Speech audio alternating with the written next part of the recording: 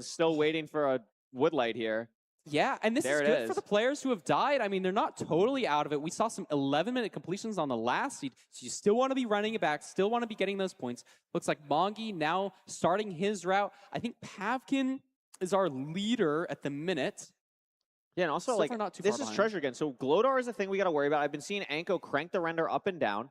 We're seeing Aquacore do the same thing. We're seeing And Dugile now Budgie's do the same back, thing. though. Look at that. Wow. Look at this recovery. Gets Yeah. all of his tools. I don't think anything important burned here. Yeah, I think just a way easier recovery. I mean, Infam died fully in lava. I mean, the ghost bucket there, that is just something that's just a 1 in 1,000. Like, that's literally going to happen to you like 1 in 1,000 times playing rank. Really unfortunate to happen. 1 in 1,000. Like, that's literally going to happen to you like We're seeing the TNT come out from Aquacord. Really love seeing this. This is exactly the combos that we want to see here.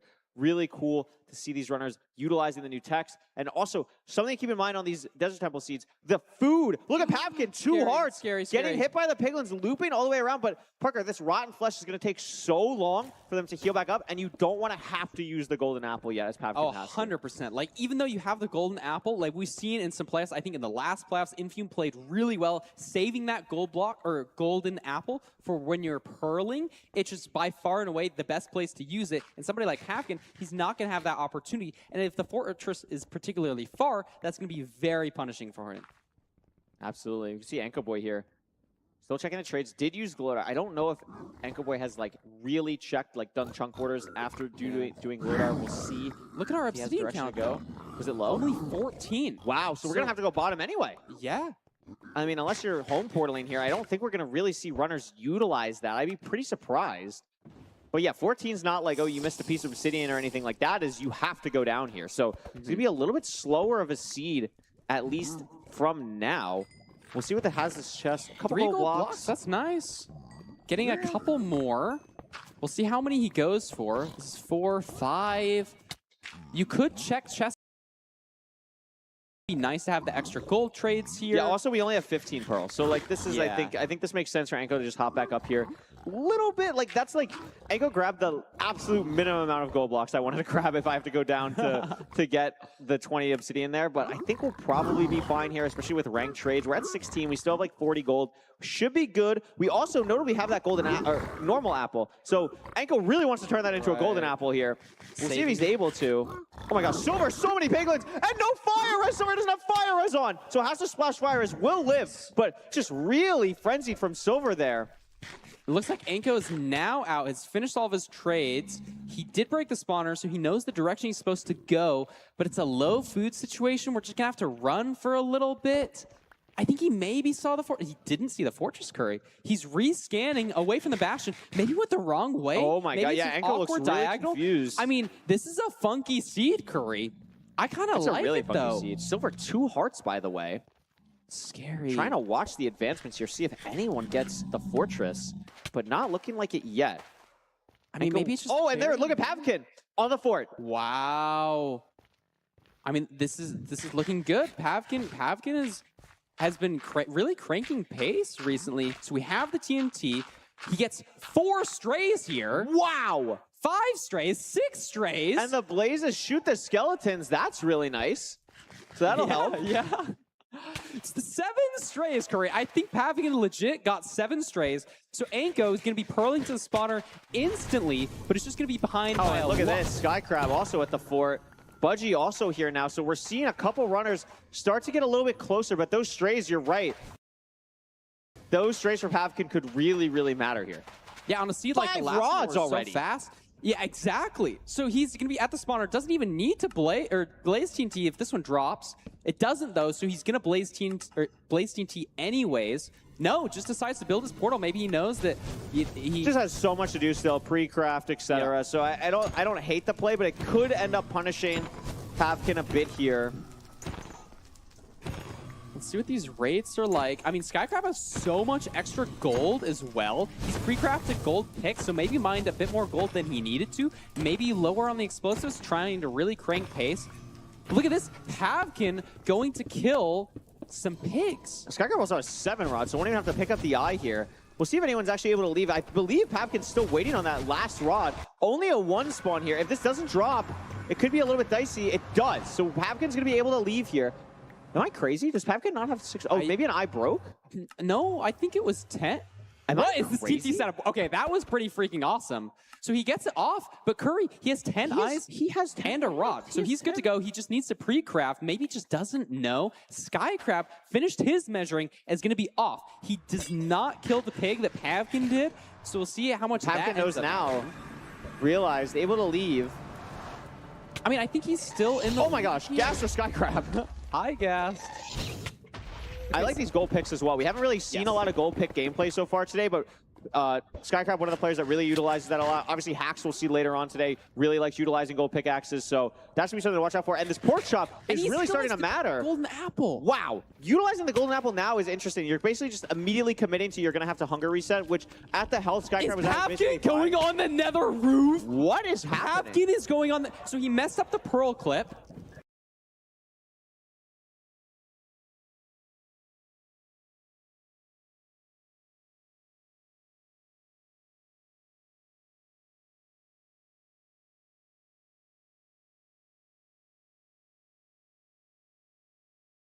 With golden picks, but if Pavkin gets on top of the nether roof, I mean, I just don't know if it's correct. But I think Budgie just found better terrain. Like, I honestly... Yeah, like under here, I mean, it's just so weird because we don't know how far it is, but Skycrab clearly making the better decision here. And Pavkin, Pavkin, like, props to Pavkin. Here. And like, Pavkin, like... I know that the roof of the nether is open, but like at some point you gotta call it. LCQ, but it doesn't seem like it's going to work out. And at this point, you kind of have to commit to it. Is Skycrab going to be in the end here?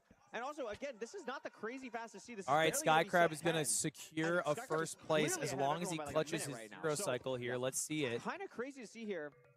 Has the gold Skycrab is... Actually, you know what? Never mind. HDMI cables might go back-to-back first place.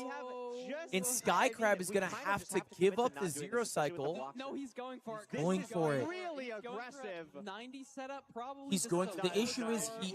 Yeah, he's backing out. Yeah, I think. But look at HDMI. Hello. HDMI cable is going to secure back-to-back first place as Skycrab took 2 pearls to get out of the buried end. And that was too much damage to overcome. So he's going to have to go for a 1 cycle. Skycrab having to set up for the 1 cycle. So HDMI cables is going to get first place here. I mean, wait, Feinberg is going to get second now, maybe. Trying to deal with the dragon's height to get good damage. This should be a good double bed. What is going on with Feinberg today? This guy sucks. I mean, we've mentioned it, Feinberg, every time. He's been playing draft out every day, and somehow he's getting second place? With a 10-minute run? Aquacore getting a hunger reset. Mungie in the end now. This could be huge for Mungie. Yeah, Feinberg's going to kill the dragon, and Skycrab at the mercy of the dragon. Yeah, really just gonna have to wait. I mean, he's healed up a little bit more because he had the rotten flesh. Let's see how Mungie deals with this. Is that Big Mungie getting third? Didn't Big Mungie die? Feinberg. Or was that last well seed? Done. That was last seed, Solid right? second place. No, wasn't that this seed? So really low for Mungie. Wow. Good job, though. Yeah, this looks good. That was last Maybe seed. a little bit of funkiness with the Show me streak, but silver, gets bro. it off. The dragon is dead, and that's Look gonna at be a third Skycrab. place for Skycrab, Mungie it's eating Curry. him alive. Really nice. Skycrab just has to wait as like 5 other runners complete the seed, and there's nothing he can do but wait for the dragon to perch. He's like literally seeing place by place slip away. And then with not nothing able to get do. a great pearl afterwards. All right, he loses first place, then second place, now third place, now fourth place, and only the top 8 get points. 5th place is gone. It is just brutal. Skycrab, he looks sad, bro. A lot of awkward seeds here. I love looks to see disheartened. It. You gotta utilize And that looks like a perch. different decision-making pathways. He's already lost about 5 places. For the perch here, has Can he get 6th place? Kill it and secure himself. I think he's gonna lose 6. Is that a 6? No, Infume just killed the dragon. Silver just killed the dragon. Wow. So who's gonna finish first? I don't know if Skycrab's even gonna get. Skycrab will beat. I think it's Infume, then Skycrab, then Silver. Let's see. Right. So there's 6th place for Infumi. There's Skycrab. 7th for Skycrab. And then Silver will be 8. And Silver is gonna get 1 point on the board, 8th place. And there it is. Beautifully well done. And Fumi gets 6 Curry after really, dying? really tricky. I mean, how? Contrast to the first seed, where Aquacore got a 730. This is the seed in Fumi died going for the Ruin Portal variance play, and he jumped into lava, right? With Glodar and with the,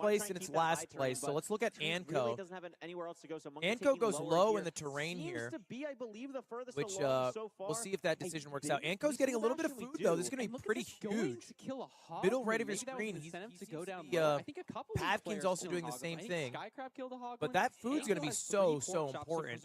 The other Players do a bit more sometimes. Having that food Yeah. just allows you to play so aggressively, and I would like to see players do it more sometimes too, especially when consistency really matters. You want to not have to play too risky if you don't have to. Right, especially if you know you're one of those first people in the Nether, you can kind of sacrifice some of that time for more consistency. Look at the terrain Skycrab took. Yeah, you were just going to mention. I mean, this is a great spot he's building from. I totally agree. It looks like Budgie has made the same decision. A lot of these players utilizing their gold picks to get a couple extra blocks. Silver bridging straight across. I think he's the only one in this section. But usually you want to be checking these upper sections first for obsidian and a couple chests to play triple the gap. So it looks like most players are going to be going up here. Skycrab taking a lot of fall damage. That's going to be a little bit awkward. But we have food.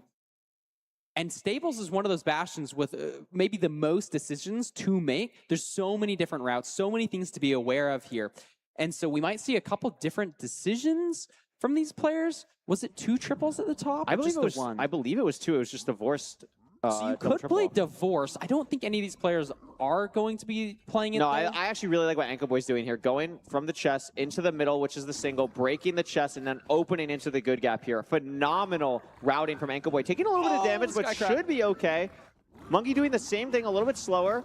Budgie taking a bit of damage. Skycrab taking a bit of damage, but a little bit slower. Here from the qualifiers, flew all the way from Turkey.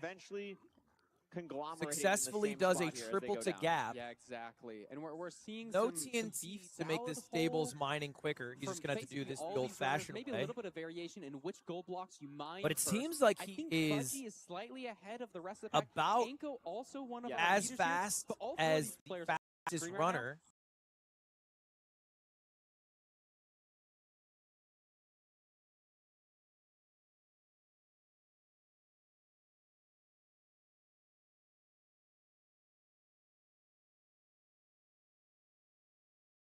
Leave now, right?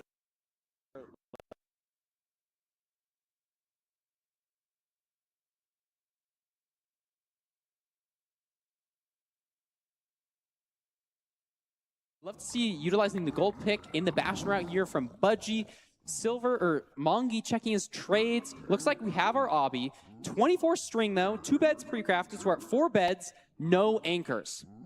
So this is awkward. This is very a awkward decision point. Do you go for more explosives? I know Mongi ran across Glowstone earlier in the seed, but didn't pick it up. But this is just a 4 explosive seed. So you're not going to be able to blaze bed. I mean, somebody like Duga, who's maybe very comfortable with going for 1 shot, maybe you double blaze bed and just go for the 1 shot. It's just... It'd be a pretty crazy play for sure. It'd be a pretty crazy play. A couple other people are starting to get to the fortress, mainly Anko Boy as well as Monkey, but Monkey taking the time to grab this glowstone. So is Anko Boy. And this is what we talked about. This is exactly what you just talked about. But also, we want to be able to go for the most consistent 0 possible, especially when points just matter so much here for all the runners. Right. And I don't know how much crying obsidian we have, but might even be going for 3 anchors here. They're mining a lot of 20-something on the side of Monkey, I just saw. He's going for a full stack. 32! 32 crying obsidian for Monkey. Wow. So he's going to be able to make 4 explosives. So that's a lot of time lost not getting to the spawner. Wow, and these but pros it's going are to give you so much opportunity in the end here. Oh, scary. Gonna be good. It gets 3 strays as well. Probably won't go for that super far one, but we'll probably try and get these 2. A little bit awkward on that hit there, but should be okay to get this guy. Yeah. Nice little maneuver from Monkey there. So, I mean, even Mongi, he has so many more explosives now. Maybe we even see a blaze bed. I think he has 4 bed, 4 anchor. So he's probably going to use at least one of those. And somebody like Skycrab mining out with the gold pick. I love this play, actually. He saved that gold pick. Yeah. And it's really coming into handy here. A really good micro thing that really can separate runners at this level is how they utilize a gold pickaxe. That's why Hax is so good to utilize the gold pickaxe, in my opinion, the best. And I think Skycrab is right there with them. So really cool to see Skycrab do that when not grabbing the glowstone from earlier. So I like the play from Skycrab playing very interesting. aggressive because here, Skycrab with the also RC that Skycrab lost play, like makes a lot of sense. 5 places last like round now gonna be blinding. to a failed 0 cycle. Is like, I mean, this is still not even So, you know, that if he slow gets of a in pace, the and he's still end, blind here. and he can't get it done with his current Still just mining explosives. out. I love standing on the top here while you're Like, mining. he's just going to run stay a into the little bit same away problem from as the last seed, blazes. where he's waiting for the Looks like perch and got his watching measure. everyone else, I think went you know. But he's picked up his eye. Oh, Dugile. Scary. Oh, he's got a wither skeleton. Should be Should be okay, yeah. Anko getting the measurement now as well. Skycrab doing a really cool hunger reset on the blind portal here. Gonna grab the bed, has everything that he needs. And Budgie's also gonna be blinding here. Gonna be curious. I mean, who's the Anko first Boy, person to leave. unfortunately, Oh, no. didn't set his spawn. I don't know if it was a weird underwater hunger reset. You have to. It's a little bit weird, like Yeah, right-clicking on the positioning. beds. That's probably what happened to him. A little bit unfortunate. That's gonna be very hard to run back from. Looks like Budgie also measuring now. I don't know if we are gonna be able to see any of these measurements, but it's just gonna be a little bit weird. I mean, not anybody is blaze betting, slow blaze rates. How are we going to get out? Duke throwing a Pearl Hang now. Looks like he's already measured. Yeah, I mean, Dugal playing this pretty well. Oh, that's going to be a little bit annoying. Oh, it came back. Hi. Oh, very nice. Beautiful. So he's still just forcing mining completely out this spawner. I think I like the play. Oh, Look at there's all so those many- strays. Whoa, that's four like off in the 5. distance. But that's going to be hard to play for. I mean, what's the terrain This is there? the discipline of Dugal, like, right? Like, you just have to play like this. You're going to maybe definitely go for Right. those if you need, like, 1 more, but Dugal, I think, still needs 3. So, makes sense to not go for those yet. Names. It only shows the name for the big player in the big And cam. yeah, actually only But he need gets one it, more, and yeah. he's So, So you just got to go off their face cams. But that's Mr. Budgie in the top right. That's Skycrab middle right, and that's Anko bottom right. Or no soul speed, I should say. Oh, now he's going for that patch of glowstone that Mongi got earlier in the seed. So that's going to be a lot of time. But look at lost this, mining all. Skycrab This building is the seed portal. number So able 5. to go, but again, Skycrab the very 5th low seed explosives out compared of- to everyone else. This is a very aggressive play from Skycrab. Yeah. I don't know if I don't even love know how it, many but it is. we're 10, gonna I see what think. he goes for. Stronghold. I don't think we mismeasured. the Google I'm also gonna going assume for the yeah, extra we're just gonna explosives be play. 39, it's probably just below the C counter on the top left. Looks very good. We're just going Skycrab to the exact chords that we need to go to. for Doesn't- Skycrab, and doesn't this will nail probably the- happen for every single runner. So not that big of a difference here. We can't see Anko the Boy faces. running it back still. Then your eyes are shit. I don't. Knows that his I mean, items I'm are getting saved. scared Don't yell at here, me but because no, you're bad at there looking. is the stronghold for Skycrab. He's going to Be be a the name. first one Say in. you have prosopagnosia. building Move his on with your portal. day. Like, shut up. Stop talking to me. Gets No it good off. spike for Skycrab that I'm Look at this from noticing. Budgie too. Oh goodness! Oh my goodness. gosh. He tried Just to because place I'm a little lava smarter on the and I can figure it glowstone out when doesn't he mean you gotta yell at pearled me. to like help him. So if Silver's able to hit the 0, Silver is right back in this. Silver needs to hit the 0 here. It's only 4 explosive. It's 4 explosive. He does do a multi-block setup to get more This is a aggressive damage. really hard This is 0. all- I mean, we've seen. There's no way he's going for a side setup with 4 explosives, Curry. There's no way. Maybe he has 5? Does Maybe he have has fi- 5? I think he only has 1 anchor, 3 bed. If he hits this, I'm gonna be so impressed. No, he has No, he he has has 5. He has 5. He he has 5. Oh, but Oh this goodness! is kind of, Oh wait, goodness! this is a He's double really, I betting love here this. though. Is it low enough? Oh, doesn't get the timing right, and the second bed does no Oh damage. my So it's gosh. a chase down now, and we've seen him pull off a And really Skycrab, good I think, chase is going down to hit today. the 0. Has 1 more explosive. Is it enough? It is. Skycrab's going to hit the 0. That's huge for Wow. Skycrab, especially after last seed. Pretty much the exact opposite happening.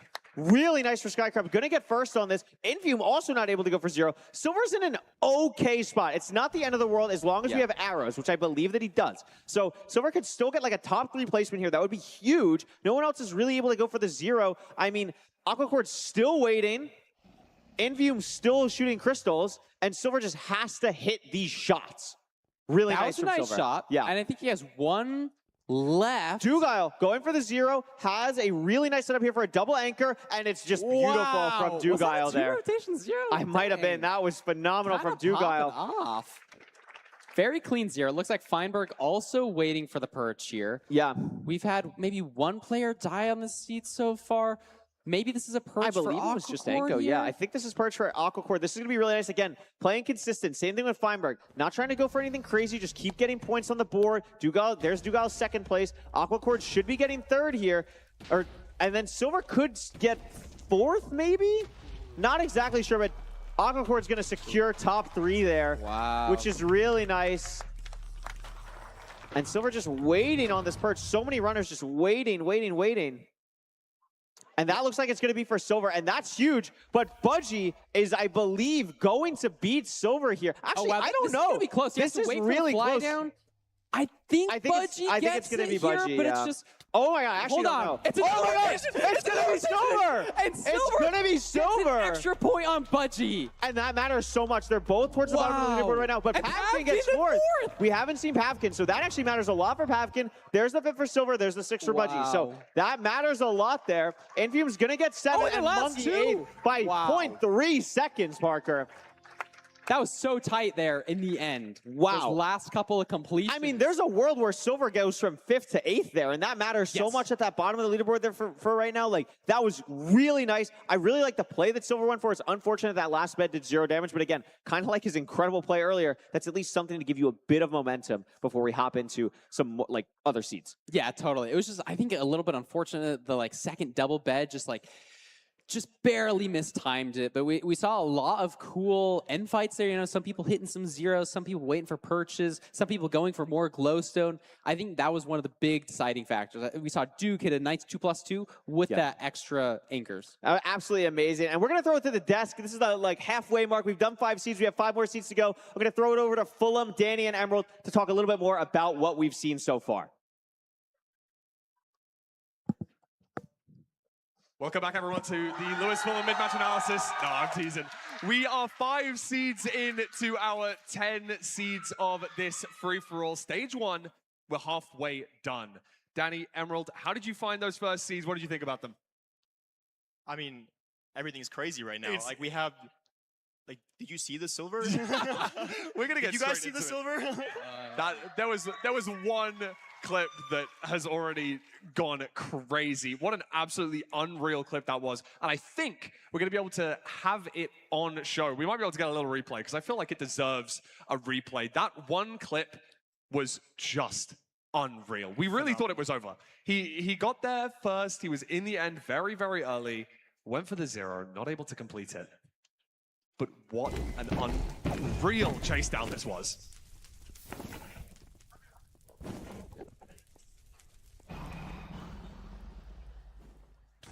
How? Like, It's just you perfect. can't make this up. Like, the timing, like, It must have been milliseconds, like and it it's- could have been a different, like, completely Look at the different outcome. dragon's health as it flies away. Like, there's so much health, and it takes its time circling around the crystals, regaining that health, and he waits. This is just insane. Like, He waits for the perfect time, Wow, and it's, that's I mean, absolutely it's just insane. insane.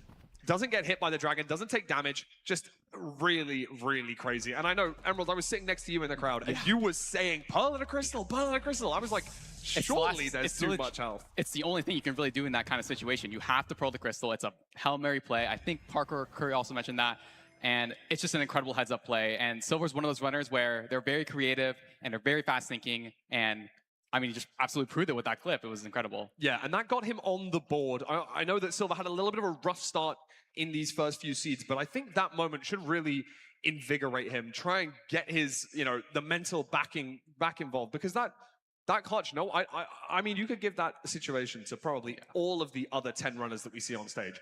And I don't know how many of them feel confident enough to take their time and think about the situation, look at the dragon's flight path, see where it's going to interact with a crystal, and pearl at it slightly early so that the hitbox gets as close as it possibly can to that crystal, dealing the maximum amount of damage. And it must have been so close. I mean, hey, even if you gave them, even all these runners, like 10 tries to do this exact same thing with this amount of health, I don't even know if you're going to have like a 10% success rate. Like, Yeah. I don't know. It's insane. Silver locked in, and that was his first point. I wonder if we're going to be able to pull up the leaderboards at this halfway point, because I think it's such an important thing.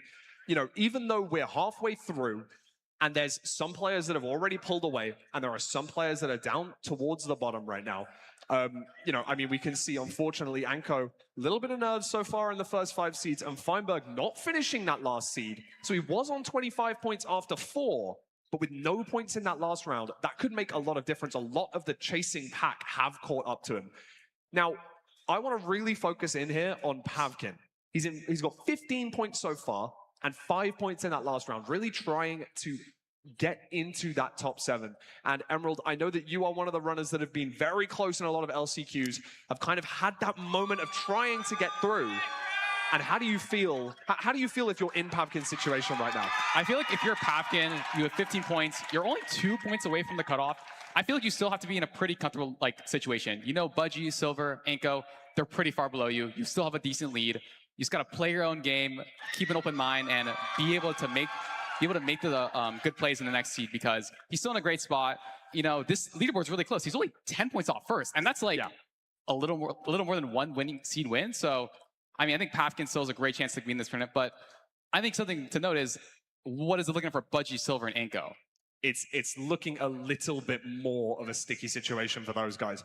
I know that, you know, the seeds haven't quite gone their way so far, but we are only halfway through, and you can see Skycrab, Feinberg got 25 points in that first run. got 25 points in that Will first be, half of the seeds, averaging in the 5 bottom points per seed. 4 danger zone. They could do that in the second half. They've had and their then warm-up, they've had their Silver nerves. at You know, 6 we're points. here with an Anko, amazing unfortunately, crowd with in that death, person, got live. 0 Some of these last season. players Oh, face Feinberg revealing for the also first got time 0. in the crowd for the first time, interacting with a bunch of the So audience that just shows you members. how big Feinberg's But lead it's was. He all got down 0 to these points. next He's 5 still seeds. If they in don't lock first, in but he and can't get keep into getting that 0. top You can 7, only do that they're once, not gonna be maybe advancing twice onto the before you bracket. start to be Danny, in danger I wanted to yourself. talk to you specifically about I think we're at Feinberg, round because 6 I of think 10, he's so one of the we've people done that, exactly you know, half a of lot our the run. Players, a lot of the 5 audience, runs a lot down, of the 5 streamers runs around to this go. event can tease him, can So choke we'll a little see. bit. He might be one of the, you know, more status runners that we've got here. He's been around for a long time. People say he's past And his Fumi best. wins it But I all think if in he those stops first 5 seeds, dying. it looks Yeah, like he's yeah. trying to I mean, that's show, part of the game. especially in this live setting,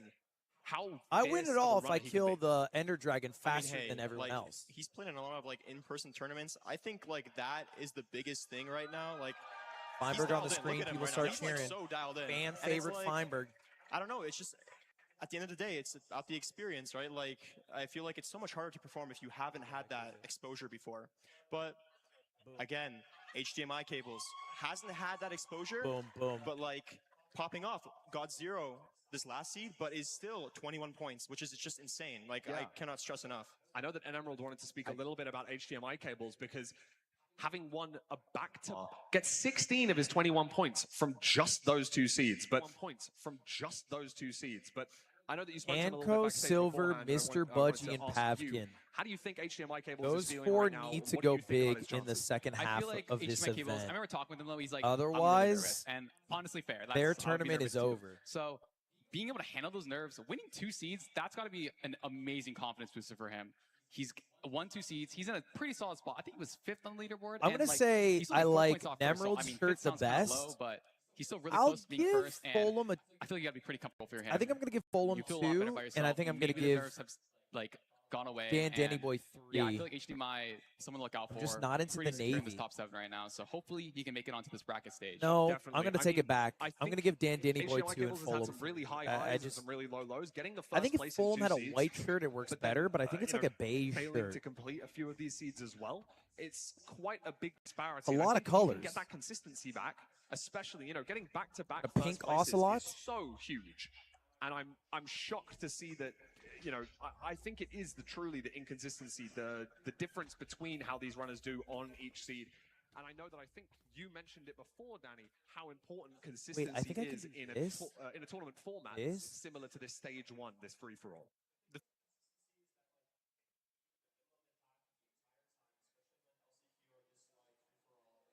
Can you guys hear them still? 0, 8, 8. You know what I mean? Like Sorry, that what about averages now? out to being consistent, like in the middle of the pack. So it's just kind of like, I guess it's pick your poison kind of type thing. Yeah. 100%. And I mean, I know that we've mentioned Feinberg, we've mentioned HDMI cables. I wanted to talk quickly and briefly about Anko. Anko Boy currently sitting at the bottom of the leaderboard, 1 point so far. Dude, but Anko would have been first What that seed. if you could speak to Anko directly right now, what would you say as someone that can come back? Because, Anko Boy's here for a reason.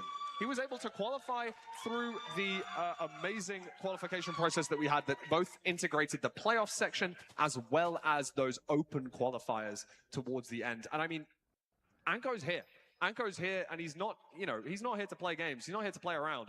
I know he's going to want to get back. What would you say if you were trying to coach Anko to get through? I would say good this luck, second have half? fun. Either of you, if you want to chip in for this. I think like Your you just best gotta play Len. your own game. Anko knows he's a good player. He's here. Yeah, you said it. He's here for a reason, and I just think he needs to like have a mental reset. And it's still very doable. I mean, winning 1 or 2 seeds will put them right back in that top 7 spot. So, I mean, it's still anyone's game. Inko 1 point. I think Silver's 2 points, and that's, I mean, still kind of in the same boat. So, I mean, it goes up to both of them. I think they're both great players, and they both easily have a chance to make it to this top 7. This game is about momentum. Like this, format is. At the end of the day, if you get a couple first, second, and thirds, you can pull it back, even in Anko's position right now. Like, he just has to forget about the last 5 seeds and just really focus on the next 5, because you just got to play your heart out. Like, that's all you can do at this point. You can't change anything from the past now, and we do have just as long to get those points on the board as we did do in those first 5 seeds. No one's eliminated. I know in LCQ we've got that slight different format where, you know, after a few seeds we eliminate players that are lower down on the leaderboard. It's not like this here. Everyone's going to be playing these 10 seeds, and the top 7 at the end, no matter if you were bottom for the first 5 seeds, you can always bring it back. And you do have enough time. I mean, we've seen it in the past. You know, these runners, HDMI cables getting 16 points in 2 seeds. That could happen to anyone. Just depends on whether they play their game better than everyone else that's here. I mean, as much as this is an individual game, do you think there's anything that you can do? And now I'm not saying trash talk in the chat, but we've seen it in past tournaments, haven't we? Is there anything that can focus or make you lose focus in a tournament setting like this?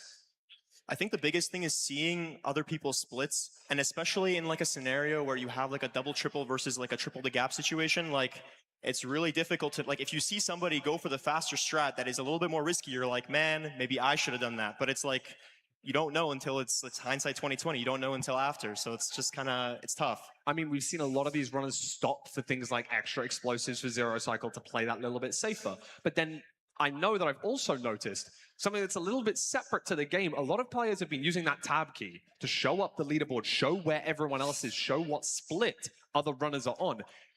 Can that ever backfire? Do you think that could ever go, I really need to beat Silver player that's above me, for example, and he's ahead of me now because he's in the next split? Does that make you play more aggressive, more dangerous? Does that lead you to expose yourself to more dangers?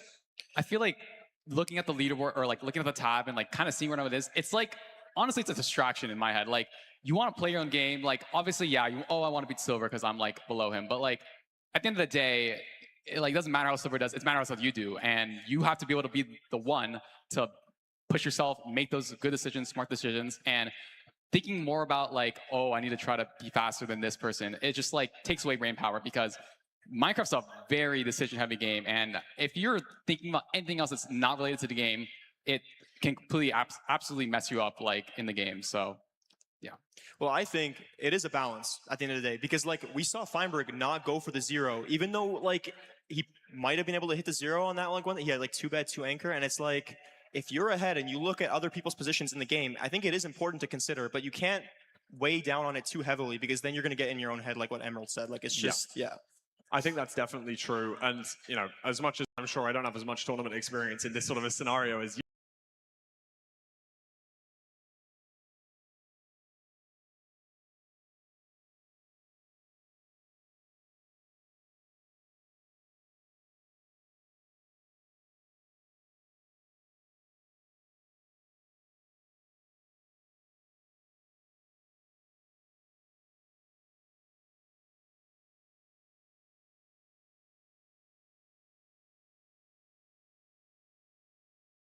their spot, or maybe to overtake and try and get into those top 7 places? Honestly, I can actually see it happen. Let's say we're in a C10 scenario. The person who's bottom, like the top of the bottom 4, needs to like send a 1-eye. I can definitely see it happening if they need to like have the guaranteed 8 points to lock in the top 7. I feel like we might see some 1 or 2 eyes being sent, especially towards the last, maybe not the 8th or the 9th seed, but I think the 10th seed. 2-eye? 2-eye sent. It's a good call. I like it. I like it. You got to do what you got to do to win, you know? It could be worth it, especially if you know like you're falling behind and like have to make up the time. 4-eye? Okay, we're not sending. Hey, we could see as risky we'll as we want. Now, we're letting these runners have just a few moments just to, you know, gather their thoughts, you know, run and grab some water, run and grab some snacks, make sure that everything's all set up before we go into this next seed. So I wanted to talk to you guys. I mean, we're halfway through now. Predictions are, you know, something that we spoke about a little bit earlier. Is there anything you want to change? Is there anything you want to double down on? I still have hope for Silver and even Anko. I feel like there's still a line. Like, I don't know. And especially, it's kind of like Anko is has a very high, like, upper bound. So I feel like if he really cranks these next 5 seeds, we could see a generational comeback, honestly. Definitely. Like, it could be crazy. I think a comeback from Anko is definitely still on the cards here. You definitely don't want to write him out. Emerald, is there anything you wanted to quickly say about your predictions? I'm actually feeling pretty good at my predictions. I think I had like Aquaport, Feinberg. I mean, those guys are looking at the top. And I don't know. I'm super excited. I hope the people at the bottom, Silver, Anko, and Budgie, they can bounce back. I think they still all have a chance. So I'm super excited to see what they can do in these next 5 seeds. Definitely so. I'm not going to worry about my predictions. I am going to quickly send you over to a quick word from the sponsors of the tournament today. So we're going to go for a little intermission, a little ad break for just a few minutes, and then we're going to get straight to the casters back for Seed 6.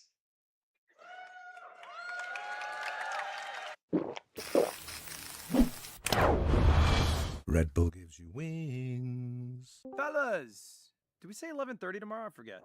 No, we did not say 11:30. What we agreed on was 11. 11 a.m.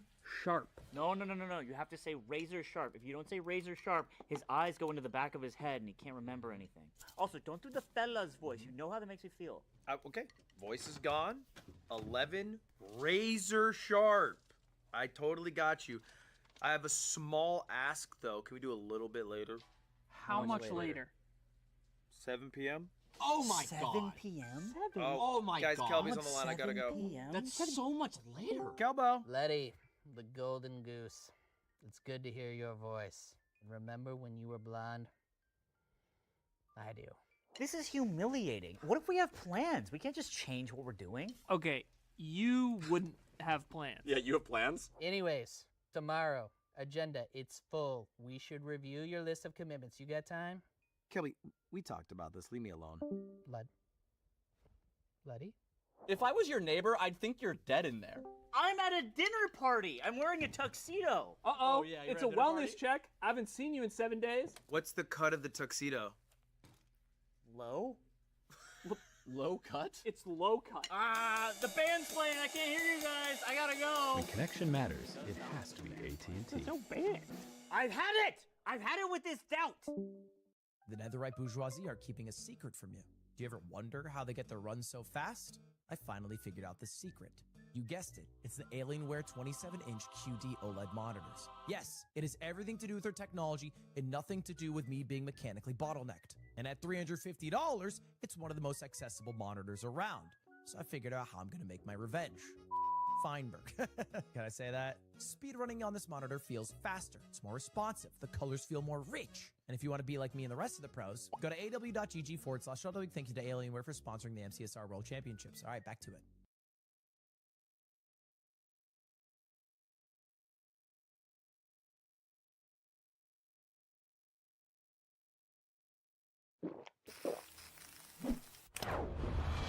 Red Bull gives you wings. Fellas, did we say 11:30 tomorrow? I forget.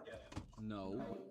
Thank you so much. We are back for the second half of Seeds. Yes, sir. Parker, there's a lot of storylines going on. A whole lot. There are. Feinberg has been playing unbelievably well. HDMI Cables won back-to-back Seeds, and there's 3 players who are really going to try and do everything they can to get back into the mix so far. What is the #1 storyline you're looking out for as we head into the second half I of think Seeds? just looking at the leaderboard, honestly, I think it was Mongi and Infume kind of fall down to that 5th and 6th range, and they're going to be in a bit of danger there. But I think overwhelmingly, this has been a kind of even leaderboard. We don't have somebody who's 10 points ahead. We have 2 people tied for 25 points. It's really going to be a question of, like, can those bottom 3 right there, can they pull back up into this pack here? Because everybody else is close near that 20 to 25 range. Yeah, absolutely. And not only is it just the 7 players to qualify, it's also the top 3 get to pick their opponents. That's true. Which is really important because there's certain things where, like, Feinberg, if he, this leaderboard stays still, he'd have the 2nd pick, gets to choose who he wants to play. I mean, obviously, all these players are very scary, but all these players have played each other a lot of times. There might be certain people you're more familiar with matchup-wise, or just mainly people you've never played before, so you're a little bit averse of playing them. So that's going to be something going through these players' minds as well. But the #1 thing, can Budgie, Silver, and Anko get back into this pack here? I mean, Pavkin is right there with them. Currently on the chopping block right now, but could easily get back into this. And we're going to see here, it's going to be a village seed. It's another Plains village. And the blacksmith right there immediately. I love what Monkey just said, grabbing carrots immediately, maybe not having to worry about food. This is a very small village. We're going to see if there's a lava pool or anything. We see the river. I believe, is that a lava pool over there? There's a ruined portal. Oh, but that is a ruined it's portal. looking awkward, Curry. I mean, I don't know if I've seen a single lava pool. So this could get really dicey here. So many places to go on a village seed. Not sure what our resources are in the blacksmith itself, but we should be able to get plenty of food. Like you're saying, Mongi getting the carrots. You can craft golden carrots in the nether. Could but be I an think obby blacksmith. Like maybe there's like it could 8 be an or obby 10 blacksmith. obby in the chest or something. But we'll see what it looks like for these runners. A couple grabbing hay. A couple probably going to kill the golem. We could see Silver doing that right now. A couple people doing it towards the tree in the middle. But yeah, the no lava pool here is going to be very interesting. And it looks like Monkey's going to be the person closest to the ruin portal. We'll see if the runners actually do decide to go for that. I think I really like Mongi's line here. You know, we're seeing him get several beds along with Infume. Mongi and Infume, two of those players who are very well known for their decision making. So presumably that's the correct way to go for a lava pool. Infume now checking the ruin portal. Diamond pickaxe. So and that's that is be able interesting. To do it. A smite sword, but a golden apple. Not enough obby. I mean, maybe I would just mine 2 obsidian here. I think you got to mine the crying. Oh yeah, and 2 obsidian. So 30 so that's seconds. Gonna be 30 seconds. But it guarantees you an enter, and even as in spectator, we hadn't pool. So I think this might be a really good play for Infume, especially if there's no lava pool here on Dugal's screen. There is, though. Wow, so this is going to pay off really well for him. Hard to find. Parker, something we talk about a lot when we commentate is hesitation. Yeah. Even if it's not the right play, sometimes just making a decision instead of thinking about it for 10 seconds can be really good. Is this play for Infume better than finding the lava pool for Dugal? No. But Dugal's the only person that found this. So Infume committing to this so early allows him to still enter the nether pretty quickly. Silver looks like heard a lava pool. And these runners, I mean, I really love this decision from Infume because it's a consistent play, and we've talked so much today about how consistency matters. He also gets an extra gold block. So if he got carrots, that's insta golden carrots. Whoa, Dugal, whoa. Oh my goodness, playing Tarzan, climbing up in the trees. It's taking a little bit of damage, but it's probably not going to matter. We have 18 bread, should be totally fine. It's another treasure bastion. But we see the fort. And we see the fort. That is huge for these runners. No Glowdar here, no big RNG check really with anything going the right direction if Glowdar doesn't work or anything like that. So having that fortress, these runners are going to be really relieved to see that. And the nerves of just trying to do this little bridging. We don't want to fall in lava. We don't want to have what happened to Monkey happen to anyone else. And it looks like Infume is probably going to get up here first. Really nice. I mean, look at this mechanics from Dugal. Really clean. Yeah, you love to see the clean movement here, wall running on the side of this treasure. And look at that And chest. that's an insane amount of obby. I don't know if Infume... No, Infume bridged above that chest, so he's not going to get it. And even though we have a diamond pick, if you don't get 20 obsidian, he's going to have to mine even more obsidian later in the seed. What you can see, too, people will recognize if you have advancements on. Dugal got, in like those were the days, the Bastion entrant advancement, and then got War Pigs right after, which for Treasure Bastion is not common at all, because normally you're not grabbing the chest until the end. So runners with advancements on will know that Dugal grabbed that side chest. We call it the Pearl chest, and it's just great. It's great for every runner who has advancements on because you're able to metagame that and get 6 obsidian. Right. And a player like Feinberg, who's doing really well in this tournament already, I know he's going to be looking for those advancements. You know, as people get faster and more consistent and have a similar play style, reading those advancements is starting to become a much more important decision factor in these games. Any little advantage that you can get is crucial when you're playing against runners of this caliber. Absolutely. Dugal, or Infume, excuse me, going to craft some bread up. Going to craft an iron axe as well. These runners are all at about the same point. It's a pretty linear siege so far, besides a little bit of weirdness on the enter. Like, everything from that will be pretty consistent here. So really going to see mechanics play a big factor here. And the decision-making is going to maybe take a backseat with how linear this nether is. Yeah, especially with treasure. You know, I know a lot of people practice those treasure routes trying to get even just the tiniest micro down. What blocks do you mine? When are you looting your chests? Looks like we do have some obsidian in this top chest, so I think we're probably going to be fine on obsidian, even if we don't get that I think Infume's fully out, by the way. Looks like he's going to be the first person to leave here. A great Pearl from Infume. Wow. 1 block of room there. Does a really good job overlapping some crafts as well. Has a bunch of blocks to do some head hitters through this fortress. Looking for any small spike to find the spawner. There it is. Infume in a great spot right now. Someone who we all know, one of the best players in the world, has that top level speed, the top level ability. A little bit lower on the leaderboard than maybe he'd like right now, but this is a huge chance for him to get to that top of the pack. Yeah, especially because he's kind of one of those players on the chopping block. So if he can get a first here, that's really going to secure him and make him feel a lot more comfortable. So Duke gets 3 strays here before going to the spawner, which is just going to be up to the left here. A lot of these players now in the fortress. Skycrab going to be at the spawner in just a second after getting these strays, though. I mean, he's already at 2 rods, so that's going to come in handy. Yeah, Skycrab getting a couple more. That's really nice. Infium, I don't believe, got any. Dugal got a couple, so that could be something we watch out for in Blaze cycles here. I'm going to watch HDMI here on our bottom screen as well, making sure to off before the next spawn cycle happens, and he did blow up that one Blaze with the bed, but he did hit it beforehand, so he'll still get the kill credit for it, which is a really smart play from HDMI, and does get the Blaze beds off before the next spawn cycle. Oh, goodness. We're okay. We're fine. We're fine. We have bread. I mean, not a crazy amount. No. But he did kill the Blaze. It didn't drop him lava or anything. Managing that well. And Skycrab's going to be the first person to blind here. Has a golden apple as well from the Ruin Portal. Nice measurement. Get off there. And we're going to see, actually going to have to throw 2 eyes. There it is.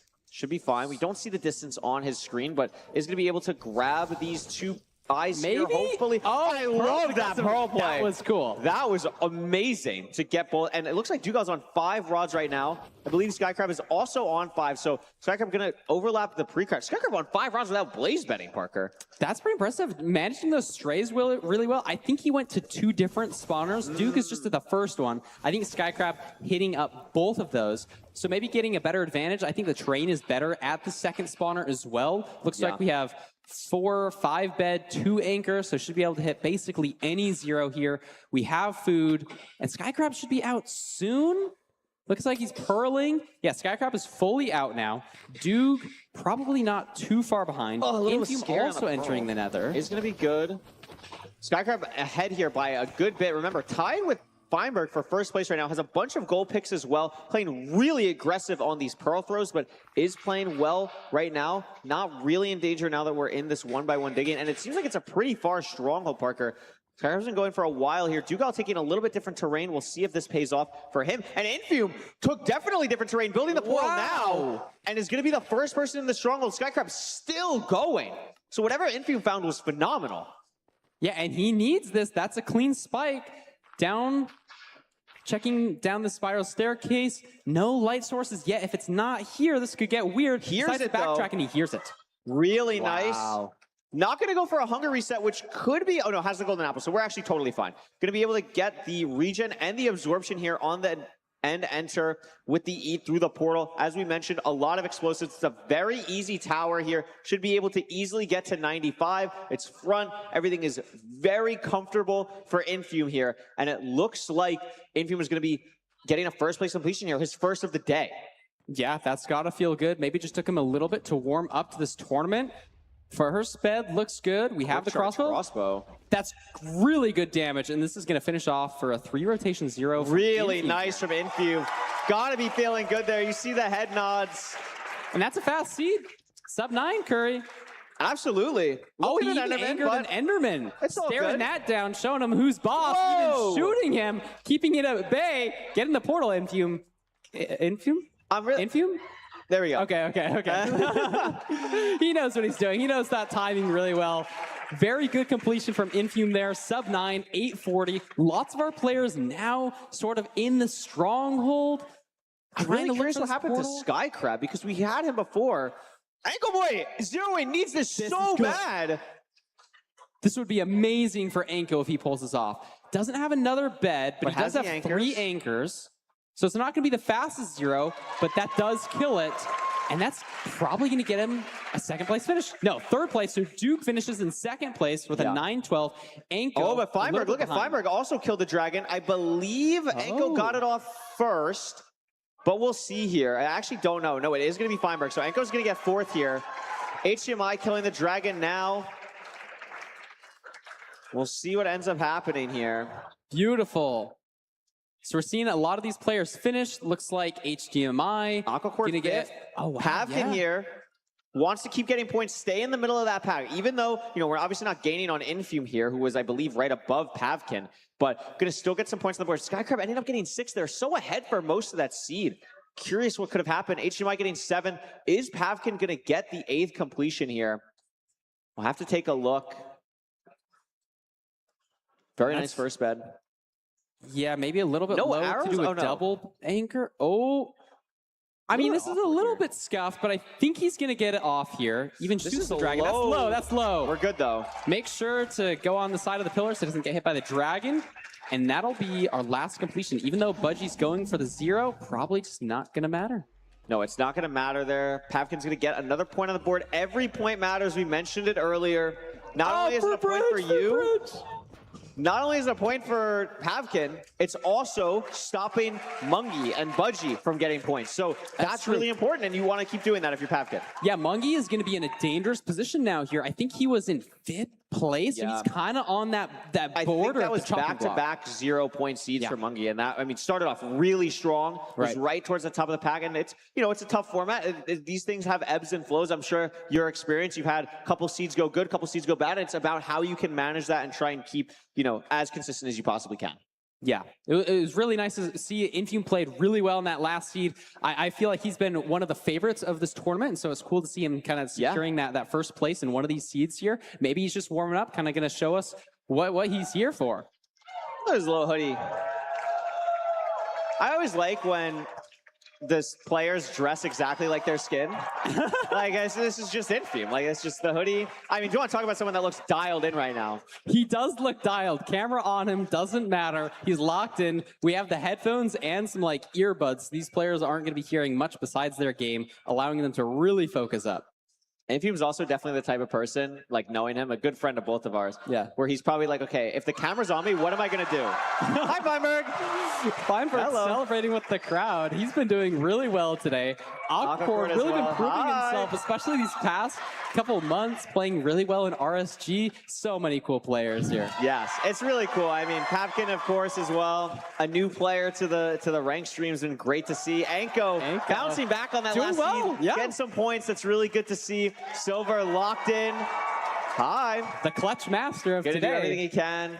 Stay in the board. HDMI has had a great showing so far. And of course, Budgie as well, trying to get into that mix here, into the top 8, top 7, excuse me. I just can't get over it, Corey. It's so cool seeing everybody here in person. Like, it's honestly inspiring. I always love seeing the best players in the world using their keyboard and mouse, and you can see them. And sometimes I think to myself, why can't I move my mouse like that? You know, there's not a great reason why I couldn't get to this level. And I think that's what's so cool about this tournament. Yeah, it's totally open. It's such a cool community. And like some of these players have gotten really good in just the past couple of seasons. I was going to say, like, even with, as we take a look at the leaderboard now, I mean, Feinberg's still top of the game Kind of dominating. Doing Dugile, really well Skycrab. I mean, this leaderboard is starting to kind of look like what you might expect. Like, we're seeing Dugile, Skycrab, you know, Infume getting some points there to stay at the top, and looking like a little bit of a divide there. 5 points between HDMI and Mungie. Something to watch out for there. And again, 7 points between Pavkin and the rest of the group down there. So going to be really curious to see how that ends up panning out. But I mean, to your point, I mean, Minecraft speedrunning compared to other esports, other games, other sports in general, still very, very new. So we see people all the time who have played for like a year and get to that level of getting into that, to the top echelon. And it's really cool to see so many people continue to improve, get better. There's always going to be things to improve upon and learn in this game, even for people like, you know, Silver, myself, Feinberg, who have been in the community for so long. There's always something new, even when you least expect it. I totally agree. I was asking Silver, like, what is he learning recently? He listed off 3 things that he's changing about his gameplay. Top left boat. Yeah, top left boat. Top left boat. Some treasure TNT. It's really cool to see. I love this little graphic here. It looks like HDMI, Big Mongie, and Pavkin. Those are the players I'm sort of looking at. They're like fighting for that last little spot. Who's going to fall into that bottom 4? Who's going to stay on top? We only got a couple seats left, Curry. I mean, it really is. Like, we do only have 4 more seeds remaining. So you really want to do everything you can. These seeds start to matter a little bit more and more, especially if you aren't able to lock in as much as you wanted to in the first 6. So that is going to be something to really keep an eye on. You're absolutely right. That HDMI, Mungie, Pavkin group, one of them realistically is probably going to be going home unless someone tumbles from the top there. Yeah, which is a possibility. I mean, there's potential for swing here. And we saw Anko do really well in that last seed. You know, maybe he's going to shoot back into the back. Maybe he takes the first place. That's kind of what you need if you're in this bottom 3. But really hard, really hard. So it is really difficult. We're going to see here. We haven't seen a shipwreck seed yet. Is this the shipwreck seed, or is it going to be buried treasure? We're going to take a look here. Looks like the runners are going. It is going to be the first shipwreck seed of the day. A little bit awkward. None of the ship is buried where it would be a problem, so we could see that that shipwreck chest is totally fine. Good bit of iron, some gold as well for distraction will be really nice. Don't know if it was enough for shears, but we'll see. Then the food situation, really bad, Parker. That is not what you want to see. I mean, maybe you get like a suspicious stew with some good effect or something, but just going to be a little bit awkward. We do have the ravine right next to the ship, and it looks real. So this is going to be a very linear shipwreck seed. Not many decisions to make here. Everybody's probably going to be very the same. And a mechanical player like Dugile kind of just making his way ahead of the pack here. Wow. Like so far ahead, going to be mining this gravel. Looks like he didn't even have to mine that many. And he's going to be entering the nether relatively fast. I mean, nobody's even like in the ravine. No, it's in the screen. Yeah, the Dugile is absolutely a monster mechanically. Just one of the best players we have to offer for sure. It'd be really cool to see what he does potentially on the sea. Has played great so far today. Pavkin not too far behind.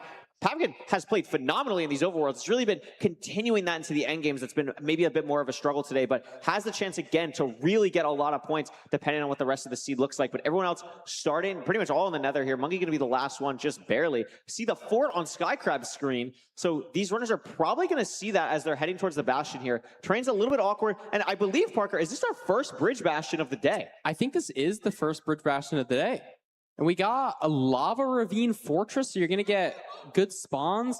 Looks like Duke is already in the bastion. Skycrab at the chests, though. There's potential for... And Pavkin's doing, yeah, I believe Pavkin is doing a chest-breaking route and bridge. I mean, there's so many piglins here. We punch another one, and it's going to be a little bit awkward. We have to break a block. Goodness. We do get it. We toggle the difficulty. We have everything we need to do, and really nice job from Pavkin. Yeah, this is one of the newer routes in the community, bringing your pigs to the chalice. Looks like Duke decided not to do it. It's a bit of a riskier route. Looks like Skycrab is dead. Maybe he went for the route and didn't do it correctly. You know, it's a very Budgie also going for it, taking so much damage already. Half a heart, has to block the piglins off. But again, this food was so bad, Parker. Like, I don't know what you do if you're Budgie now. Like, you kind of broke the chest. Your piglins are kind of awkward. Like, maybe you can commit to it, but you're doing it on such low health. And there's a random pig and a hoglin. Oh my gosh, is Budgie gonna be dead by the time we get out of this transition? I don't know. I don't know. We may never know. I mean, another nice thing about this route that Pavkin is doing here is you can kill the hogs while you're waiting for your trade. This is amazing. And so we've already got obsidian from the first couple of chests. So Pavkin is literally just waiting for his trades here now. It's a very powerful route if done correctly, but it's also a very risky route. And if you're one of the people watching who maybe you're more familiar with the traditional playoff players like a Skycrab or a Feinberger or a Silver or whatever, Pavkin is known in the community as like the bastion guy right now. Like, he's so many really cool routes, so much cool tech coming from Pavkin, and it's really cool to see this route specifically, which I don't know if Pavkin develop this route himself, but he's definitely innovated on it and definitely helped the route like, develop. Gonna be the person we're watching today who's also the most able to do this route. You know what I mean? Like, has the ability to do it and pull it out and did a phenomenal job.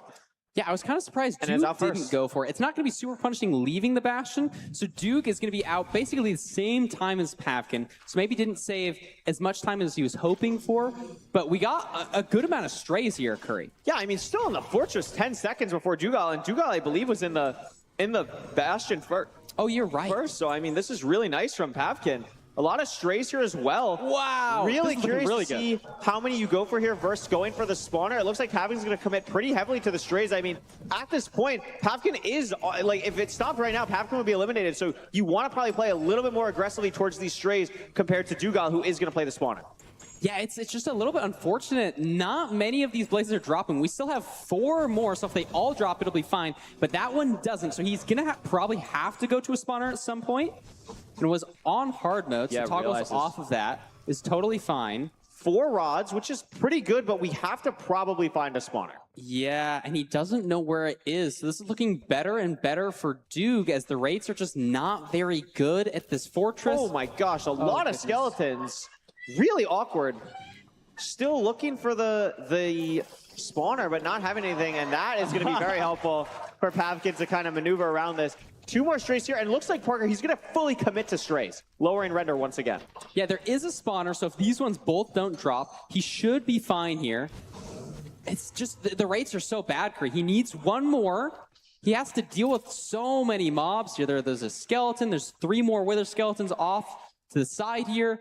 Dude, boat clutching has fallen off. I mean, just needs one this should more be rod. it. Surely, drop. No, Wow. still just not dropping. These like, rates are so bad. That's okay because now we get the 6. Even if that didn't drop, like Pavkin still has to pre-craft, build the portal, etc. So still gonna be okay. Dugile blinded now. I'm unsure if Duke's on 5 or 6 rods. Looks like 5 as he opened his inventory there. We'll see how far the stronghold is. Nice measurement from Duke. No injury bot on either of these runners' screens over there. Oh, on Pavkin. So we'll see how far it is for Pavkin here on the measurement.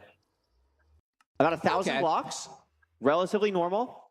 So we'll see what this looks like. Infume also blinding. Feinberg not too far behind either with 5 rods. Dugile still needing that one more blaze while Pavkin is going to be able to leave, but not pre-crafted yet. Getting that through now. Really like the stick craft as well. Going to be able to make gold pickaxes on top of the explosives. 6 explosives there. Has some gold pickaxes. Looks good. No food compared to Dugile's 13 flesh, but oh no, we actually do have flesh. There it is, but we're probably going to still hunger reset. It looks like we're probably close to quartz here for Pavkin. Yeah, having the gold picks is really nice. Wow. Such a clean portal. Gosh. That's maybe the cleanest, like, netherrack portal build I've ever seen. So Duke also building his portal now. Infume at cords here. Let's see, does Pavkin like the spike here? Looks like he's committing to it. Has a Wither Skull in the inventory. And here it is. This is huge for Pavkin. He's one of those players on the chopping block. Let's see what the zero's like, though. We have a good amount of explosives, I think. We have the gold pick. 6 explosives and a gold pickaxe. It's open. And what does the dragon do here? We haven't seen a lot of 1 and 8 zeros. This is a back dragon on a tall tower. It's tall. It's 103, so it's going to be a side setup. Very comfortable here. We're going to just stay at 94. This is a very comfortable zero for these runners. Still plenty of time. Still good. This is totally fine. Yeah, I think he has 7 explosives. You can Dugile also here. So I believe Pavkin is ahead enough where unless it's really sloppy, should always finish before Dugile. It flies, Curry! It flies! Oh my god. It flies for Dugile as well. Unbelievable. Oh my goodness. So he wasted 2, maybe 3 explosives. I think he still has enough to one cycle. Dugile presumably as well. But this is gonna be... I mean, that's weird. That's incredibly after, rare. like, the second rotation. So maybe rare. if you play for less aggressive damage, you can hit the 0? You can go for Let's watch 99 here. universal side setup, but these runners are not really going to know to do that. I mean, it's just something you would never really do. Like, it's just so rare to fly on this setup. Yeah, especially in ranked. Like, it's just not something common. I mean, maybe we'll see something where, like, maybe one of these runners is able to keep the dragon up slightly higher, but I believe it's going to fly here, and there it does. So we're going to see all these runners have the same thing go off. Now, Infume notably did quite a lot of damage to the dragon. Maybe able to do some type of chase down here, but really hard with the height. Yeah, he also placed an anchor, so he's down 1 more explosive. I'm not sure his explosive count. It could get really nasty here for Infume, because he's not going to be able to pull off this chase down, I don't think. The dragon just has too much health. Pavkin just waiting for a perch.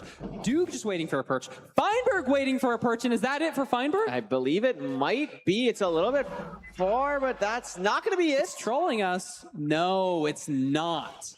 And so first place is still up for grabs. Somebody like Pavkin, you really want this. You need to get back in the running here. He's one of those players on the chopping block. Still just waiting. And there's a perch for Dugile. Wow. He'll be the first person to get a perch here. Good damage. Again, unsure on the full explosives, but looks like we're going to be fine here. Another anchor just in case, and it's going to be enough. Dugile's going to get first. Pavkin going for second here. This is a low dragon, but it's going to be good. Not amazing damage. This is not amazing damage. Oh, is that going to kill? No, but we have enough he has to use the sword to axe, which is okay. Infume, meanwhile, had arrows, so it's going to be able to finish the dragon off with arrows. Beautiful. And the perch is going to come through. So Pavkin getting second, Infume going to get third here. But Infume's out of arrows! Infume ran out of arrows, but it perched! Yeah. And he's fine! So Infume gets third place. Pavkin, that's so good for Pavkin. That's amazing for Pavkin. Good for Infume as well, too. He was kind of in that lower ranks. Infume has really started to climb up here from that bottom of the pack to get back into this top 3 potential as well. Unbelievable. I mean, there's so many people who still need to complete the seed. Anko could get some good points on the board. Feinberg's still waiting for a perch. Silva really wants to get something here. So this is going to be really awkward for these runners. Yeah, Mongi also waiting. I mean, so many people so close here. Is this a perch for Anko? No, not quite. I mean, Feinberg's been in the end for a while here now. I think Feinberg is going to get the next perch. It is a little bit more standardized now that it is Season 11 rules, so we'll see what that looks like. It's actually going to be Mungie getting the perch next. So we didn't have Mungie on our screen. Maybe Mungie was in for a little bit longer, but Mungie's going to be really happy to get these points on the board because, again, that HDMI Pavkin Mungie group is a little bit scary right now. Here's the perch for Silver, perch for Feinberg as well. Anko still waiting, unfortunately. But Silver's one cycle looks good. And that's going to be enough Beautiful. there. So 4th for Mungie, 5th for Silver. And 6th for Feinberg. So we have 2 placements left. Aquacord also in the end. The perch for Anko comes through for 7th place potentially. Really nice save there. Should have enough. This will be enough with an axe. So that is totally fine. And then, yeah, we'll see what ends up happening here. But a really nice job. I mean, an awkward end, but very interesting seed throughout. And then it looks like Aquacord also waiting for the perch. Didn't Silver finish? This is Skycrab. So this is Skycrab's preview. Okay. And it's not going to matter But because HDMI is actually going to get 8th place there. Wow. And that 1 point could really matter with how those, 7th, 8th slots are kind of looking. So I'm really curious to see what the leaderboard is going to look like when we have the time to pull it up. But I mean, the story of that was the route from Pavkin was phenomenal. Yes. Yeah, that was so clean for Pavkin. That's got to feel really good. Love to see him, especially if it's one of the newer players. Absolutely. That whole round felt like kind of a shake-up round. Yeah, it really did. I mean, Pavkin did such a good job there to get a bunch of points on the board. I mean, as well, Dukal doing so well to kind of push himself up there. And we can see, again, that group, Mungie, I believe that's 3 seeds in a row now. It was really unfortunate to see Pavkin, I think for the first time really since we've been looking at this, pulling ahead here. But Dugile, 36 points on the board. It's got to be amazing. Yeah, this is so awesome to see. Skycrab still at the top of the pack there. Aquacord next to him. HDMI cable still just cruising off the early points that he got. Look at this. A little bit of an update here. It's a tie. It's a tie for Mungie and Pavkin. Wait a minute. For that last slot. I was going to say, I thought Mungie completed. That makes a little bit more sense here. BBM on the tie. I didn't see that BBM was on the tie. Oh my goodness. What a character. I love it. Absolutely love it. Pavkin again. Great job on that last seed.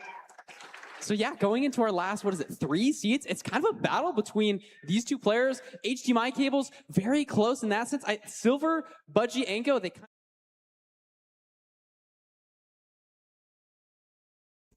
Hello, guys. He's testing.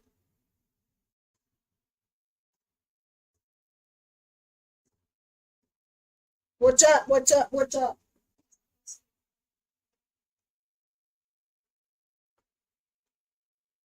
As you can see over here. Hold on. I get it. I get it. I get it. I get it. This is an all-day stream.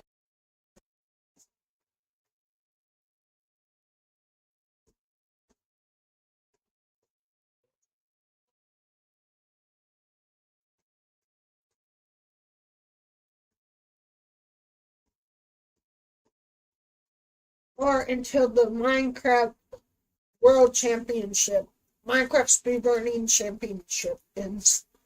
As you can see over here.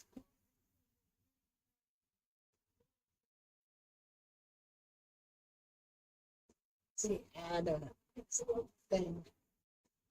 From the lava pool, but all these runners taking the same path pretty much, heading on over. Oh, just kidding. There's 5 or so people, 4 looks like, getting to the top part here. And again, it's maybe just a little bit of like eyeball RNG right off the top. Right. Like, you're just not seeing those stone slabs or something. Very unfortunate, but most of the runners finding them. Again, it's maybe just a little bit of like, what is actually in this blacksmith chest?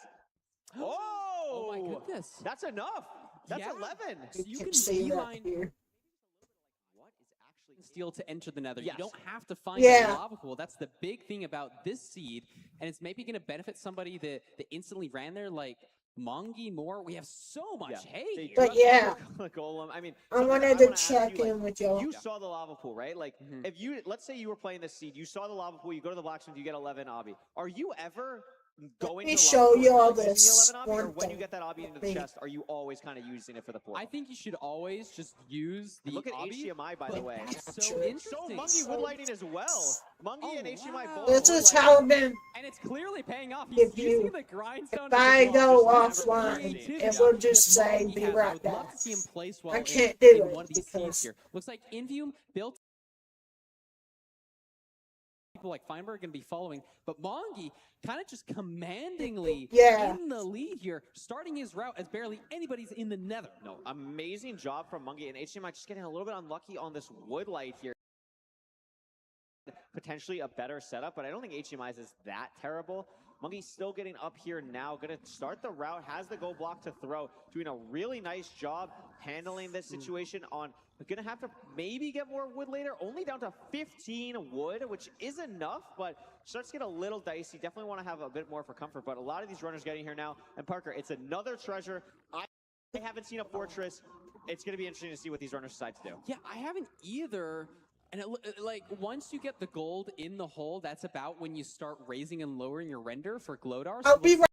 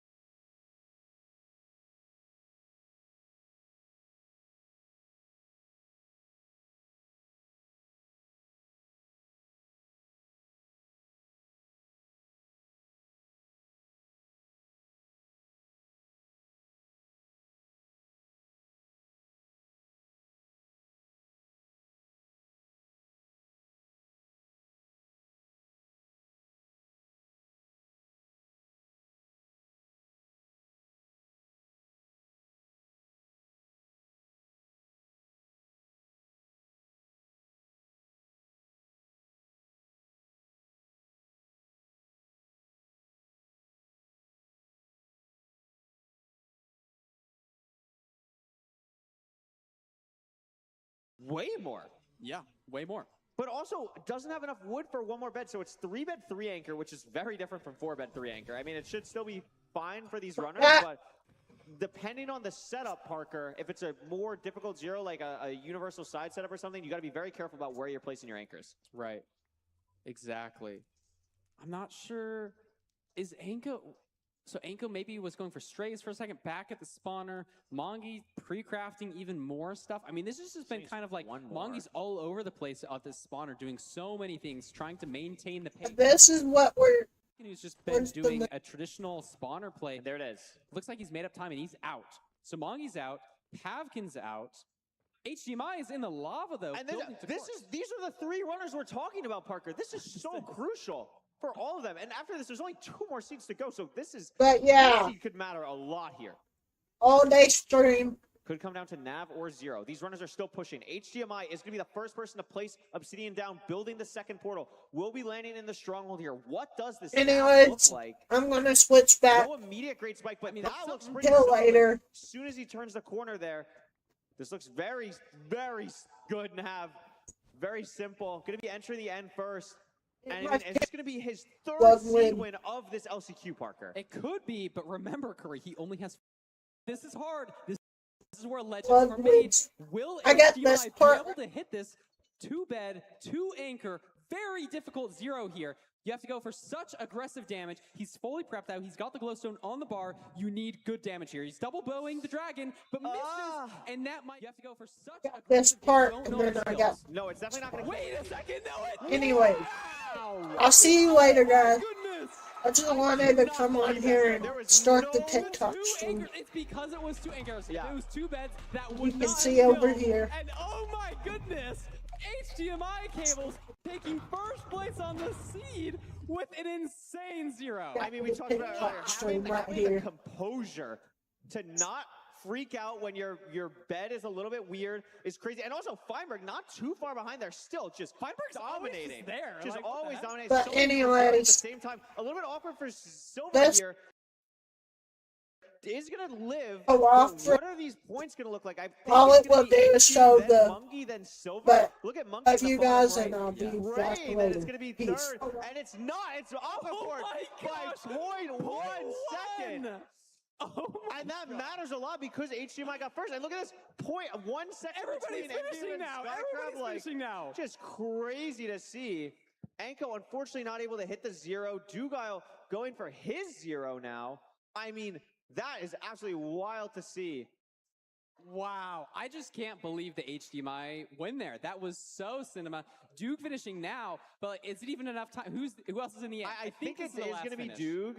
Yeah, I think Duke is going to be chilling here to get the 8th place spot because Anko and maybe Pavkin actually in the bottom right. I'm not sure. I mean, this is going to be close. It definitely matters more for Pavkin, and it is going to be Pavkin getting 1 extra point, which is going to be nice. I mean, yeah, it might stink for Dugale to not get that point there, but getting like 4th place and getting 7th place. That much. He's doing just fine. Pavkin getting that point is It's going to matter crazy a how lot, much a but second HDMI, matters. 3 seed wins now, and that might be enough. I mean, you still got 2 more seeds to go, but that is enough to start feeling a little What bit kind more of comfortable smoothie did you that give can really Feinberg? make it to this next stage. Yeah, A fruit smoothie. It wasn't. It was like I got the smoothie was called delicious. On the come up, an awesome player to watch, and now we can see our full lineup. Yeah. I mean, Feinberg is just kind of he's dominating. He's really good, and this Dugale guy also really good. Infume has really skyrocketed up. Infume was around like the Infume 8th has place been spot, doing around like the 3rd, 4th seed. So doing a really good job there to stay locked in. Aquacord, I feel like we haven't mentioned Aquacord like at all, Infumi but moves just up to consistently kinda 3rd. like Feinberg. Feinberg's getting, like, Aquacord in 2nd, 3rd 4th. every Actually, time. Infumi Aquacord stays getting, in 3rd. like 4th and 5th every time, Aquacord in and doing 4th. a really good HDMI job tied staying for locked in. 4th. Skycrab still in Skycrab in that 6th. range, Big and Monkey in getting 7th, that but he has placement more there. wiggle room 4 now. points ahead of Pavkin right now. So that is the storyline to really, really watch here. Can Monkey keep that leader? I Can Pavkin bring think- it back? Yeah, it's awesome to see. Like, it's Yeah, really guys, be a duke out Silver- between these two. You know, everybody else, Silver, like Feinberg, Mr. he Budgie, and basically is Anko, qualifying. I I think- don't know if there's any world where he doesn't. Hello, crowd. They're technically okay. This has Silver's been technically such an not out, awesome but lineup. I Mr. mean, Budgie we and have such Anko close are seeds. I mean, officially out. Silver, if he gets, I think he just might be fully out of it. Even if he gets, Yeah, Mr. Budgie and Anko are officially out. They can definitely play There's spoiler. only They can definitely 4 play spoiler, rounds. which is always fun. I mean, you can do some They crazy stuff. and cannot also, get like, enough you know, points in those these 2 placements rounds. really, really matter. And Silver also, I is think the crowd still wants to technically see not them. out, I mean, it's so cool. It's but them on the functionally, stage. he is Doing likely everything they eliminated have. I mean, that's the thing that stinks. because The beauty he of would need to get competition 2 is that people first get to win, places, but it and does Big stink that Monkey people do have to go home, gets unfortunately. no points. it's the unfortunate thing. And then they would you know, tie. Somebody has to lose. It's but an we got somebody unlikely, that and then he would wins, have to win so- the tiebreak. It's gonna be crazy. I mean, the storyline I'm watching So- too, like Skycrab played really well early It's on. not the most likely Maybe like is getting completions, but it's not possible. That much. Like we're talking about Monkey versus Pavkin. Really, but if there's a Skycrab race between has a tumble, maybe doesn't Pavkin, complete a seed. Skycrab could easily be right back in the group, and honestly, and like, he would all this, also like, need 31, 32 Pavkin to points, very get bottom. close Yeah. still with 2 seats to go. Right. There's a right, race right. between Pavkin There and he Big is, Monkey, getting prepared, ready to lock. and I in think on that's the going to next determine one. a lot. We'll see what happens. I want to see some more zeros. That was just, Yeah. that was so beautiful. A 2+2 on 1 I and believe the 8 tiebreaker is with just a the 2 straight up anchors? With the 2 1v1. anchors and I with the just can't messed believe up that count. arrow, like that was just crazy. It was like a 1+1+2. Like it was just Yeah, you're right. It wasn't even a 2+2. Like it's just it's crazy that HDMI was able to pull that off with this pressure on this stage. So I mean, I think that's been the storyline so far, but it's gonna be crazy to see who ends up getting those. I top think 3 spots to Feinberg pick is their safe from opponent elimination. along with Hacks, and it's just been Yeah, yeah, wild to Feinberg see. is I mean, these 100% players are safe really from giving it everything they have. elimination, right? Right, and it does matter if you're scared of hacks. You know, you can guarantee not playing hacks if you just get in the top 3. You know what I mean? Yeah. Then you're guaranteed not to get picked here. It's gonna be wild, but also like maybe we talk about this sometimes as well, like the rest versus rust. Like sometimes people from LCQ come in with a lot of momentum. Yeah, he's like, 100% especially in something like this where Hax has just been chilling, hanging out, obviously warming up, doing whatever, but not getting the maybe stage nerves. He's tournament nerves out of the 100% way or safe. anything like that. So that is something scary to watch out for as well. Like these players, if you qualify through and Hax picks you, like you might just be feeling like, all right, well, I Does just qualified first through this, I place can do get you anything right now. anything? It Yeah, gives you exactly. You know, the if I number hit a 2 zero seed like at the that, tournament. I'm like, shoot, you want to pick me? I'll hit Yeah, that zero on you, yeah, bro. right? Exactly. Like, oh my gosh, it's been crazy to see 2 more seats to go, Parker. That's I mean, it. look, Feinberg's go. placements, Yeah, let's just go through them. He stuff- got stuff is coming 4th down place, to the 2nd wire. place, We're 3rd place, seeing 2nd a place, lot of DNF, closeness here. 3rd place, I'm all 6th here place, for it. 2nd place. I mean, that's very Wild. consistent. I think He's like we're averaging hopping into the 3rd next place game here. overall. See what it is. HDMI cables is an anomaly, though. HDMI cables is like 7th, 6th. First DNF, 7th, 8th. First, it's like we'll see what the the most loot is. swingy Anko player, is it first seems, one at this in event. there. Looks like a Lots lot of of iron. iron, That's yeah. very nice. We're gonna get shears. All right, we got a gonna get shipwreck. blocks. What's our food situation? Good That's pretty solid food. too. 6 17 bread. That's 17 pretty wheat, we can good. You make got to be 5 happy with that. bread. This is our second to And I last think there was seed. some rotten flesh there. So there's 2 Also, things to there is a follow ravine, now. So this is going to be a more One. linear seats. We might see Okay. players like Duke on that last. We still seat don't that know was very who the linear. 4th Pull elimination's ahead going here, to It's be. just going to be all about that. Anko crafting. Boy, Mr. Budgie, and There's- Silver okay, are so there's likely 2 out. ravines that you can go for. But here. that We know 4th one of them is elimination real. could The be other one over listening. here looks.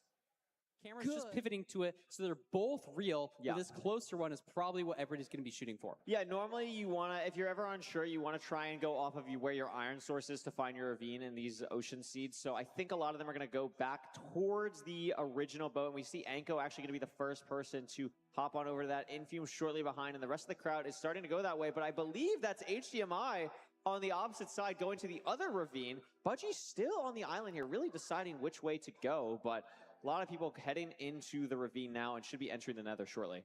Yeah, a very close one. You're not going to get punished going to this other seed. Maybe a little bit more boating, so that could be a little bit weird here. But I mean, all these players very close entering the nether. We'll have to see what the nether looks like. I see a Bastion on Anko's screen. He's our pack leader at the minute, and it looks like it's a stables? I believe this is a Housing. Oh, yeah, it is housing. You're So we have absolutely a right. housing bastion. I think we have 2 ramparts at the top here, so we're going to be able to check for so much loot. We have 5 obsidian in the first chest, breaking the second chest, so you probably don't even need to loot the remaining chests if it's scary here. But no, is he going to loot all of them? That was some wild movement by Anko, by the way. That was really, really clean. Punches a piglin as well. I mean, really nicely played from Anko so far. Going to get some gold distraction there. Gets to pick it back up. Really clean from Anko here. Oh, so you need that. But it's okay. We can But make he another can just one. make another one, so it's fine. It's like a 3-second time loss. So it should be fine for him. Maybe a little bit shaky on the gameplay here. But so many people mining the same gold blocks. I don't think I've seen a fortress yet, but the train looked decent on the way out of the bastion. Yeah, for sure. I mean, this is a pretty big thing. I mean, also, was that 30 obsidian for Anko already? Like, that is just it might be absurd that they have so much obsidian. Like, obviously going to be, it's 20 already. So obviously going to be completely okay with that. Getting these gold blocks. Now, so they know, we talked about the food earlier. I mean, it's good food, but it's not great food, right? So food management here is still going to matter. There's no carrots for golden carrots. So Anko taking a lot of damage, having to eat the bread now could be something to watch out for through the rest of the seed. Yeah, you're totally right. Like, you could lose a lot of points just on having the hunger reset versus another player. So we'll see if that comes into play here. We're getting some pearls, a couple trades, the extra iron pickaxe on Anko's screen. We have fire res, a stack of string. We can make an anchor. He should be out. No, probably waiting for another pearl trade. We only have 16. So we got the direction of the fort. It looks like pause Z. There's our extra pearl trade. We have a bunch of string. Going to be looking really good here. And we're able to take the gold for gold pickaxes later. Interesting pearl here from Pavkin going out to the left. I believe Pavkin's actually in the lead now. So Monkey not too far behind as well. And again, these 2 players, the 2 to really watch for here. Yeah, they're tight. They're tight and doing well on this seed. We haven't seen the fortress There's a yet. fort for Anko. Anko does see it, but I think Pavkin is too far to the right. So maybe And Monkey finds it too. So unfortunate for Pavkin here. No spawner yet, though. Duke is also in the fort. He's been playing very solidly. Boat clutching. Still no spawner. So Anko has found a spawner. No, Skycrab. Skycrab has found a spawner. Anko getting some strays, though, but is falling a little bit behind pace-wise. If it's bad rates, this could be bad. A little bit awkward here. Skycrab taking a bit of damage. Going to switch to the Rotten Flesh at the spawner. I actually really like this. You want to save your better food for when you're pearling. So I like that since we're not really going to be moving around as much anymore. We're swapping to the Rotten Flesh. Going to take it a little bit easier. Again, a lot of explosives, a lot of obsidian, a lot of blocks. We don't want to craft a loom. Skycrab's looking great here. Yeah, very clean pre-crafting. So the train opened up a little bit off the blaze bed as well. We also have the soul sand in the bottom left. That terrain probably opens up. So even though it looks very close, there's potential for some good terrain decisions here. As Skycrab builds his portal, misplaces Get it rid of once, this but fire doesn't though. matter. It does get rid of it in time. Thing to watch out for again. If you're ever curious who's ahead, watch that rod count. 5 for Mungie, 5 for Skycrab, 4 for Dugile. Enko on half a heart, by the way, with 3 rods only. Yeah, that's some really aggressive gameplay there. He doesn't even... Oh, he has 3 rods. Okay, so he can blind here. He can hunger reset, play a little bit safer. Let's see what the measurement is from Skycrab. Gets it off. We don't know exactly how far, but he had to throw 2 eyes.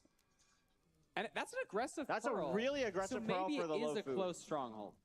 Could be. I mean, also, like, at this point, you probably know that you're going to be hunger resetting because, like, the rod and flesh or anything else is not going to be enough. So I don't hate the play, but it is really aggressive here. But Skycrab, a very aggressive player. The RSG main, I mean, wants to try and push the pace as much as possible. And if you get a first place here, you're really securing yourself potentially to make it to that top 7 in this, LCQ. Yeah, you're totally right. I mean, there's only 1 seed after this. This seed matters so much. We don't want to see any deaths here. We got Duke digging, Mongi digging, Skycrab digging. Who's going to get to quartz first?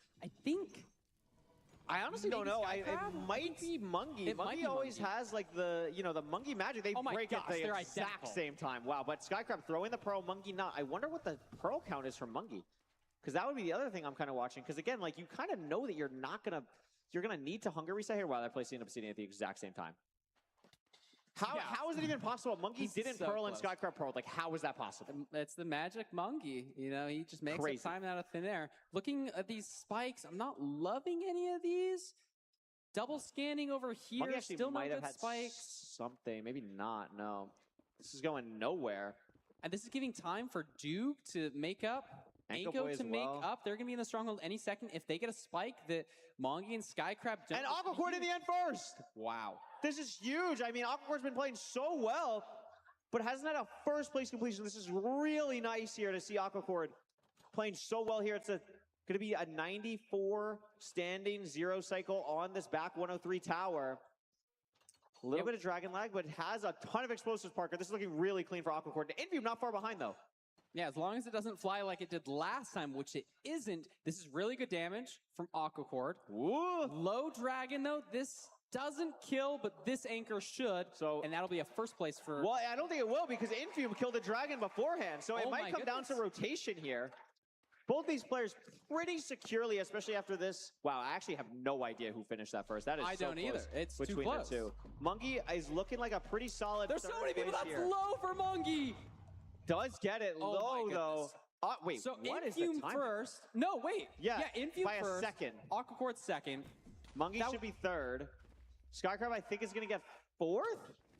And Pavkin wasn't able to complete the 0, Parker. Oh, no. I missed what happened to Pavkin there. That is so unfortunate because Mungie was able to hit it. Yeah, so that's, I mean, Mungie taking the lead over Pavkin here pretty significantly. Oh my goodness. Gosh, Skycrab, we're living. I was so scared. Okay, he has fire res. We're chill. Okay, it's fine. It's fine. He had to make sure to explode that right anchor before the left, when typically you do left before right because he didn't have enough hobby. Gets it off. I don't know if cleanly. Budgie's going to be able to kill the dragon. Look Wow. at Budgie! Look at Budgie! Look at Budgie! Okay, we hit it. And he's alive! He's alive!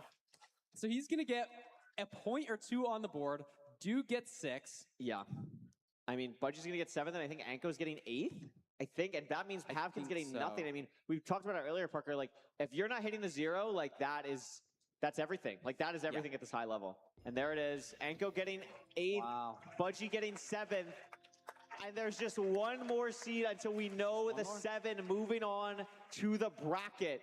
That was a crazy seed. Aquacore, we didn't see too much of that seed. Maybe enter the portal a little bit later, but really good job getting to the portal, hitting the 0, and Infume as well, we didn't see too much of, actually gets first place over Aquacore after the 0. Yeah, kind of sniping at both those players doing really well. Storyline is, what is Pavkin's line to make it into this? Because Mongi got a couple points on him. I think Pavkin needs a point difference of like 5 against Mongi, maybe 8, or I don't think even know. It's gonna be so I think close. it's gonna be 8. I think it's gonna be 8. We'll see what the leaderboard says, but I think it's gonna be 8 if my math is correctly. But 8's the max it can be, and that's like Pavkin getting first, and it is 8. So it's doable. But it's with HDMI as well because HDMI didn't finish the seed. So all right. So here's the storyline. Everyone above Mungie has qualified. Yay, go them. They've qualified.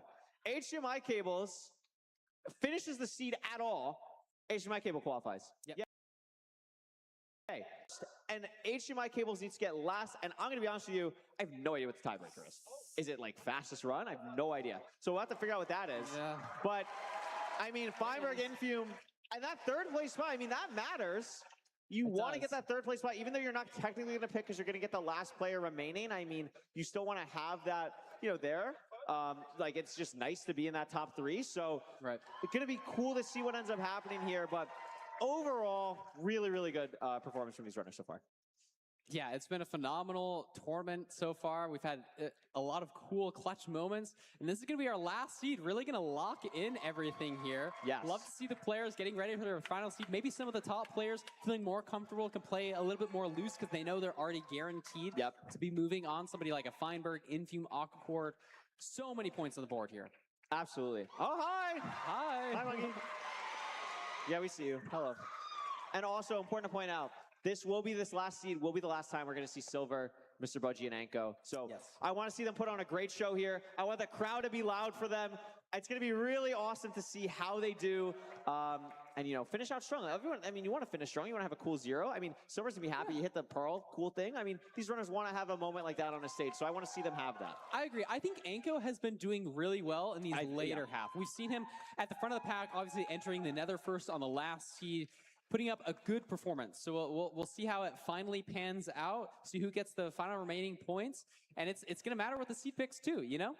Absolutely. I mean, we'll see what this last seed ends up being. I hope it's Temple. We're Temple farmers. Enjoyers we here. really do enjoy the Temple. So we'll see what it ends up being here on this last seed. But it's going to be cool. I mean, playing for the nice trophy. It's been a crazy, crazy day cool so trophy. far. It is a really cool trophy. really Have you gone up and like looked at it up close? I've gone up and looked at it. I got really a picture on my phone. It's And look at this, the AT&T stat tracker here. 904 ranked average for Infume. That is really fast. I think is it the fastest? No, so Duke has a 903 average. Infume has a 904 average in Season 10. Both of these players, I mean, that looks really scary, Curry. I would not want to play Infume. I've played Infume before, and he is really, really fast. Is that 937 average? Is that just today? Is that just today? That might just be today. That's absolutely unreal. And that's a bad day for Infume. Yeah, like, come on, lock in. Like, what are we doing? I mean, to be fair, we've had some really nasty. We actually seeds. have, yeah.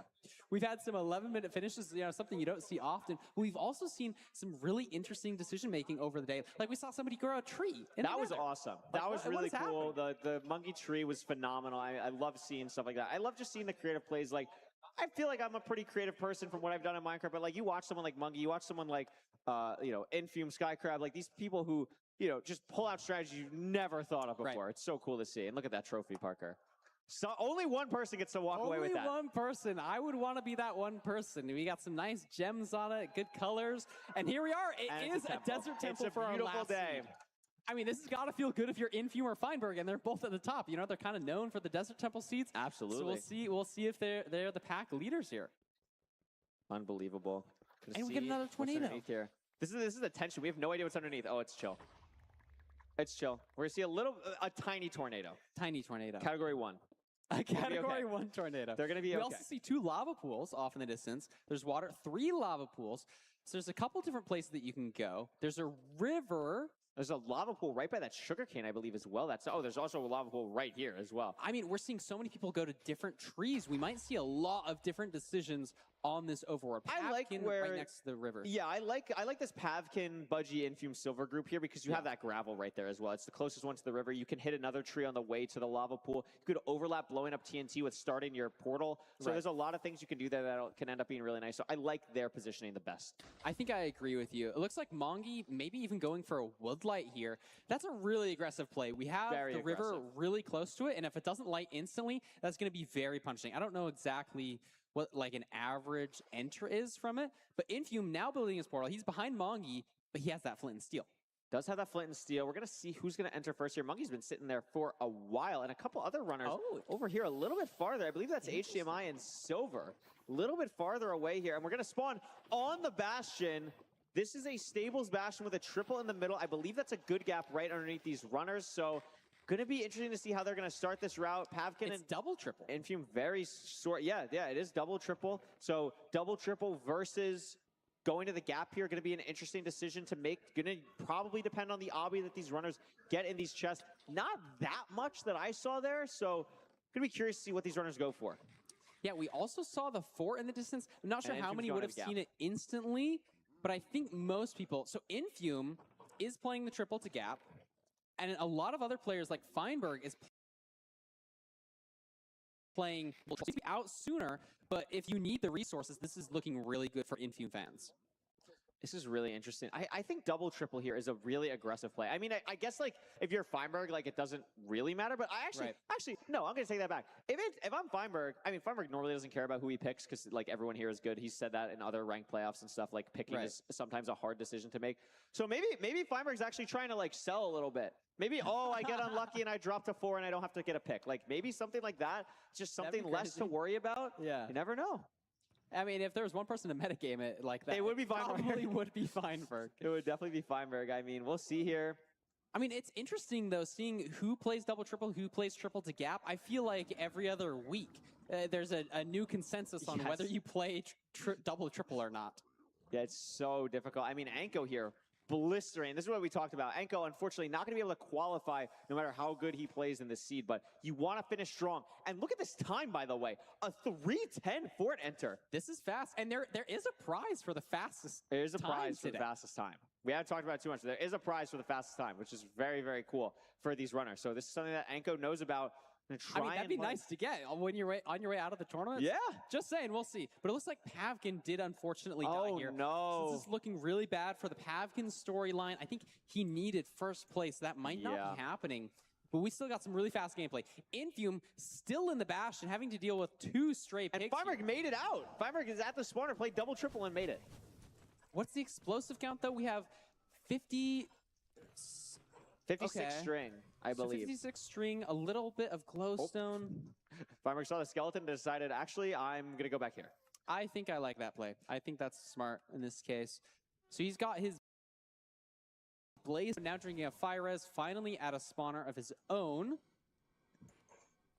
Yeah, has a rod now.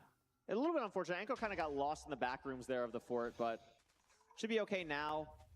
Again, Pavkin, unfortunate. I mean, has played so well to get to this far, pushing people who have played in multiple ranked playoffs, and this is your first time really being on a stage like this, a tournament like this. Has played phenomenally well. So unfortunate death there, but he's played really well today. Yeah, from a lot of these runners, it's just been a really good tournament. It looks like Anko gets a 4 spawn here. Watch Infume very low on health. I mean, one of the players that's going to be most comfortable with playing on low food. I mean, 11 rotten flesh is pretty chill for Infume. Going to watch out for Anko very low as well. Half a heart. Oh goodness, is okay. Hanging out. This is still Golden fast. apple. Like we're barely at the 5-minute mark. Yeah, and I think Feinberg's in the lead in our bottom right now. I think so. Has been at the spawner the longest at least. Anko with 3 rods. Can't exactly see what Feinberg's at the moment, but has some. So we got return, some sort of advancement from Monkey got return to center, yeah. Return to center, nice. Very nice. Feinberg just measuring now. I mean, Monkey's got a lot of resources. I think he needs one more route. So Feinberg, even though he's measured, is maybe even a little bit behind. I can't see the count. I think he's on 7 eyes here. Oh, so still needs some more. Yeah, Anko on 8. Does this eye break then, if it was 7? I think Monkey's out. Monkey's the last rod. So Monkey, I think, is actually in first. A really nice job playing the spawner, handling everything you need to do, heading to the stronghold now, and takes really nice terrain. I really like how this took a high pearl, gets the boat down here, really nice view of where you need to go. He has been playing really well the last couple of seeds. You know, maybe a bit shaky early on in the tournament, but in the lead here, no, Aquacord in the stronghold first. Skycrab not too far behind, and there's so many perspectives now. Very low for Aquacord, though. Hard to This is the portal room. in the portal room, and this could be. Oh no, it's not back-to-back ones because again, Infume kind of stole that. Skycrab. Oh no, it's Infume or excuse me, it's still Aquacord entering the end at the same or before anyone else. Did Skycrab need a 1-eye? Skycrab looked at the portal room and immediately turned back. But anyway, Aquacord's going for the 0. It's top 103. There's a hard 0. Really nice block placements. Gets there. Should be fine. I had a rotation to spare. Oh my goodness, Aquacord. That is absurd. Yeah, usually it's really hard to get to that setup, but making it look easy, gets a clean double bed here, has another bed and an anchor. This should kill it on this rotation. but he messes it up a little okay. bit. Boom. Beautiful, beautiful. And that's going to be beautiful. a first Wait, place. look at the time. Wow, you are this right. This might be our fastest seed of the day. I think we had a 7:23 from Aquacord, and this might beat that. I think. I mean, let's go Aquacord. Yeah, really putting on nicely a done show. there. That might also vault him into the top 3. I'm actually I not think sure. You're right. He was only a handful of points off it, and depending. And gets a what nice little reaction there, nice little fist bump. I mean, well deserved. That's a fast time, Curry. Oh, look at this. A Monkey, unfortunately, not able to hit the 0 cycle. It is a tough one, so has to do a little bit of half bow there. Not seeing anyone else going for the 0 cycle at the moment. Budgie's in the end. Oh. So this could be big points for Budgie. Feinberg also in the end here. Could play a little spoiler. Still not able. Feinberg didn't hit the 0 either. No. Gonna see here. A lot of people in the end, actually. Yeah, was that Duke in the end as well? So Mongi's waiting for his perch, placing down like a bajillion blocks. Feinberg waiting. Duke is in the end. Budgie's in the end. Who's going to get the perch first here? I don't think any of them successfully hit the 0 if we haven't finished yet. Looks like Infu went for a 94 side setup here. Really nicely done from Infu. Wonder if a lot of people just tried to push 103 and just was unable to get there. Yeah, I think you're right. But really nice job from Infu. Gonna get the perch. And again, the story of Feinberg today has just been consistency, consistency, consistency. Budgie actually gonna get second, so unfortunately not gonna qualify, but at least gets to leave with that. That's a good showing for your last seed, getting second place. So second, Budgie, third, Inhume, fourth, Feinberg. Absolutely. Nice job from Fine there. That might honestly be Feinberg's lowest placement of the day. Like, has just, you think so? I don't know. Like, honestly, like He's just been played going so well. insane mode today. Unbelievable. Monkey's still waiting on a perch. Dugal getting his perch now. So Dugal gets some more. Oh, whoa, whoa, whoa. Not a, Wait, whoa, what hold happened? on What a second. happened? We're going for a one-shot here. Oh my goodness, for the fans. Thank you, Pay Dugal. attention. Okay, so the dragon is oriented a little bit differently than it normally would. So this could get a little bit hairy. He might have to build up on the other side. Let's see. So you do 5. Oh, so that. So Dugal, that's not how we do one shot. unfortunate. Usually the dragon's head is on the other side. You won't get hit by that knockback. A little bit unfortunate. Probably doesn't matter for him. No. Maybe it matters for like the top 3, but again, none of these runners are too worried about that. It's just about qualifying for a lot of them. Really nice damage from Skycrab here. And it's going to get some points on the board. Silver getting a nice 0. Wait, Mongi's killed. So is Mongi can get 5th here, then Skycrab 6. Yeah. Monkey 5. Skycrab 6. Look at Silver. And Silver has to do Doing something. a chase down. Well, he did it once before. No Pearl this time. Oh my goodness, that is so low. There's no way he gets 2 cool chase downs in a row. I mean, that is so unfortunate with the 2 cages there. Oh my goodness. Yeah. I mean, you could Pearl over to the cages, and like I feel like that's maybe the play here, but he's opting to go all the way down to the bottom. So that's going to be a little bit slow. HDMI Cables has a shot to get some points on the board here. Anko, looks like Anko died and is on his run back fully. So let's watch the 0 from HDMI Cables. I think he has 5 explosives. If he hits top set, this should be easy. Wait, we He may has not be no watching pearls. anything. He has no pearls. We have no pearls at all. Wait, so I'm not sure what I don't know who's in the lead here. I we think have it's Silver. Pavkin, who hasn't found the portal. HDMI Cables is in the end, but has to wait for a perch. Silver is doing a chase down. Anko has fully recovered, and I think, oh my goodness, needs another he needed a 1 eye. So he needs to go back to the fortress. Yeah. There's so many different situations going on I right think now. a lot of people played for the 1 eye for the fastest time, maybe, because a lot of them were like qualified already. So I think maybe Can we something like spoil that. what that is, or are we waiting? I don't know. Is it a prize? We can wait for the desk to talk about it. I think I'll that's talk totally about fine. it. It's a cool little prize, though. And Looks like Silver's Silver gonna get does it. kill. Silver is going to get the completion there. And I believe that was the last one we were waiting for. And Parker, with that... No, we have one more. Oh, we have one more.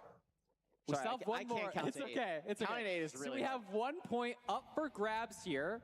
Anko's talking to all of us. Oh my goodness, we love you too, Anko. It's been a pleasure to watch you play here. These players putting on a show. HDMI Cables growing a vine up to the stratosphere, but he does get our perch here. And barring a disaster, is going to be securing our final point of the Anko boy! wait. It's not over. There we go. It's now over. Okay. Thank you, HDMI. Great Beautiful. showing. Great sportsmanship from the runners as well. Always love to see it. And Parker, what an LCQ. What an LCQ. Everybody give it up for all of our players. That was such a phenomenal match. GG. Whoa, that was cool. Oh, what a transition. Oh my goodness. Yeah, we need more stuff like that. That was awesome. I mean, wow. There's so many things to talk about. There's so much crazy things that happen from, I mean, like Mungie really doing good in the beginning, falling down, getting back up. I mean, HMI winning 3 seeds, Aquacord finishing really strong. I mean, Parker, what do you want to talk about? What was the craziest thing for you out of all this? I really liked, was it Pavkin or HDMI? The 0? That was my favorite part, probably. Oh. Going for the clutch 0. Yeah, for first HMI, place. HMI, yeah. That was cinema. I love to see that. That was a crazy 0. I think I'm going to remember that silver pearl thing for like That's ever. a good one. That was great. That's going to be one of like, I mean, like Danny Boy, one of our desk analysts, like killed the dragon with an axe in like, I don't know, season 1 or season 2 or something. And it's just one of those things that you always see and we always use in like stuff. That silver clip is going to be one of those things. It was so cool to see something like that happen, and for it to happen in front of a crowd is always just crazy. Not just for the crowd, but also like you get the reactions from everyone, like seeing Silver's camera be like, oh my gosh, like that's crazy. Like seeing the player reactions is something that I absolutely love from all this stuff as well. I totally agree. It's so cool to see everybody in person here with the face cams. It just adds an extra element of awesomeness, you know? Absolutely. And seriously, one more time, let's give a big shout out to Pavkin, Budgie, Silver, and Anko. A phenomenal job. Unfortunately, their run ends here, but huge shout out to them for coming out, putting on a show. It's not easy, Parker. It's not easy to come out here. So much pressure, so much eyes on you. And that's, again, like the beauty of competition. Like, you're putting yourself out there. Like, you're risking messing up or looking silly. Right. But that's the beauty of competition, and I really respect them for doing that. Yeah, I totally agree. And we're seeing some cool storylines develop. We're going to see a lot of these players for the remaining couple of days. It's going to be great. Yeah, absolutely. It's going to be phenomenal. I can't wait to hear from these runners as well and see, you know, we're going to hear the picks as well. Right. It's going to be crazy. It's going to be absolutely wild. I think we might even be ready to send it over to our floor host. Look at all these runners coming to the stage. I'm going to throw it over to our wonderful floor host himself, President Poundcake. Take it away. Hello, hello, hello.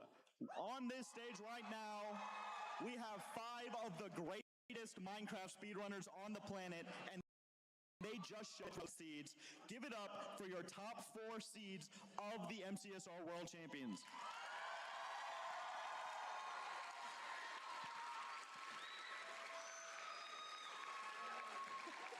First up, with his legendary playoff performances that I'm sure you guys all know about, we have Hacking Noises, who got a bye through the LCQ stage and is going to be the #1 seed. Hacks, I know you had a long trip. I know you've been doing a lot of practice. How are you feeling? Did you see anything when you were watching those seeds? I'm not gonna lie, I was practicing mainly. I went for a bit of a walk, so I didn't watch, but I don't know. These players are insane. Everyone here is so good.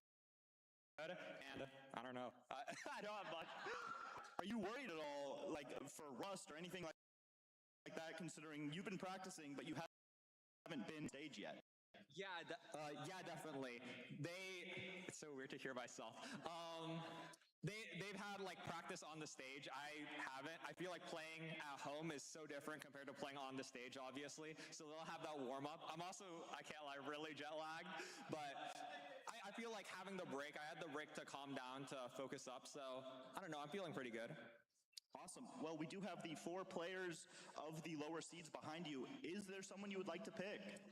Okay, well, I guess I could go through order. I'm not picking Dugail. I'm not picking Skycrab. I'm not picking Voggy. When I was doing practice, I ran a 1st to 10 wager twice with Mongi, and the wager was for whoever lost had to pay for canes. Yesterday I paid for canes, and whoever lost the other one had to pay for Chick-fil-A, and today I'm paying for Chick-fil-A. So I don't really want to pick Mongi. All right, so your pick is HDMI cables? Yes. All right, thank you so much, Hacks. We'll see you in just a few seats. All right, up next, you all know him. Some of you like him. We have Feinberg. Feinberg. There are a lot of people in this audience that would love to see you fail, especially a certain someone back there. who's been streaming this event, trying to make it all about him or something. What do you have to say to the haters after such a consistent performance? I mean, Ung still got it. I don't know what to say. I mean, it was close. These guys played really well, but I feel like I just kind of locked in. I didn't win a seed, but I was second a lot of the time, and that was good enough. Sounds good. Do you have any plans to Google how to zero cycle when you're preparing? Well, it's that consistency of play. You know what I mean? And I only really messed up one of them. It was only the first seed. I have no. Well, you can't mess it up if you don't go for it. Zero with no pearl. How do you zero with no pearls? Like, do you have a tutorial you could show me, or? Yeah, I can teach you. Okay. Yeah. All right, well, with that being said, do you have any of the 3 players left that you'd like to pick? I'm not looking forward to picking, I guess. I lost to Sky Crab at Level Up Expo, and I lost to Mungie in Season 6 playoffs, and I don't think I've played Doog at a LAN, but it's Doogile. So I'm not loving my options here. How long do I have to think? Are you guys busy? Yeah. All the time in the world. Okay. I don't really need that much time, but I mean, I really don't know. Because it's so weird with the format too. I don't know who I was playing better against. Who do you think I should pick? You said I have no time. I think you should pick Dougal, because I want you to lose. Okay, I'll pick Dougal. All right. That's massive. HBG on HBG. Feinberg, thank you so much for your pick. We'll see you tonight. Infume, consistency strikes again. You've been dominant for so long, and you have your chance on the biggest stage here. Last few playoffs, 2nd place, 4th place, 2nd place. Do you have a chip on your shoulder? Do you want to prove to the world that you can finally take it past that last leg? I don't have a chip on my shoulder. I don't have a chip. It's just that it happens, you know? You play and sometimes you lose, but I like to win. Are you going to lose this one? No. Clip that. All right, well, you have 2 options left, Sky Crab or BBM. Anyone standing out there? I mean, they don't really stand out. None of them really stand out to me, like, you know, which one I should choose. That's not what I mean. I just mean I'm really glad Fine chose Doog, because I did not want to play Doog. But yeah, I mean, I haven't really spoken to either Skycrab or BBM much. I had breakfast with Mungie today, so like honestly, I think I might pick Mungie because I think I'd feel the least bad about beating him. All right. Infume versus Mungie. Thank you so much, Infume. Good luck. And finally, he doesn't get to pick an opponent, but he did clutch up on the very end there with that 1st place finish. What a performance. What a consistent 10 seeds by Aquacord. How are you feeling? Did nerves come into play at all there? I mean, I'm pretty nervous, but I don't know. I feel like I locked in pretty good. Like, this is my 3rd LAN now, like, experience. I mean, this is way more people, obviously, but I feel like I played pretty good. But yeah, I'm feeling pretty good. I think I did good today. How do you feel about playing Sky Crab? Any thoughts? Any past history there or anything? Yeah, Sky Crab, very scary. I mean, I lost him in Season 8 playoffs or 9. I don't know. I lost him in one of the playoffs. I think he like swept me, but it was a close match. I think like every seed was like 5 seconds apart. But it'll be a fun match, like RSG battle, bro. Shout out RSG. That'll be really fun.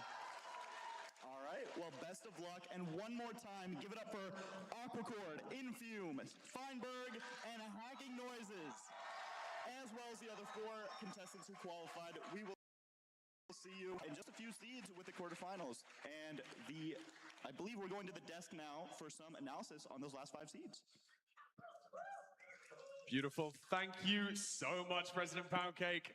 Can we get another cheer for Poundy, please? And you might be noticing that our desk has a brand new member on it, doesn't it, Juz? Hey! Thank you so much, Fulham. I'm happy to be here. Hi, I'm JoJo. I got to meet a lot of you while I was sitting out in the audience and, you know, just hanging out, watching the seeds. I'm excited to be here. But yeah, let's get into this. I'm so excited. Those picks were pretty interesting. Was there anything that really stood out? Well, I mean, Farmer picked Dougal. That was nuts. That was nuts. I don't know what else to say. I don't think you wanted to. I mean, I feel like it is a tough situation. Who would he have picked? It was Mongi and Skycrab, correct? So I don't know. Feinberg's known for his aura picks, as you could say. So I'm honestly not too surprised, but I think might be the match to look forward to. Yeah. Feinberg versus Duguile. 3 absolute demons. I mean, all 8 runners were absolutely fantastic. It's not like Hacks probably wanted to choose HDMI cables, even though HDMI cables is one of the players that qualified through the open qualifiers. Hacking Noises didn't really have the easiest pick. He kind of had to say, I don't want to play you. I don't want to play you, so I'm left with HDMI cables. I don't think that it's going to be particularly easy for him. But No, I mean, do you think that like the fact that he's not played yet on that stage going to make a big difference, Jojo? yeah, that's exactly what I was going to bring up. I mean, all the other players have had the chance to perform in front of an audience. It is totally different having people screaming. I'm sure they can barely hear it, but you can feel the electricity when you're on the stage and feeling the audience. So, I mean, yeah, that's definitely going to play a factor. The nerves are going to get up there, and not to mention, I mean, Hacks mentioned being a little bit jet lagged. So I don't know. We're going to see some interesting games, but as long as everyone kind of just locks in, hones in on what they've known for years, for genuinely years, it's literally muscle memory at this point, I think we're going to see some good games. Without a shadow of a doubt. We're going to get some absolutely fantastic games. I'm sure that everyone in the audience is noticing that we're currently moving the stage to try and allow just to have those 2 setups. We're going to see the 1v1 setup on that stage. And do you ever think that there's going to be a different kind of nerves to the LCQ kind of format, that stage 1? Moving into stage 2, when it's just you and your opponent on stage, is that going to add more nerves? Maybe you might lock eyes before the match. You might see each other over the monitor, or, you know, some trash talk in chat might turn into verbal. Is there anything that's going to, like, cross your mind there in that situation? Honestly, I think the 1v1 style versus the LCQ is actually a lot easier because, I mean, you're playing against 8 other players, and now you're only playing against 1. So I feel like thinking about that, it's just like a lot easier on the mental, like, oh, I only have to beat this one player. I know their play style. I know how risky they play, how safe they play. And I mean, there's a lot of stats behind like, what should I be doing in certain matches? Like what T-type should I pick and all that. So I feel like it'll be a lot easier for these players to handle 1v1 style bracket and compared to the LCQ. So now that they're through, they're probably a lot more relaxed. They've locked up some prize money actually. So that's a really big factor. And yeah, they're probably just gonna be happy to be here and to have a good time. Yeah, it's fantastic. I mean, the $25,000 prize pool is something that we haven't really mentioned, but that prize pool is spread out over the top 8. So no matter even if they lose in this first round, they're going to guaranteed walk home with a little something in their pocket, which is always a nice thing to guarantee. But is there any early predictions of people that you think are going to do super well? Jojo, I know you were watching backstage, taking lots of notes, focusing hard on those first 10 seeds. Yeah. Was there anyone that surprised you, or someone that you might have as like a little bit of a dark horse for this bracket? Yeah, I mean, we all know Infume is good at what he does. We all know he's consistent. I saw in the beginning he was kind of like tripping up a little bit. I know he was beating himself up and, you know, kind of placing 6th most of the time. But that consistency is kind of what mattered in the end, because he climbed the ranks. He made it up to top 2 of that leaderboard. So, I mean, ultimately, it's just going to come down to having that consistency. And I think Infume is already locked in. He had those practice games, I guess. I don't want to call it practice games because it was the LCQ. But yeah, he kind of got that out of the way. Nerves are gone. So I'm excited to see how Infume is going to perform now going into the 1v1s, where it's really, I mean, you mentioned it, the money is on the line, and it's a lot of money for first place. So yeah, that's my pick. Yeah, Emerald, is there anything you wanted to add on to that? Anyone that you might have seen that could give you some good ideas for future predictions for the end of the bracket? I mean, it's hard to say. I feel like my picks were actually pretty good. The They top were 4 great was for LCQ or the and stage a few 1. of my HPG boys, but I'm super excited to see HDMI against Hacking Noises. I feel like HDMI has proven himself time and time again that he deserves to be here. He ran it through the LCQ. He lost on the first day after making it to the top of the bracket, and the second day he managed to make it and qualify to this event. And now he's playing in the top 8 bracket style elimination. So I'm super excited to see that match. Obviously, Hacks is a great player. He's won 2 playoffs, so I think that's another match to be really excited about. But I think rooting for HDMI as an underdog is going to be quite the story there. Yeah, that would be amazing. And here we go. We can see the bracket now.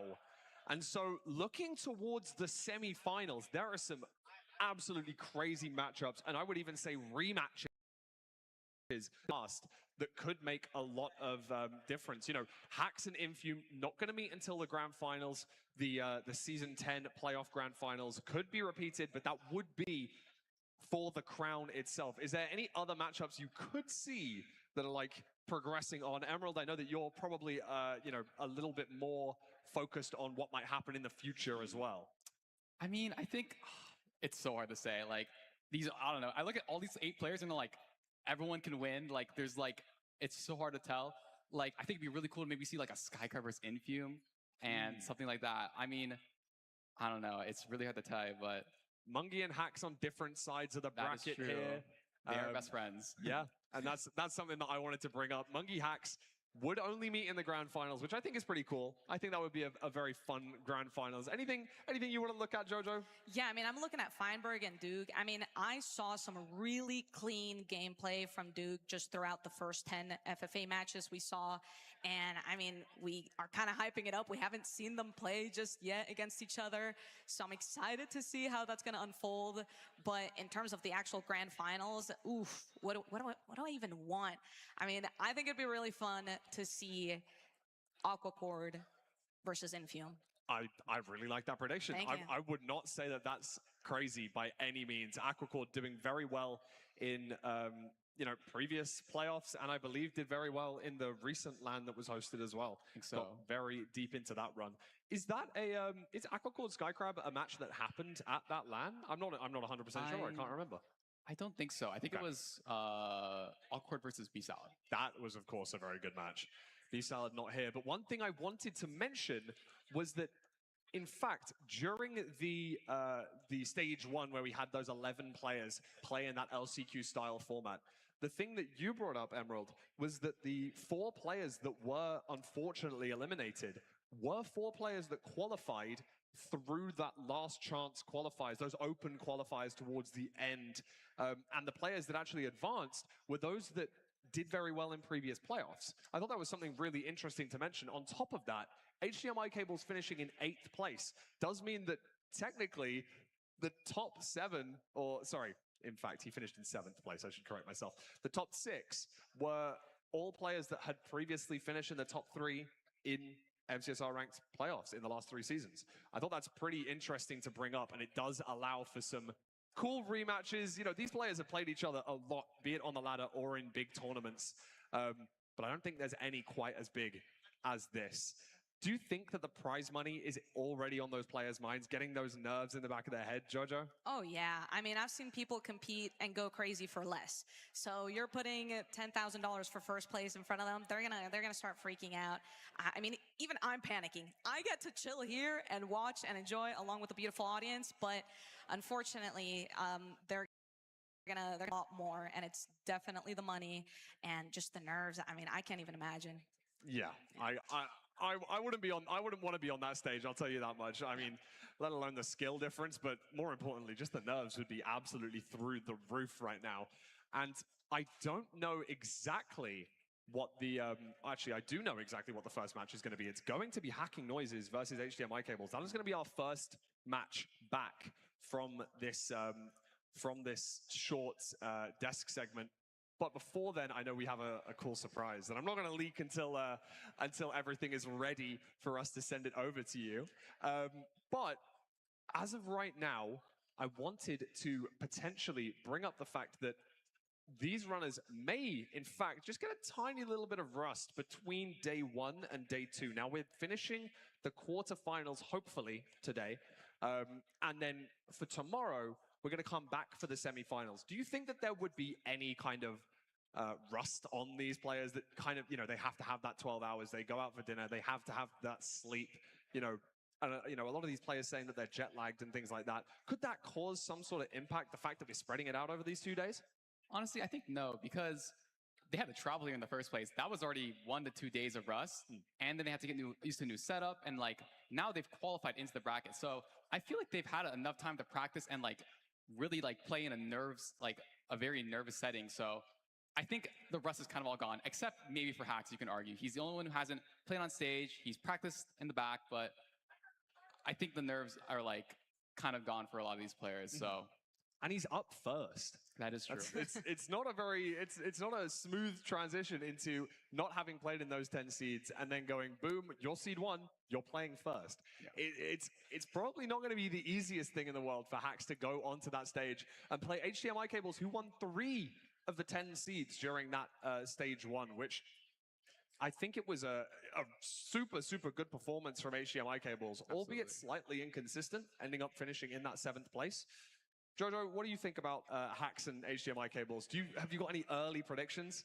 Man, I mean, I'm not gonna like jinx anything. There is this thing called like a caster jinx sometimes, so I try to stay quiet about exactly who I'm rooting for.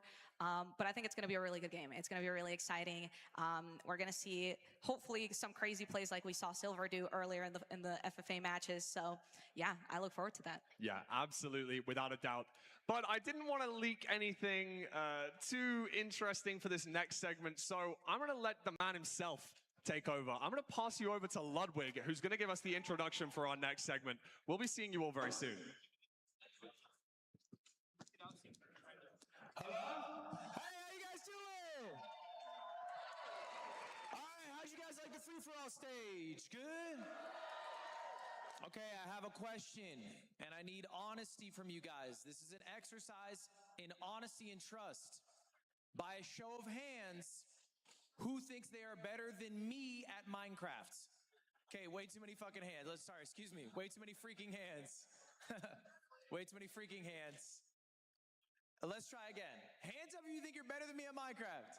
Still a lot of hands. Still a lot of hands. All right, well, okay. You have 2 hands up. Is that just excitement? What's your PB? You don't play. I asked what their PB is. They said, I don't play. And that's why it's an exercise in honesty. With the Infumi headband, what's your PB? I have not completed, but I want to try. You haven't completed a run? I'm gold. I'm a gold player. I almost beat Feinberg when he had 1 inventory slot. Who actually has a PB? Who actually plays the game? You play the game? What's the PB? A 12:22? Too good. Too good. I need a middle ground. I need somebody my skill level. You guys are all pointing at this person with a hat. Your PB's a 741? What are you doing to me, man? Nah, give me someone who's gonna give me a nice 15 to 20 minute run. That's you? You're 16. What? Oh, okay. I thought you were just telling me your age. I'm like, all right, that's cool. You have a PB of 16 minutes? What's your rank? Gold 1? Get on up here, man! A fellow gold gamer. How you doing? Shake my hand, bro. Shake my hand. What's your name? I'm Garrett. Garrett? All right, Garrett, tell the people at home a little bit of your Minecraft background. And then really what I want to hear is, do you think you can beat me? So I, longtime AA fan. Shout out Eli Saku. Shout out Feinberg. Into speedrunning, actually running it last winter because you were so bad. Like, it was actually impressive. So I looked at that. I was like, yeah, I can do that. 3 days, I hit a 25 RSG. I was like, yeah. Sorry. You were just a fanboy of AA, not Alcoholics Anonymous, Feinberg, and all of it. And then you saw me play in like a mobile game ad. You thought it was so bad I can do that? Yeah, that's exactly right. And I did do that. Did you ever try to stream snipe me? No, because I didn't play rank. I just played RSG during that, and I never picked up rank until like a couple months ago, and I played a little bit. Well, I might be washed. So when's the last time you played? Maybe like 2 months. So you're kind of washed. A little bit, man. I've been busy. I've been busy making money. You know what I mean? I get you, bro. I get you, bro. Let's go. I don't know what that means. Wait, you work at Apple? Yeah. Wait, I used to work at Apple. So we're just lying. No, I worked at Apple for 2.5 years. What'd you do? I did tech support. Good for you. Doing great. They fired me because I showed up late. That seems like that was a trend with a lot of your jobs. All right, Garrett, can we focus on the match at hand, guys? We're doing a 1v1 now. Here's the deal, Garrett. If you beat me, not only do you get the pride of saying, yeah, I beat Ludwig, but I'm also giving you a signed Alienware laptop, okay?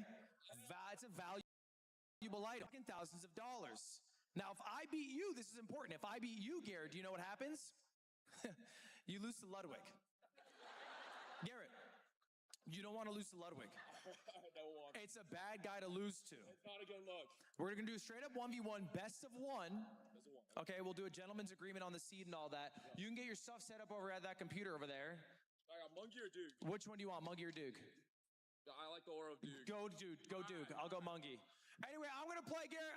Just by show of noise, let's hear if you think Garrett's going to beat me. All right, okay. Who thinks I'm going to win? Thank you, man. Thank you, that one guy. A lot of you guys at home are probably wishing you were here. Well, you didn't get a ticket. Shame on you.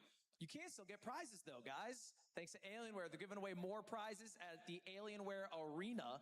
All you got to do is go to awa.gg/sign up. Go to the Alienware Arena. It's a completely free gaming community, no paywalls. No need to be an Alienware product owner, and you can still earn stuff while you play. So anyway, just head over to awa.gg/sign up. Now, I'm going to go sign up for a butt kicking. Can I say that? Can I say No, I shouldn't. All right, we're going to go play. Back to the casters.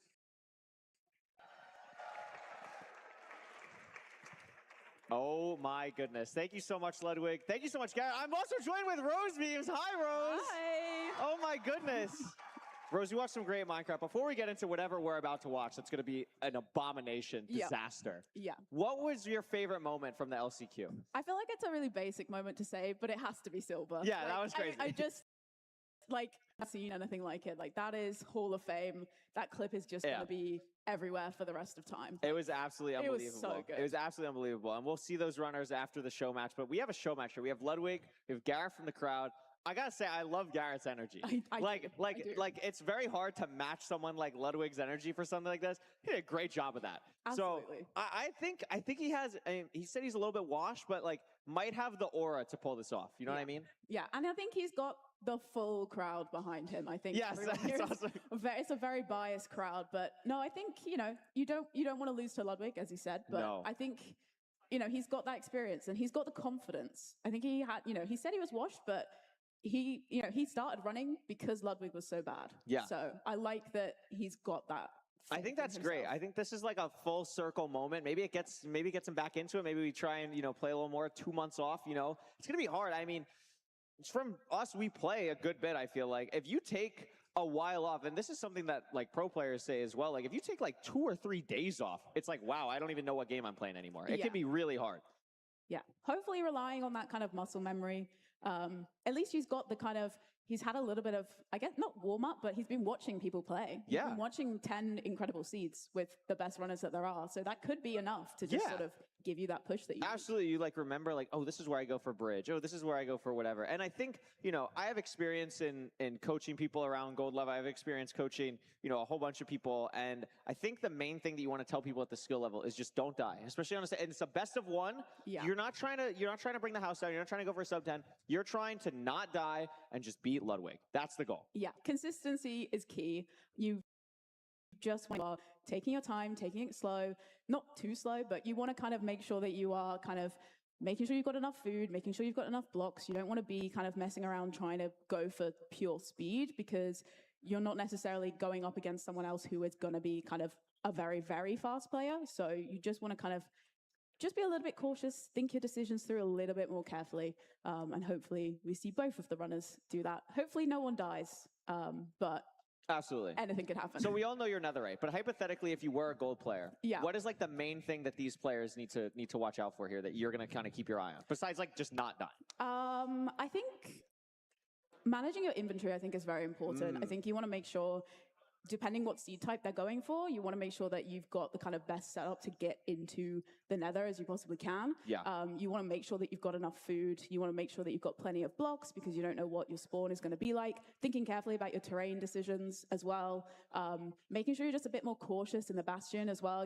At gold level, you're not going to be seeing anyone kind of bringing out Jimbo James or anything like that, but you're going to have kind of, just playing it a little bit safe.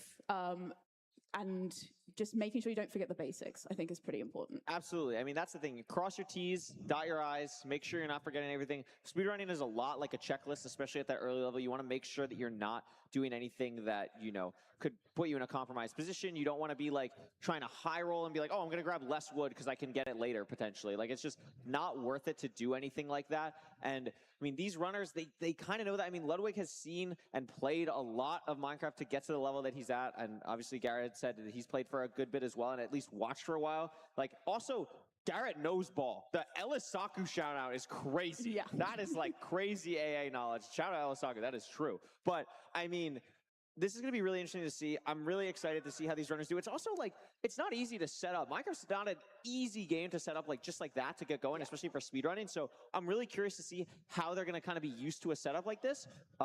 I mean, even Ludwig, like I'm sure Ludwig's played on like weird setups, but getting set up for Minecraft in this short a time is very difficult to do. Yeah, absolutely, because you've got to think about your keybinds, if you've got any kind of weird keybinds, but you've got to think about your mouse sensitivity, if they've got to use tool screen or not. You've got to think, you know, are they going to be using Nimbot? Maybe not, because they've not got the mouse sensitivity set up. So we could just see some running in the overworld trying to find the stronghold. So, you know, and there's a lot of pressure. There is a lot of people here watching you, both in person and online. So it's, you know, neither of them's going to want to lose. It is a lot. And I think, I mean, Ludwig really, I mean, he's got a whole other day where he's going to have to be around here, around and streaming. He does not want to lose. He does not want to lose at all. And I know after Feinberg did so well in the LCQ, if Ludwig loses this, that Feinberg's going to hold that over his head so much. It's going to be a bad day for Ludwig if he loses this after Feinberg won the free-for-all. So yeah, this Alienware 1v1 is going to be it's going to be something for sure. I mean, laptop on the line too. That's like I kind of forgot about that. That is like very a good thing to try and kind of win here. And it looks like where are we going? Ooh. Are we hopping in? Oh, we're just getting the head-to-head here. I have never seen Ludwig look more focused. No, it's like those like crafting screenshots you see on social media of like just the miscrafts and everyone looks so locked in. Ludwig always looks so locked in, and it's just the worst thing you've ever seen playing Minecraft. So just maybe Googling how to set up tool screen right now. That could be the play. Maybe he's trying to remember what his keybinds are. Yeah, it's not easy. It's not easy to do. I'm curious what he could be searching. Can we get like Feinberg up here and like help him out? Like maybe he needs to phone a friend. Just the look of horror. Yeah. What is he seeing? I mean, this is what I see when I look at tool screen. You haven't set up tool screen. Yeah, this is. I mean, it's a phenomenal program. It's a wonderful piece of technology. It is very overwhelming. Maybe it's because we're both very old. We're scared of change. I mean, so is he. So that makes sense. It's true. I mean, that adds up. Yeah, it adds up for sure. Maybe we're cheating a little bit here, trying to see what's going on. Yeah. Yeah. I mean, there's a lot of angles you can go. I mean, I like that they kept the dividers up because otherwise, I definitely think there could be some, malpractice happening here. Yeah, only on Ludwig's side. Of course. Yeah. Of course. Garrett seemed like a very, very down-to-earth guy, not going to cheat or anything, but we got to keep Ludwig in control here. Yeah, absolutely. It's gonna be tough. I mean, like again, like you're on the stage, like reputation on the line. Oh, we're screaming. Oh, it's just so over. We're getting tilted before we even start. That's not what you want to happen. I'm curious what the seed type is going to be as well. It's gonna be it's gonna be fully random. I think it's just gonna be like a rank seed just going in. Gonna be kind of crazy to see what ends up happening. Getting everything set up. Got our refs in the back, making sure everything's good. I mean, again, I know from watching the players set up yesterday, even if you're a high-level player, it's still gonna take you like an hour, like a good hour. Yeah. They don't need to get everything set up the way that they do, and also the top players did the hard work of like making sure all the programs are in and like the instance and all that stuff. So that's all good. But you just gotta really set your controls. You really gotta we talked about crossing your T's, dotting your I's. You really gotta make sure that that's all set up, ready to go here. But it's gonna be crazy to see. I mean, literally pulling a fan out of the crowd for something like this is kind of wild. Absolutely. And I think Ludwig's still looking very confused, but Garrett looks just, looks like he's just been doing this his whole life. Like he just looks chill. He doesn't look worried. Whereas I feel like Ludwig's looking a little bit more stressed. Yes. I think the thing is too, like when I try and coach people around this level, like you got to make sure to not get tilted. Like you can really spiral very quickly. Like anything can happen. There's a lot of RNG in Minecraft speedrunning. Some things are not going to go your way. And you definitely don't want to get tilted before you even play the game. Yeah. So that's kind of what I'm watching out for here. That could be something that is really detrimental. And honestly, also, I don't really know, like Garrett said he hasn't played in 2 months. When was the last time Lud really had like a session? You know what I mean? So it's going to be interesting to see that. I mean, obviously, he's tapped in, he watches a good bit, but like it's very different watching and playing at a high level. Yeah, absolutely. And I think, Ludwig, he's someone who plays a lot of different kinds of games. He's been moving around between lots of different things at the moment. So, maybe he's just kind of less certain, I guess, less familiar. But it looks like, I saw a double thumbs up from Garrett before. I did see a double thumbs up from Garrett, which is not surprising. I mean, that's the speedrun of setting up, winning that is huge. Yeah. That's big. You've already got the kind of moral high ground. It's like when you're the first one to get acquire hardware, you just immediately are ahead of your opponent in that sense. The mental battle is half the battle. I think Garrett is definitely winning the mental battle. Yeah, that is the vibe that I'm getting, is the mental battle is 100% being won here. Maybe he's helping Ludwig set up. Yeah, that's tough. That's tough. Oh my goodness. Yeah, there's like 4 people surrounding Ludwig of like, please just do the thing. And he's gonna get there. I believe. Yeah, I believe. There's a lot of people there to help. Yeah, someone's got to be able to like. Ludwig's really bringing down the whatever is happening in the Minecraft knowledge, but I feel like the people behind can bring it up to at least a sustainable level for right now. I think we're almost there. Yeah, Garrett looks ready. He's locked in. It's very locked in. I have a lot of faith in Garrett. I feel like he's got this. Yeah. Also, of course, this gives our runners some time to decompress a little bit, get some time to eat some food, get ready to go. Because those matches, and we're going to commentate the 2 after, the HDMI and versus Hacks. And then what was the other one? Aquacord versus Skycrab, right? Yes. Those are going to be 2 crazy games that we're going to see after this that are absolutely wild. I mean, nuts to see. Any early predictions for those that you have in your mind? I mean, we're both big Aquacord fans. We both love Skycrab. I mean, the problem with the Minecraft community is that we just like everyone. Yeah. So, like, I don't want anyone to lose. Like, that's the problem. Yeah.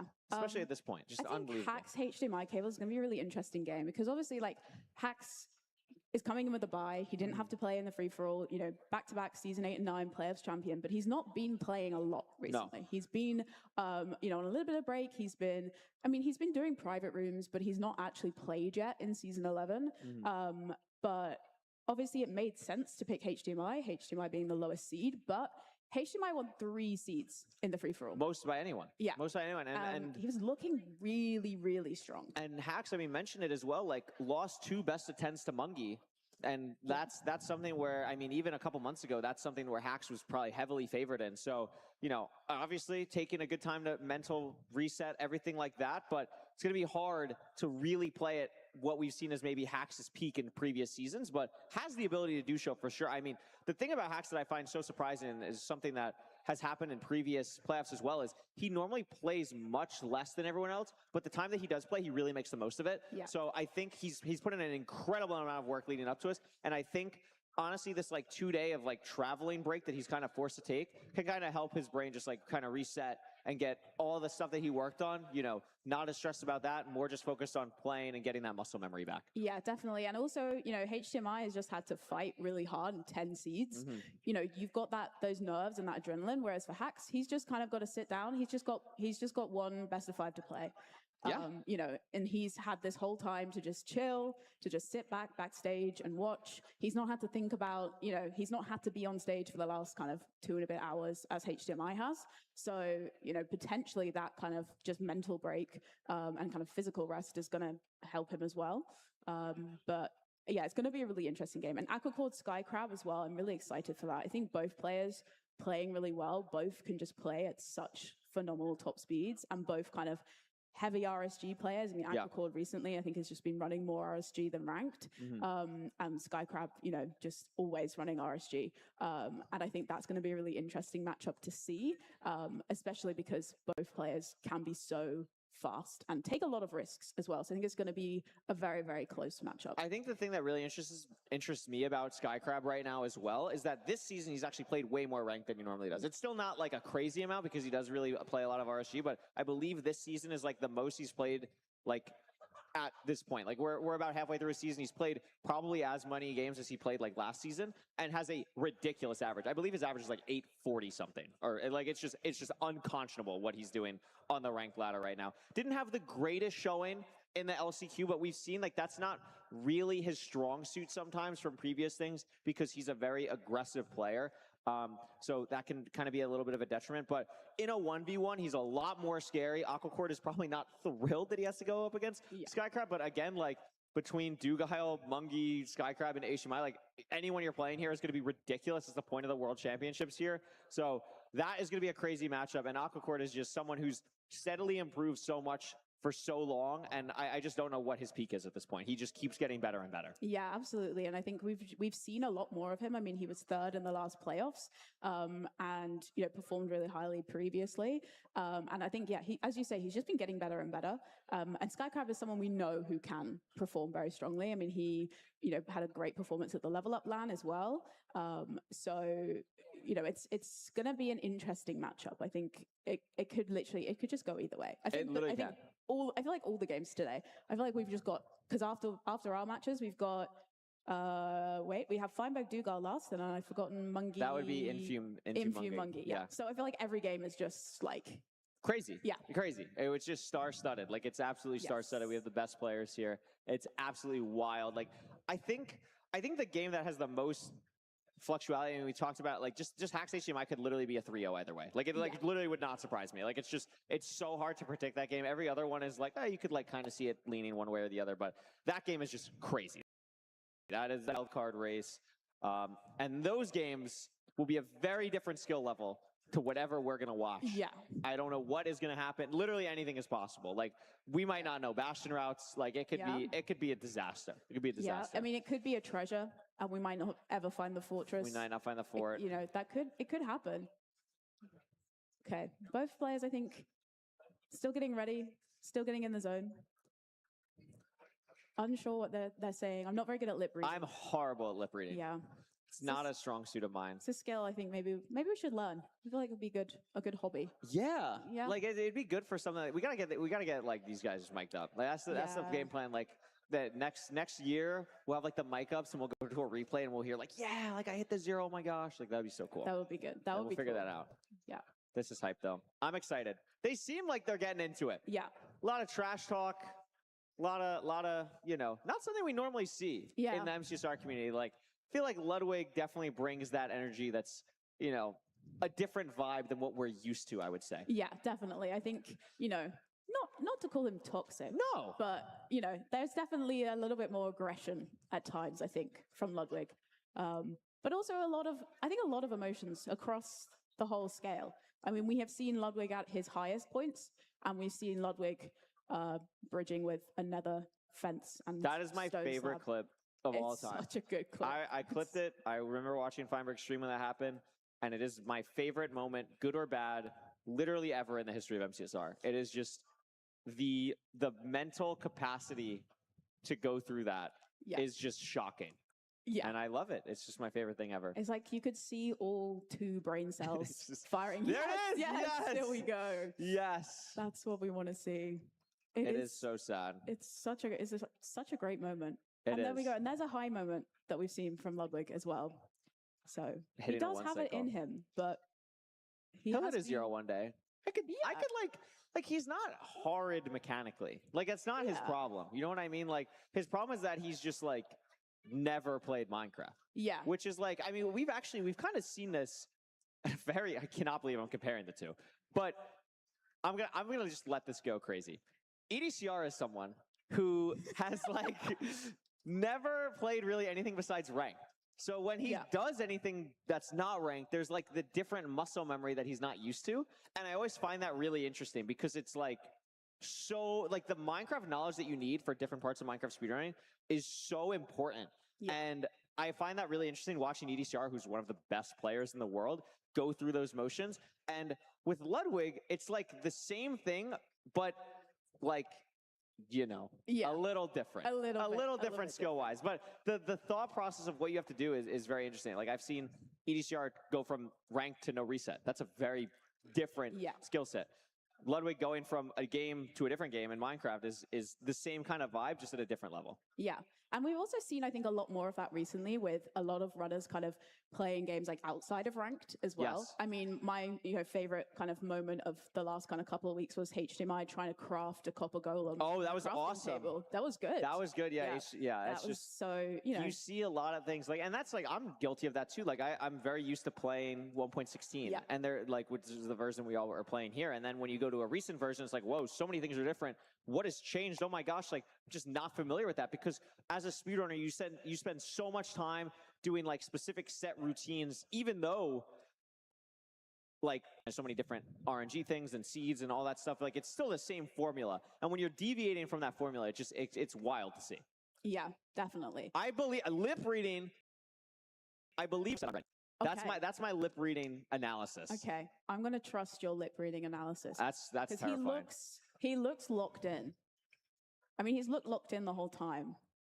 Whether he's like actually gonna kind of be able to translate the looking locked in to actually. I really want to go on Twitter later and see like this exact face of Ludwig, and then it's like crafting like a wool pickaxe or something. Yes. Like I really want someone to Photoshop that, because it's like the perfect face for it. Yes, I think the concentration on his face, or you just take many of the other Ludwig screenshots that we have. There's a lot. There's a lot of moments. There's a lot. you know? One of my favorite ones was, this was like pretty early on in his process. He tried to charge a respawn anchor. Have you ever seen this? Yes, and then yes. threw, like, press Q with the glowstone on top of the respawn anchor. That's a good that one. didn't work, surprisingly enough. Yeah. So again, it's just like, there's certain things that you're just not used to doing Yeah. when you speedrun. I liked seeing him fall into the lava in the portal room as well. Oh, that's always a classic. It's a good one. I've never done that. Never in my entire life. No, have I me ever done- either. Yeah, no, Yeah. because we're just, it's just, we're I professionals. mean, we're two of the best players in Of the room. course, absolutely. In the room currently, because Yes. all the players left. Exactly, all So the it's players aren't actually here. perfect. Yeah. It's actually perfect. But yeah, this has been crazy so far. I still can't believe we're here. The stage and everything has been unbelievable. It's awesome. It's been really cool to be here, and I'm super excited to see how Garrett is going to try and take down Ludwig. If you were in Garrett's shoes, do you have any specific trash talk that you would give her? Like anything that you would kind of try and do to get the upper hand? What would be your main thing? I think I would go for as many confusing advancements as possible. Oh, I like that. Like in the village, I would do like CD place. If there's a horse, Yeah. I would tame a horse. I actually like that. I feel like that's always something you can do to just like really throw the other player. And especially for someone like Ludwig, because I feel like you do something that he's not expecting, and he would just like lose his mind. So that would be my. I think that's a great idea. Like you're just like, you're getting ready to build the portal and then you get tactical fishing. Like that is Yes, awesome. exactly. I think that's really, really cool. I don't know how easy that, like what other nether advancements could you really get? Like you get hot tourist. Return to sender. You get I return to guess. sender. You do a little basic one. Yeah, like I think that'd be really fun. I think that's a Yeah. great idea. Not quite 9 lives. Yeah. I feel like the first time Ludwig saw someone get not quite 9 lives, Very He was confusing. very confused. Yeah. So I feel like that's another good one. I'm trying to think what else. I would No, like. it's good. I would like if it was like a village overworld. Like I'd do a lot more from doing like most percent and stuff. I do like trade with the villager. yeah. See place, tame. Like tame a horse, but also like breed animals. This is actually a good content idea. You take a Yes. pro speedrunner, and then you take like a gold level player. Like you could even do this like Feinberg and Ludwig. I'm giving you a content idea. Here we go. Yeah. You take Ludwig and Feinberg and put them in a 1v1. And the goal is how many advancements can Feinberg get before Ludwig beats the seed on the same seed? Like you put them in the That ranked would lobby. be good. I think that's a good idea. I think Feinberg could get 40. Easily. I think Feinberg could get 40. Easily. I think that's a really good idea. And then it's like a PB thing. Like who can get the most advancements against Ludwig? Yes, that could That's be like a series. Yeah, there I you think go. they should get us on the content team. Exactly. I think this is phenomenal. This is what we should do. Yeah, just like give us like, I don't know, what's the prize pool? 25,000? I'll Yeah. take like half that. Yeah. For just saying those words. Yeah. It's perfect. I think it's at least worth that much. Yeah. And further reminder, we have a crowd. That's really Yes. cool. Oh my goodness. It's a wonderful, wonderful crowd. This is so crazy. We've been so spoiled. Like there's We been have. so many crazy events this year for Minecraft speedrunning, and to be here now with all these people is absolutely unbelievable. Incredible. Is that a monkey? I was like, oh, it's got to be a monkey. Yeah, I thought it was a cow for a second. I thought it was a cow as well. It's a big, big monkey. It's a big, big monkey. It's wonderful. I like it a lot. Yeah. I'm I a big also fan. like the wagger. I love the I'm wagon. a big fan fan of Wag. Huge fan of Waga as well. It's a phenomenal. I love the signs. I just love the, the passion, the community. Yes. It's freaking awesome. It's really cool to see. All the things people have brought as well. I've been given so many bracelets, and, like stickers, and like people just having so many, and all the We got given cosplayers. stuffed animals. Yes, we got We got stuffed given animals. stuffed Oh, we animals? should have brought the stuffed animals. I have left mine. mine's backstage. Oh, Yeah, you this have is yours with you. Yeah, I have a stuffed animal. It's wonderful. It's so really nice. cute. Like, shout out the fans who are just giving these. Like, it's just so cool. But it's been so amazing to see everyone.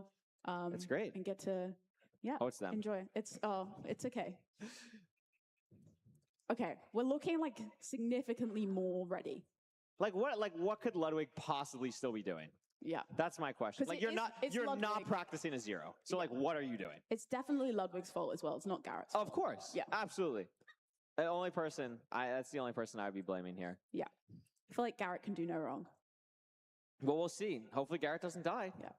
Maybe Garrett was lying and maybe he's like secretly okay, so we knew that this was happening. Yeah. And I was really hoping that someone would lie and just obliterate Ludwig because I think it'd be really funny. But I think Garrett was like too ready. Oh, they look ready. Okay, well, that looks ready. Yes. Oh my goodness gracious.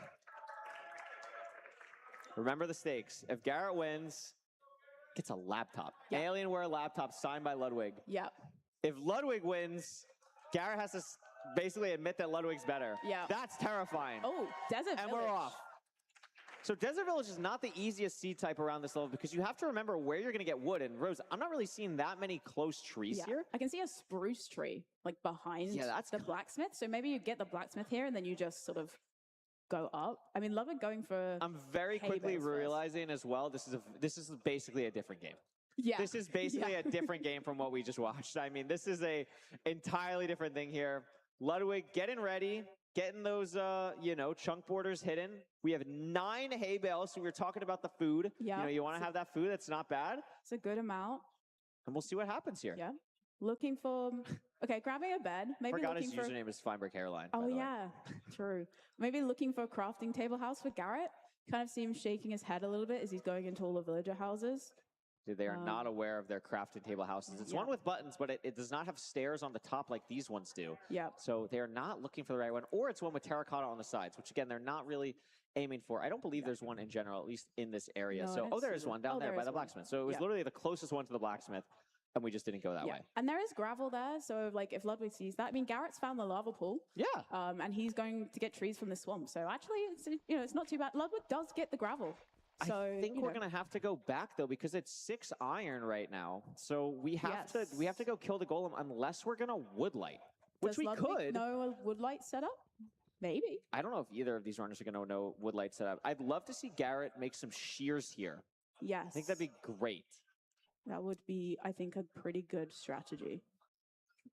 Just grabbing some stone here, just crafting, thinking carefully. Okay, Ludwig's gonna make up. Maybe he's thinking about it. Thinking about he the did make the bucket. Realizing that he's going to have to go back and kill the golem, which is chill. Again, you could go for the woodlight. I wouldn't recommend it because, like we talked about, you want to just be safe. Yeah. Just keep it simple. You know what I mean? Okay, Garrett also going for the bucket, so it's also going to go back. Oh, okay, making some yellow dye there. So why is Ludwig punching wood when we could just make a? We could because we have a stone axe? crafting. Oh my God, we are not a real person. No, I mean.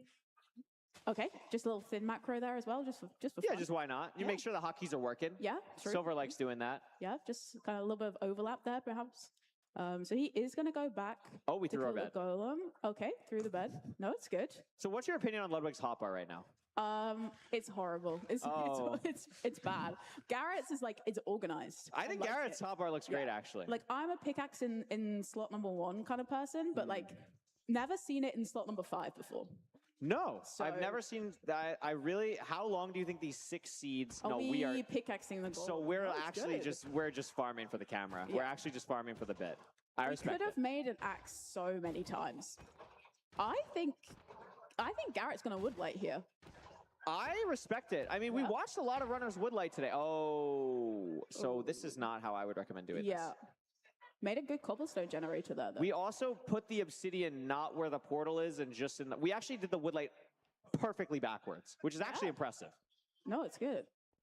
It's okay. So we're thinking about certain things here. So something about this is not right. We'll see if Yeah. people can catch it.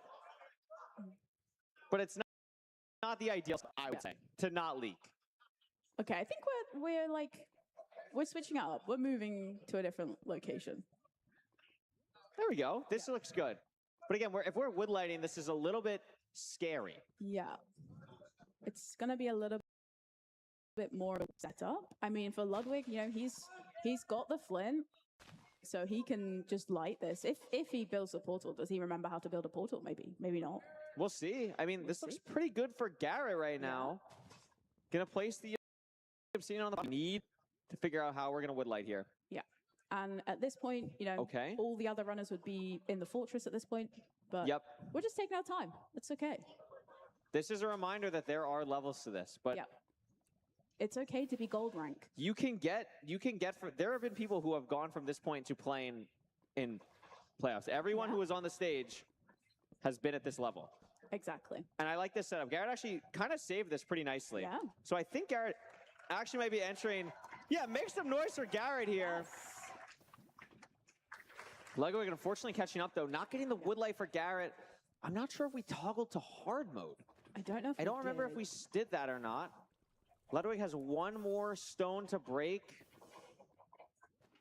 I think Garrett's just unless Garrett waiting. gets it right now, I think Ludwig's going to be in first. Oh, we did it, and it's dead Okay. even entering the nether. It is neck and neck. Oh, this does not look friendly. Oh, this is not a nice spawn. E-Ray here? Oh, but look, I don't think we have our entities set up correctly in our options. Maybe our entity, we're on 8 and 50%. We're still going to have to raise this up. Maybe he doesn't We need to get our realize entity that the distance entity up. distance is- I A think little bit unfortunate here, because that's going to be the problem. Oh, no. Oh, This could be a catastrophe. it's also a not great spawn position to be in. Just Does Ludwig scroll, also scroll not have down a vicinity little bit, distance? Garrett. Scroll down a little bit and we No, can see Ludwig the entity does. distance. Okay. There Okay, we go. Ludwig sees it. Ludwig sees it. So that is at least... Yeah, Garrett not understanding vicinity distance. Yeah. That is truly unfortunate. Very confused. He's going to see if he can see it. I like the wide. idea. But any distance also will matter for so many different other things throughout the run, which is a little bit Yes. unfortunate. Like blazes or even killing the dragon can matter a lot. Yeah. Depends if Garrett knows preemptive as well. At least Yeah. it's already Oh, so why are we doing that? W drags from Ludwig? Yeah. W drags. It's not a close bastion, and it's just not a very safe. This is a very scary seed. Yeah, Yeah. this is a very scary seed. Oh, so we're doing the classic, just why would we ever not be in F5 when we're boating down? Yeah. It's okay. Gets the boat back. I thought we were going to lose the boat to the element there. There's the bastion. Looks like maybe a bridge or a stables. Can't really Yeah, tell, it's a but little bit hard to see. no triple yet. Oh, there's no triple, so we know it's not a housing. Garrett's still... No entity distance raised. That's just really unfortunate. Not aware. Ludwig is going to head on over. Yeah. It is going to be a stables. Yeah. There is a triple as well. A good gap on the opposite side. I don't know if there's a triple or a good gap underneath the triple as well. But Ludwig starting to head over into the bastion. Couple of mobs, couple of piglins, but also skeleton. Should be fine though. Are we gonna see Ludwig go for a triple? Ooh, a little scary. Oh, wow, scary. this is really aggressive from okay. Ludwig. Brave. Very brave. Oh, Taking a wow. lot of damage. Okay, Oh. does throw the gold. Okay, there's... This is a little bit scary though, because if there's a crossbow guy, I could definitely cut off easily. Looks like the closest ones to him are all sword piglins, so that is pretty nice. Yeah. But a lot of very angry pigs. He's gonna play it safe. He's just gonna bridge across, get to the triple here. Garrett writing down chords. So the chords that Garrett wrote down are not the chords that Garrett is currently at. No. So I'm not sure what chords Garrett just wrote down. I'm not sure. I have a lot of questions. Maybe there's some intel. Yeah. Yo, chat. Wait, that's us. That's us. That is us. Where is the bastion? What direction did Ludwig go?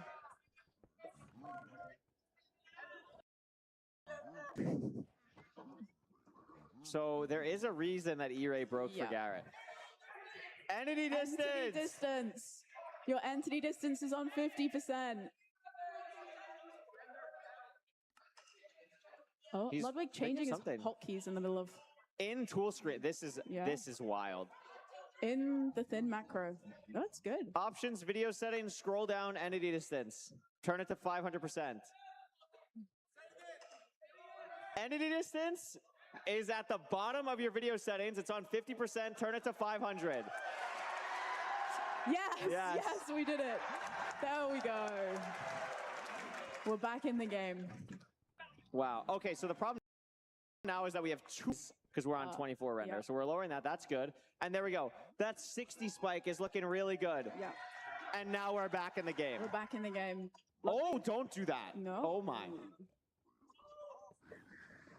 So we are going to do triple the gap. If Ludwig does triple the gap, I actually will have to say I will be impressed. Yeah. Unfortunately. I will be impressed if this actually ends up happening. Garrett's locked in, though. Has the Bastion. He sees it. This really is anyone's game. Yeah. Wow, this is so scary How for is Ludwig. getting out? Oh no. Oh no. No. What is the plan What is here? this? Is maybe we're seeing No, we are something not brand serious. new. How are you gonna? Oh my god. No, I'm Break the gilded.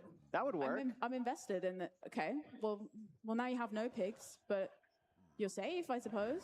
Oh, okay. but this is a back gap here, so he's got to bring. This is not going. Ludwig is going to die. Oh, yeah. Oh my gosh. There's like no piglins like behind him though, because they're kind So of. this is why Bastion routes are important. Yeah. When you learn how to speedrun. And Garrett's like back. Yeah. Garrett is so back. Oh, I don't want to speak too soon. Oh my goodness. Yo, he's clutch. He's so good. Oh, let me get some damage here. He's just. Maybe we're just gonna do classic now from Ludwig. Maybe this is like this No, is new this tech. is- No, we are. We're gonna trade. This is outside horrible. the bastion. This is actually just If you punch one horrible. of the pigs in the hole, there. Yes, well done. I'm so proud. I would not go that far. Okay. I would not. This is. I did this 6 years ago, but this is a little bit. That was 6 years ago. That's a different time. Yeah. We need to change our. So are we gonna still build the trading hole here? Is this his plan? You're just gonna have two. We're gonna have 2 trading holes. I mean, like the more piglins, the better. Yeah. But Are there this gonna is definitely be awkward. any piglins to go there? Okay. Oh! Look at that! There we go. 3. So you always get like the 3 guys up top. So this is pretty good. Okay, Garrett's starting. He's at the gap. He's just aggro the piglin, so he's heading down. Now that Ludwig is so lucky that Garrett's entity was like messed up. Yeah. Because Garrett is crushing right now. Apart from he's thrown his pickaxe somewhere. Who did that? Who did that when we watched before? Enko. Yeah. It happens to everyone. We could just make a new one. It's true. We've We got could the just- iron. Yeah, there we go. Oh, and it's back. Oh, it's back. Magic. It's good. Amazing. Okay, so Ludwig has 2 little trading holes going. Yeah. So we have 5 gold blocks. So there we go. Yeah. Okay, so that's helpful. So I really hope someone at home is counting how many times Ludwig has accidentally used tool screen. Yeah. Oh, wow. Garrett's Extra okay. pig. Garrett's got a lot of pigs. Garrett's doing great. Yeah. Wants the Alienware laptop. Locked in. Yeah. He wants to win. We haven't seen the fort. Ludwig getting ready to do some pie Yep. charting now. Turned his chunk borders on and off quite a few Ludwig times is still in the bastion, and at this point, it would be the slowest run that we've seen today by far if it ended Yeah. right now. Yeah. And we're still in the bastion. And I don't think he realizes that his pie chart is not set for. No, for it's the not. spawner. Nope. If you press 0, This is 0, pretty 0, bad. and then probably like 4, 1, 1, 3, it's normally about that, you'll be okay. Oh. Wow. Wow. Maybe he heard me. Maybe. He's looking very close to the screen. He is. as well. This is I would say unnecessary. Yeah. Although sometimes, sometimes the pie chart can be a little bit small. Yeah. That can happen. Yeah. So we'll see what Ludwig's got going on here. Okay. Gonna go out he's here. Got it. So what I'm worried about is that there's lava here and that he does not have fire as long. So it's a little bit scary. It's not there. So it's not that way. So it has to be this way. Are we going to remember where our pigs are trading And look outside? at Garrett's inventory, by the way. Beautiful. 40 string, 2 beds already pre-crafted because of the village, 3 anchors, 3 stacks of pearls, a bunch of fire reds, 20 obby. I think we're like good to go here. Yeah, it's looking good. I mean, not a massive amount of pearls. He's got 20 pearls. Normally, maybe want a few more, but... Oh, I thought Garrett had more. Maybe, yeah. Yeah, that's right. We have the overlay now, so maybe I'm just missing something. Yeah. Maybe he's missed a trade on the way. It's still trying to find the fortress. Still trying to just pie chart, Yeah. to be clear. We haven't even left the 10 blocks that we're kind of around here. Okay, we're going back to the same place we checked. Garrett has the direction. Yep. Is he going to leave now? So how this explosive count is not amazing. Yeah. I mean, it's good. Like, we're not going to go for 0 cycles, right? And, like, if you're really uncomfortable, you could not use your beds that you have for the blaze bed. You could just mine the spawner. So if we do that, we have 8, which is amazing. We have the fire res enabled. Splash. Not a great pearl, but that's okay. It's okay. And we have plenty of food here. And again, Garrett's hotbar looks really good. Yeah. You know, he knows fully what he's got in his inventory. You can see him checking. He's kind of going over it, making sure he's pretty confident. Maybe he took some notes earlier. I mean, looks like a pro runner hotbar. I mean, considering that he had a lot of time delay getting to the Bastion because of the entity distance, he is the first one out of the Bastion. Look, we're dealing with a couple of skeletons here. Has remembered where the other pigs are. Oh, okay, he has fire res. He has fire res. We have fire res. We're chilling. Okay. We're chill. We're chill. You guys gotta trust Garrett, okay? True. Garrett knows what he's doing. Yeah. Professional. Yeah. We'll see if we see the fortress anytime soon here. Yeah. At this point, probably where I would want to maybe repie. And that's exactly what we're gonna do. It's like he read your mind. This guy's so good at the game. He's so good. Hey, maybe this time next year, it's going to be Garrett up there. It could be. Could be. Ludwig looks like it's actually impressive how little Ludwig has moved in the last 5 minutes. Oh, he spots it. He spots it. And Garrett is at the 4. Yeah, great spot. And this is where we're gonna see it in the chat for Ludwig. Yeah. Confused. Yeah, a lot of confusion. This is great. Okay, we've only got 6 arrows. That is something to really watch out for because at this level, 1 cycles are not guaranteed, especially with nerves on the stage, everything like that. Not guaranteed. So there is really no backup for Garrett if we don't hit this 1 cycle. Yeah.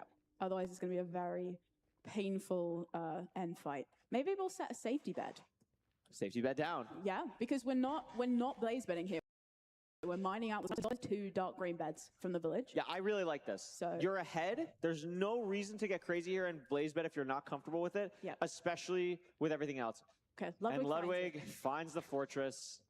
Finally. Unfortunately. Yeah.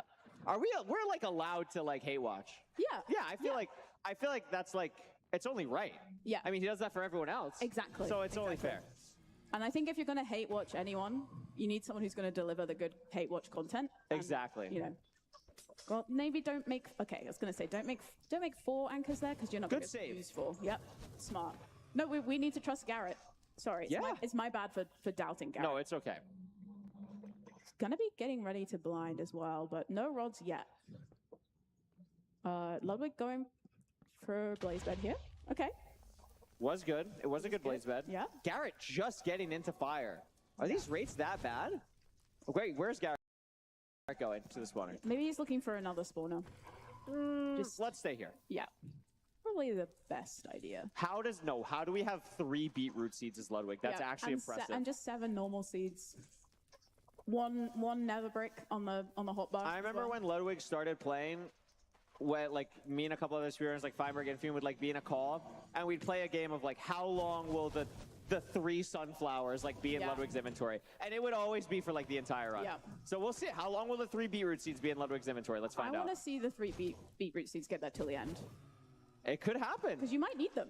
You might You need never them. know. You might need them. We're gonna see here. We've got one like. We also have a dandelion. You can like pick the item you want to keep. Yeah. I think I'd like him to keep the dandelion. I think that would be nice. See here. Oh. Okay, no, we're not throwing anything away yet. Nope. Oh, this is great. Here we go. Yeah, just Okay, throw the yeah, nether the brick. You're not one going to pick nether up any more of those or anything. Yeah. That's fine. Okay. And Garrett has blinded. And he's got cows. But he doesn't need the food. He's got 24 bread still. We are so looking he's- good. So this is still a little bit scary. How does Garrett feel about measuring? Yeah. This is important. We want to make sure we're not moving. We've stood still for long enough. I think that was good. But a zombie's coming. Zombie is on the way. It's okay. He's paused. He's taking his time. Oh, I would probably just get a new... I think we're too locked in. Yeah. Maybe we're not going to like zoom in here. We haven't seen a lot of tools Yeah. read from Garrett. Maybe we're just going to like F3C and it's like good enough. Ah. Oh, and now we're fighting a zombie. And we did an F3C notably. It didn't show up in the Yeah. chat, so we did not get a measurement off. We don't really want to do this on Soul Sand, but it's we'll just pretend that it's going to be fine. Maybe he's doing sheetless. We're going to see. You know. And this is definitely not... This is not going to be something that we're used to. A little bit frustration from Garrett. I mean, understandable. Yeah. Measuring in this game, not the most fun experience. Definitely. And on a setup that you're not used to. You know, could be mouse settings. Yeah, definitely. That is true for sure. I have no idea what the read was for Garrett. We have a sheep in the... Oh, it's a cow. Oh, it's a cow. Sorry. This is... Why would you do that? That was unnecessary. Yeah, that's called karma. The cow is going to block a blaze spawn, I think. It is? Okay. Oh, that's not very nice. Unbelievable. That's not very nice. Oh, and then we're gonna eat and the that's raw called beef. karma. And that's called karma. We got a singular blaze spawn. We're out of fire res. Fire res. I can't root for Ludwig, so Garrett, you have to be more likable. You just have to be. We've got to be nicer to the animals. And we don't have a Ninja Rainbow up for either runner, so we have no idea how far this is. It would not shock me at all if both of them miss. Yeah. That is very possible. A sub 30 here would be monumental It for would the be- stream schedule. Yeah. It would be good for us to get to our next matches, but for now we're just gonna enjoy whatever this is. Okay, Ludwig has thrown some things away. He's got two He chiseled threw blackstone, the though. beetroot seeds away. He That did. is really and he threw the unfortunate. dandelion away as well. Not Really not what you unfortunate. want, but it's okay. The rod count here is pretty, so Garrett is on 6 rods right now. So clearly whatever happened with the measurement, we're not comfortable with. We want another rod. So we're going to see if we get that 7th rod here before we end up leaving. We are going to get it. And we're going to leave on 7, we are. So we're heading out. We have an angle. We feel pretty good about it. I mean, all things considered, this is a very close game. Yeah. Garrett did have to literally not move for 5 minutes while the E-Ray wasn't working. Yeah. But it is a close game right now. And Garrett's still ahead. Yep. Ludwig's still... He's picked the beetroot seeds back up. Oh, amazing. That's what we like to see. actually awesome. This is good news. Garrett actually found really good terrain, by the way, by going through the fort. Almost hit the bow clutch. That would have been tough. That would have been very tough. So where are we? Very nice throw. Yeah. Good pearl. Very nice pearl. One thing I want to watch out for is here, making sure that Garrett keeps the fire. Not sure how that's looking like, but the last thing we want to do is that. Have enough obsidian here, and we're just kind of building. Yeah. Low key, I don't think this is putting us in the stronghold. No. I don't know where this is putting us in general. We're in a cave, and we're just gonna immediately build up. Yeah. I'd like a little bit more F3 here. Yeah. Get an idea of like our Y level, you know, what the surface level's at. Ludwig, meanwhile, just stuck in the lava. Just swimming. Oh, careful of the sand. So we It's do get okay. to the surface here.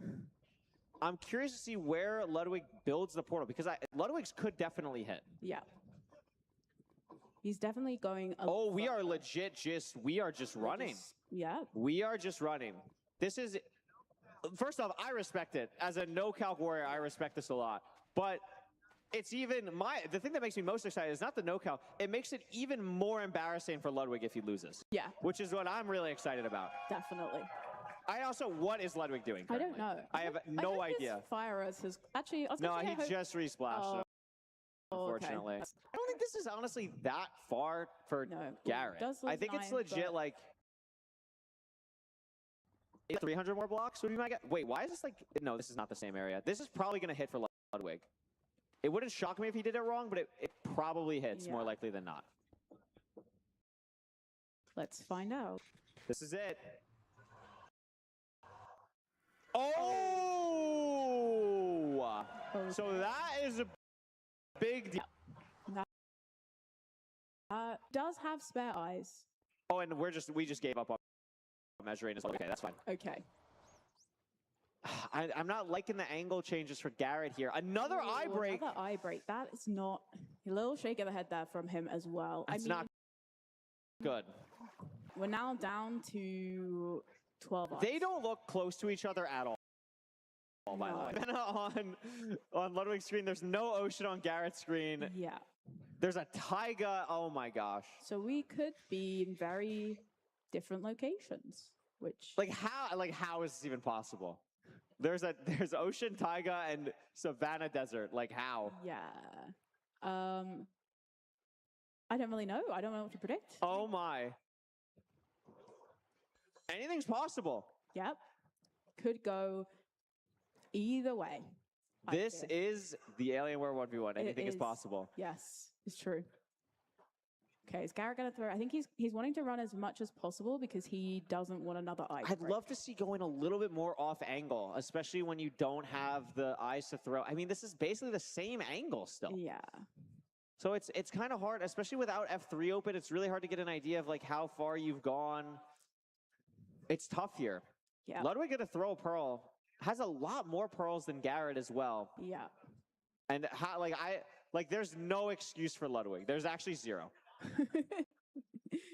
Okay, so he's down to one eye. So if this eye breaks and he has to throw more, and then Could it's a get zero dicey. eye. Yeah. I mean, it's a similar situation for Garrett as well. They're in just completely different biomes. Yeah, no, they're legit. Still have to be at least 500 blocks away from each other. And neither of them have got F3 open, so Ludwig is still even. You could try measuring again, Ludwig. Like you could do that. And the eye does break. So it's not ideal. A reminder for the audience and anyone who's not familiar: the eyes are standardized when they break and don't break. So because Garrett has thrown one extra eye compared to Ludwig, Ludwig's next eye, but Ludwig doesn't know that, and Garrett's next eye could totally break because we don't know what happens after that. So something to definitely keep in mind here. That's a big angle change. That's a big angle change for Garrett. That's what we want to see. The eye didn't break as well. That's also what we want to see. So this, see maybe some chunk borders come up. And is this the same forest on the other side? This is absurd how close this could be, and they're playing both just questionably, I will say. I think maybe they just came from completely different angles. And I cannot believe that. Would love one of them to press That's F3. a decent angle change for Ludwig as well. Yeah. It's not as good as Garrett's, but it's definitely better. Yeah. No, I can't believe this. I can't believe. Look at this. They're still. No eye breaks here is huge. Yeah. I think it's going to be on this hill, literally, for Garrett. I think it's on this for hill. Ludwig as well. Eye doesn't break. I think it's literally going to be here. Oh, it's not. Still a little bit farther. I'm trying to look at the court. So Ludwig's at 1064. Oh my gosh. Oh, okay. Eye down for Ludwig. Where's the F3? 1064, 1430. I want Garrett to open the court so we can see. Yeah. Oh, it's probably that far. Oh, it could be. We're still 200 blocks off for Garrett. Oh, okay. 200 blocks off for Garrett. So Ludwig, the eye went down. You can also dig down. Yeah. There we go. He okay, also great. He did pick the eye back. What? No, we did not just do that. Well. Okay. He is incredibly lucky that that did not break. And Garrett's eyes haven't broken either yet. Wow. It could come down to Nav here. Yeah. I mean, they've been in the overworld for a very long time, so you're gonna have a lot more mobs spawned. It's literally anything is possible. Yeah. Like there's no confidence in anything. Yeah. Don't cheer that much. Come on. Let's relax a little bit. So Ludwig is gonna try and. Oh, and there's the eye break for Garrett. Ooh, okay, so it needs to be a one eye here. Yeah. Oh wait, Nav King strategies. Okay, he's just gonna go down mid. This is the President Pound Cake special. Yep. Our floor host is truly, I'm probably enlightened by what they're seeing from Ludwig here. So this is the library. Yeah. So normally when you see a library, it means the port room's not there. Not there. Yeah. I do also see a minecart chest, which is really awesome. But he doesn't go for it. Oh, a lot of iron, at least. So we're backtracking now. It could be here. It could be here. Good. Nothing yet. This is a diabolical stronghold. Found the other library as well. So we really don't want to see another eye break here for Garrett, and we do. I mean, 2-eye is possible. It could happen. A 2-eye is possible. Yeah. Oh my goodness. That's a really good angle change. I mean, Garrett should probably... Oh, so... It's not good. I don't think it's... For all the Garrett fans, it's not... Hey, we could be... Okay, he's found it. We could be incredibly lucky. Did we just... Oh. By accident? How many do we... Oh. Okay. Okay, hi. So we need it to be... So we know 4-4, that's good. We just need it to have a lot of eyes in the portal. I mean, Ludwig is still trying to find the portal room, so... There's a chance. I will have to say, I do have to give Ludwig credit somewhere. I don't think he's going to mess up a 12-bed one cycle. He is... So I'm a little bit more worried for that. Wow, this is a diabolical stronghold. Are we going to check the chests? I mean, why not? It's not like he's like speedrunning or anything, you know? Yeah, sure. Yeah. Because this matters.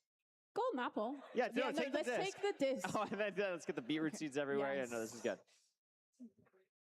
Oh, you see, he did keep the disc. So, okay. Well, Garrett is now in the stronghold as well. So we're back to being even. We definitely are. Oh my gosh. Please. Wait, please. No. It's so so here's the problem, and I know this from experience. Disaster. Garrett, if Garrett built a portal to go back, it's what? Okay. If Garrett builds a portal here to go back, it's gonna link when he goes back to the overworld from the Nether all the way back to where he spawned in. So Garrett's going to have to do basically everything that he did beforehand, but Ludwig is unfortunately going to be entering the end first here. We're going to tool screen again. Just for fun. Is he going to go for the 0? Yeah. Let's see it. I think that's Garrett's win condition. Garrett's got to get out of this strong. Yeah, okay. Decided to dig back up. I mean, are we going to travel back? I would get a water bucket and get, you know, in the end portal. Yeah. Or in the portal room area. Slash help will unfortunately not work. Reloading resource pack for Ludwig? No, it's fine. Has he forgotten how to put hitboxes? Where you don't know how to F3B. There we go. We figured it out. But also, does Garrett remember which way? Oh my gosh, Ludwig hasn't crafted explosives yet. Okay, 5 beds plus the 2 dark green beds. We should be okay. We gotta watch for the dragon though. It could purge any time. Yeah. It could circle. It could be the purge. It is. Is Ludwig gonna actually pull this off and beat a fan from the crowd? A good first bed, a good second bed, a little bit early, a good 4th bed, a good 5th bed. Oh, we forgot to. Oh my gosh. It's actually. Are we gonna go? I don't think it's enough without the bed. He's got to use the bed as an explosive here, and he's not gonna do it. Oh my gosh. He's gonna live the dragon fly. Oh my god. So there's still a chance. It's a very small chance, but there is still a chance for Garrett here. So, Ludwig, we do have a show to run. Yeah. We do have 4 more matches to play today, but it's okay. So here's the insane thing. Ludwig can still, wait, he's 9 arrows. Oh. You can make 3 anchors and have a 4-bed 1 cycle. Oh, we're not going to do that. Will he realize? Oh my god, wait, he can't. Where's his crying obby? Why did he get rid of his crying obsidian? Well, this is going to be a... So he's hopeless. Yeah. So he's hopeless. Garrett's unfortunately also hopeless. Yeah. And we're just standing the dragon's breath as well. It's fine. We're out here for a little while. I got nowhere to be. Yeah, that's true. Hang out, you know? It's fun. Oh, nice one. How many arrows does he have? About 0 after this one. Yeah, so we're out. Okay. Yeah. So that's not. Oh, it perched. Hey. Oh, if only we had. Wait. Oh, we could 1-shot if we had 1 more arrow. Yeah. Oh. I would love to see Ludwig do damageless 1-shot. I think that would be pretty awesome. Also, anytime you want to get rid of the chunk borders as well, that'd be great. Yeah. But no rush. I like that Water. we're still trying to kill the dragon. Maybe we build up here. Maybe we build up and we break the crystals. I think maybe we have some blocks. Oh my gosh, Garrett, be careful. Garrett. I don't know what Garrett is. Garrett got water. Garrett built up for water and is now going to go back to the portal room and build a portal. Okay. So Garrett has a line, which is great. Yeah. The problem is the line is going to take 20 minutes. Yeah. That's the problem. He could die here. Well, Ludwig will, almost certainly. Yeah. Especially the dragon might just fly into him. How many more crystals do we have? Most of I hate this. Oh, do we still have like most? I was going to say, if there's like only like 3 left, Ludwig could actually maybe do this. I think he broke like maybe 2. Oh, so that's pretty bad. Yeah. And we don't have very many blocks. This is awesome. This is very reminiscent of what we've seen in the past, actually. Bridging in the end. Yeah. With a variety of blocks. We're not doing it with fences, so that's like a good... He has got 7 fences, though. Oh, we could. Okay, good. I was worried. Yeah. Okay, so we just split the 2 cracked stone bricks there. No, so that's too far. So we're just wasting blocks. Yep. We have a pickaxe. It's just What not on the hotbar. is- What is the... Okay. No, I'm... We're going to get hit by the dragon, I feel like. Yeah, because the dragon's going to fly soon. So you have a pickaxe. There we go. Okay, good. I'm actually shocked the dragon is not hitting Ludwig. Yeah. It's directly underneath him. Could easily fly into him at any moment. Yeah, please. I think that would be great. Oh, it's getting higher and higher. This is where you would pearl into the crystal, into the crystal. You literally watch Silver. Oh my god. So we missed. Yeah.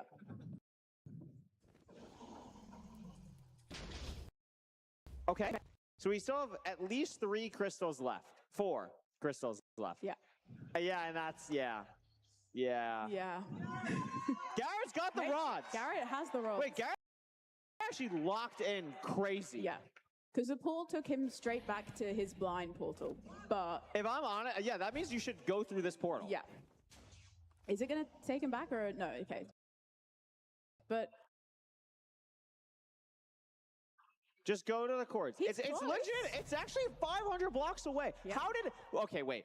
It was 500 blocks away. And we went the long way around.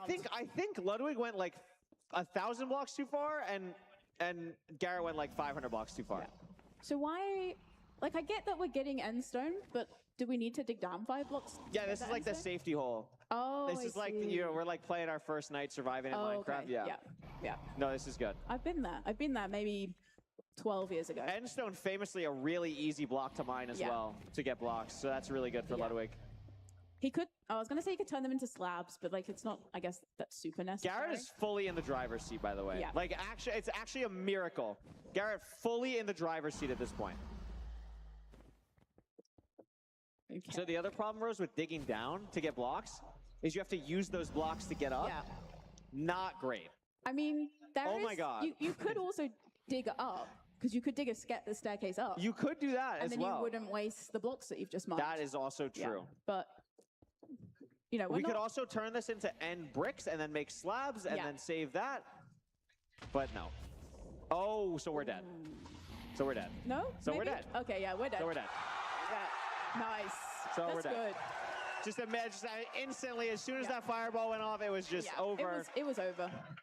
So we've added another maybe 20 minutes to this game. I think Garrett wins like easily. I think so. And maybe Garrett's thinking, you know, obviously something's happened to Ludwig now. Yeah. He's gonna surely he puts a safety bed down. You know. That is true. We could see a safety bed here. It would make a lot of sense. Ludwig, you can't forfeit. I'm sorry. Yeah. Has he given up? Never give up. Never give up. I thought Ludwig was the never give up. Like, where is that? the ability to improve is always there. Yeah. I don't think you can Google like how to beat Minecraft Yeah, he right is now. It's not gonna definitely on save his you. phone. Maybe we're doing like the Wordle. Yeah? Yeah, Could be. maybe. Could be doing the Wordle. Oh, Oh, are we locking back in? hold on. Oh, wait, he's He's doing We're something. gonna type a word. 10, 5. Oh, he's going we're back looking in at his the vault to VOD. find out the chords. Yeah. 1436. It's a great number. It's a good number. It's a great Very good number. He is. So. Oh, it's a long way to run. As someone who's famously never died. Yeah. Ever. What I would recommend Ludwig do in this situation is probably get wood, get stone tools. You never want to just run it back with nothing. Yeah. We definitely don't need 10 hay bales or 11. We don't need that many. No. We're actually good. Are we just going to get... Oh my God, why are we opening? What is happening with Garrett? Garrett, this is unnecessary. Oh, we're being shot by a skeleton. It's fine. We still have 5 bread. We're okay. Okay, hold on. I'm going to crowd. Do you think Garrett beats the game? We're at 38-40. Do you think the dragon is killed before the 45-minute mark? Oh, No. wow. Okay. That was resounding. Yeah. I actually thought, like, yeah, we believe. That was, wow. Yeah. We're hate watching both runners. We are. That's crazy. Oh, my. Oh, we're typing again. Okay. I guess we're I think it's possible. Like, I actually think it's possible. We're like 300 blocks off. We know the nav. We have everything. I think I'm going to say final time 44-18. Okay, I'm less optimistic. Wow. I'm going to say... Oh, it's just... Oh, so we don't remember the chords. Yeah. I'm going to say like 51-27. Wow. Yeah. I think we're in for a little bit more of a time. Crowd, do you think sub-hour? Oh, my God. No. Oh, wow. Okay. No, this is fine. Oh, my God. Oh, Garrett. Please don't die. Oh, wow. We don't have that much time. This is awesome. Yeah. This is what Minecraft speedrunning is all about. It is. This is Minecraft. Friendly reminder that this game is really hard. Like, really, really hard. Yeah. I think, okay, Garrett's going the right way. Yeah. Like, we're making progress. Yes. Okay, we Okay, got. Ludwig, thank you for crafting 21 bread.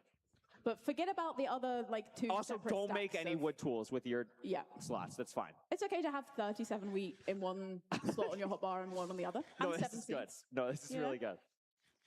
I have to say, you mentioned in the beginning, the inventory management from Garrett, phenomenal. Yeah. Like, honestly, phenomenal. And we know Garrett's an AA lover. And one thing you need in AA You is need a good inventory. management. You need a good inventory. So, Absolutely. nice 3 steak there. That is good. Okay, we're going to get a couple cows here. Oh, we're getting juked. I mean, we've got the time. That was 2 cows, 6 steak. Very How good. has Ludwig gone like 200 blocks? Like, how is that even possible? It's just so far away as well. Are we going to make a boat here? Are we going to make any other tools? Oh, no. trapdoors? Okay, saved. Negative 1400. Wait, we're like here. We're like here. Yeah, it's like 100 bucks. Because it was like Yeah, it's like 1,000 100. We're something. 100 blocks away. Garrett's sub 45ing. I believe in Garrett. I have the No, you're utmost right. faith. I should believe in Garrett. We should never have doubted Garrett. Like, surely remember how to one cycle. Yeah. That's like the first thing you learn. When you learn to speedrun, you learn how to one cycle. I have a question. Do you think hacks in HDMI, obviously they're learning a lot from this game. Yeah. Yeah, obviously they're learning a lot. But do you think they like the break right now? Or do you think they were like, oh my gosh, like I want to play? Like, because if this was like a 20-minute game, I think it's good. Yeah. But like now we're at 45. Yeah, because now, now it's like nerves, like, oh my gosh. Yeah. Especially like you see Ludwig enter the end, you're like, all right, it's going to end soon. And then, oh my God, nope, we're Yeah. still warming up, Still going. I mean, there's plenty of space backstage. There's practice rooms. There They're is. just going to be locked in. There's a bunch of food. There is a lot Oh of my food. gosh. So awesome. And, Hax has been chilling like most of the day. So, I guess for him, it's kind of fine. I have to say, Ludwig looks thrilled to be here. Yeah. Like, absolutely thrilled to be here right now. Yeah. So really cool to see that. I think Garrett knows that he's, like, close. Yeah. Guys, I'm lost. okay. Oh. So. Throw an eye. Yes. Yes. Yeah. Yeah. 'Cause we have enough. No, we literally, if this breaks, we have to go back. Please. Come on. I believe it's 1 in 5.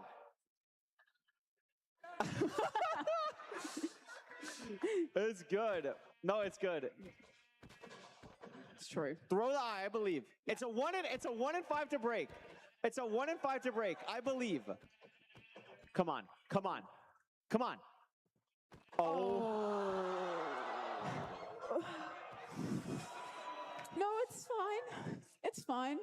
Ludwig is still really far away. So why is Ludwig? So this is, I know Ludwig's new, but you can use wood to make tools. Yeah. To kill the animals. Yeah. That's.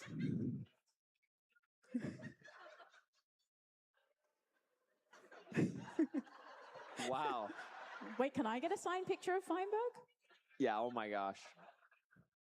I don't know if Feinberg will say that he knows Ludwig after this. Yeah. I think he might be like, I actually have never heard of this person before. Never seen this guy. That is so. This we're is still tough. punching wood as well. We are still punching wood. We still got 1 wheat and Oh my gosh. 37 wheat. Wait. Oh, are we gonna? Wow. Yes. Guys, round of applause for Ludwig Well making a done, wooden Ludwig. pickaxe. Unbelievable. Oh, this is a new axe craft. I've not seen that one before. So we made our second boat. I don't know what happened to the first one. That's Yeah. fine. So my worry is Garrett. Oh, there's an egg on the floor. That's always a great sign when you see an egg in a speedrun. I feel like if you're Garrett now, you go back into the stronghold, go back through the portal. Yeah, you just have go to. back, and then you just Yeah. loop again. I feel like this makes the And at most this sense. point, just throw another just throw on. another You know, like you already need one more. Yeah. So I think Ludwig's in the bargaining stage. Wait, I remember like this. I remember like building up here. Yeah. So this is where like having F3 open. Yeah, would would be be really helpful. good. Oh, we're just gonna build another port. I actually like this. No, it makes sense. So Like, this it's gonna- doesn't solve the problem of we don't know where Yeah. anything is, but that's okay. I'm also really happy they're typing to each other when they're maybe 3 feet apart. Yeah. As well, because like let's make sure we're not making any progress in the game. Yeah. We've got time to spare, you know? Plenty of time to spare. There we go. So your prediction of sub 45? I did predict it. So I did predict the sub 45. My sub 45 was under the condition of I thought we remembered where the portal room was.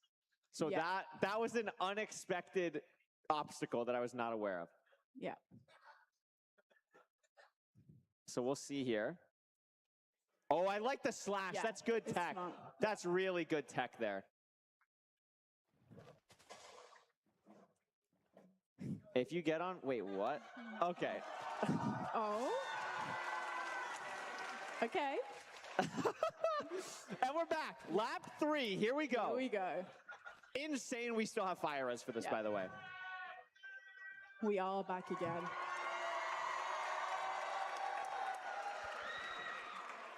Oh my god. Oh my god. Oh my god. Oh. Wait, we need two. We need two. We need two.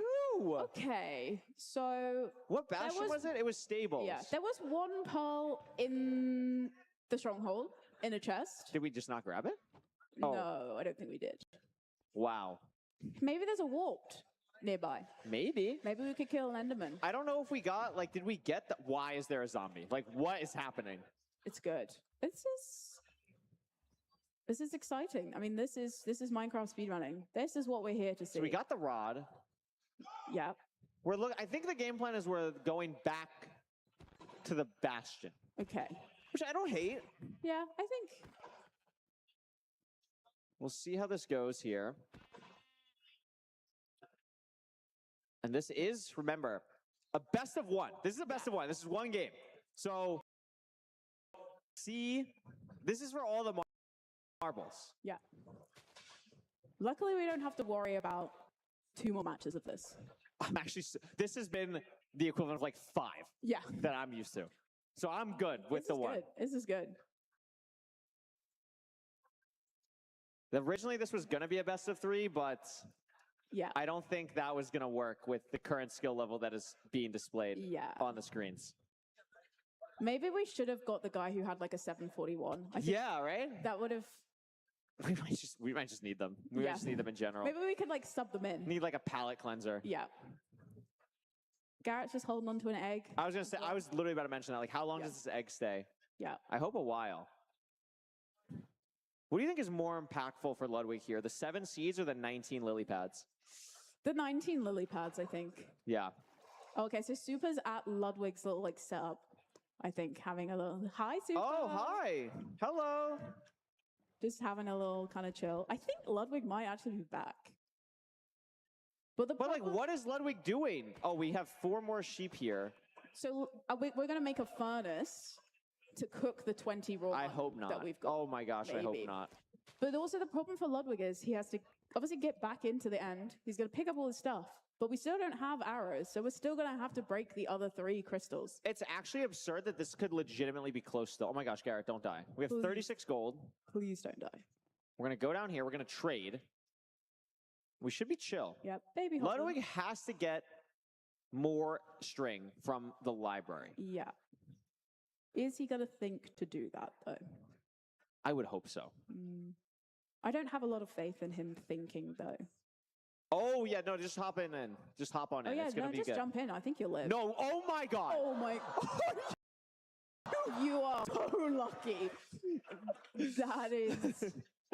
So. What did we think was going to happen? Did he think it would work? You literally like can't bow clutch on that block unless you're No. like all the way top left on it. So that was Yeah. just not. It was. That was not going to work. Yeah. We don't even have. Oh no, we do have enough wood. So we still can't got the make lily one pad wheat beds. separate to. Yes, we do. We still have the one wheat. Are we set. gonna craft? We're making. Oh, I thought we were making our 3rd boat. Oh my. Dude, I can't. I actually can't. like it's gotta be. It's gotta be. Like, This it can't has be gotta be serious. Oh, bad. that's why he was killing the sheep for the wool. Like, Yeah, he yeah, didn't yeah. think- I thought he was just doing it for fun. I mean, I wouldn't put it beside him.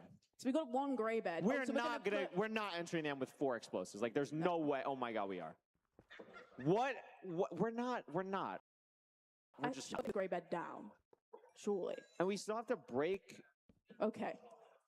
So, but we've got 11 walls, so surely we go. We're gonna go to the the library. There's also a mine shaft. Like, Yeah. take your pick. Oh, he's watching the stream on his phone. That's cheating. He's cheating. He's literally cheating. What is that? Well, that's not. It fair. looks. It looks paused. I'll give him the benefit of the doubt. It looks paused for looking at his chords. That's still not allowed. Yeah. You can't. You can't do that. He did go back to look at what his chords were. Oh my gosh. So what? We made a gold sword. No, Yeah, I mean, it's fine. Okay, here we go. Yeah, no, it makes sense. There's our string. Garrett's back. Oh yeah.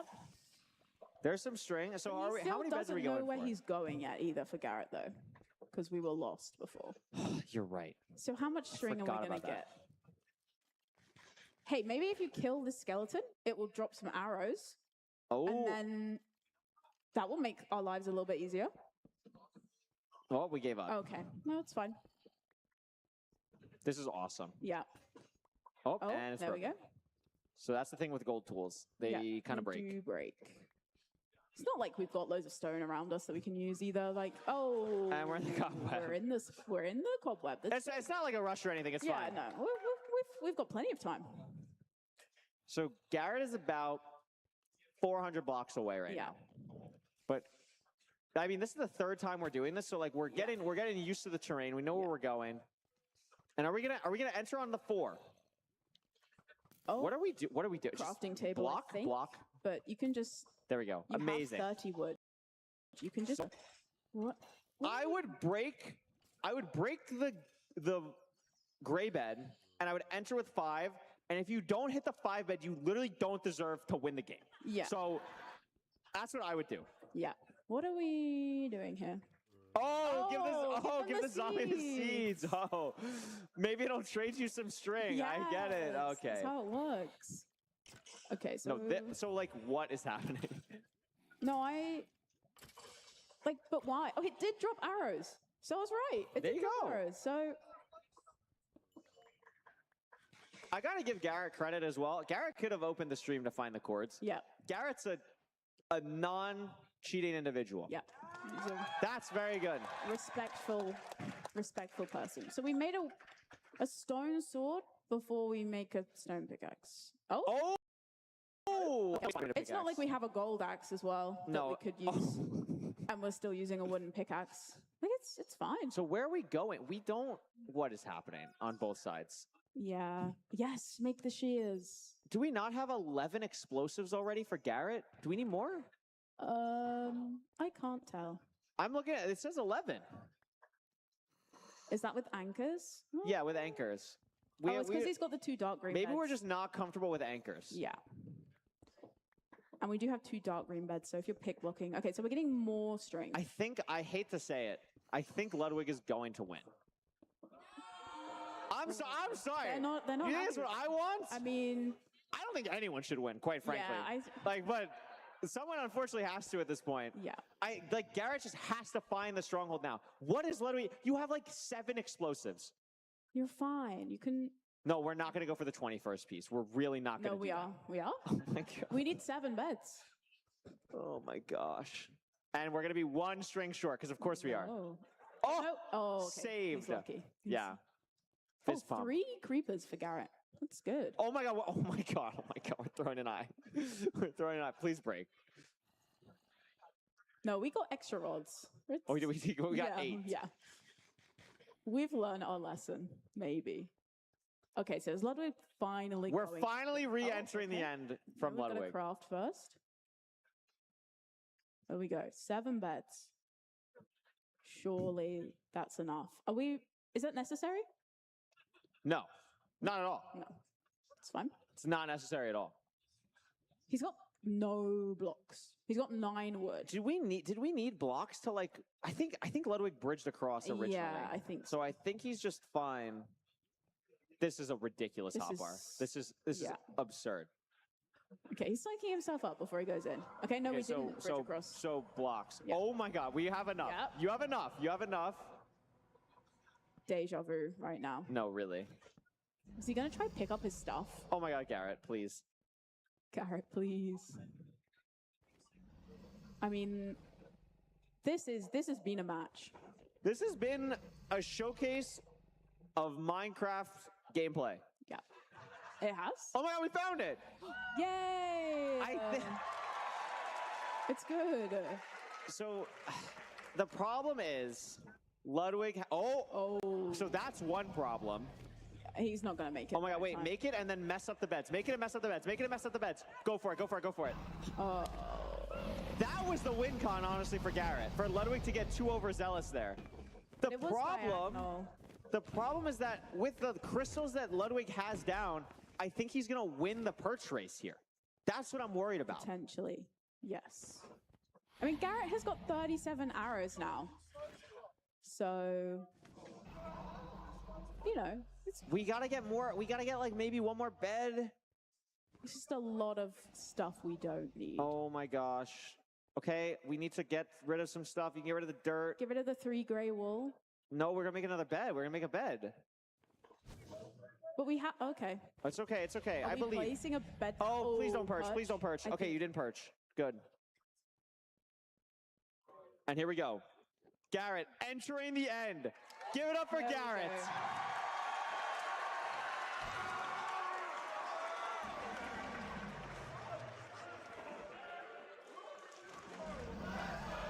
Wow. There we go. The crowd getting into it. A lot of support for Garrett. This is generational. Alienware laptop on the line. Yeah. Pride on the line. Is this the perch for Ludwig? I think it might be.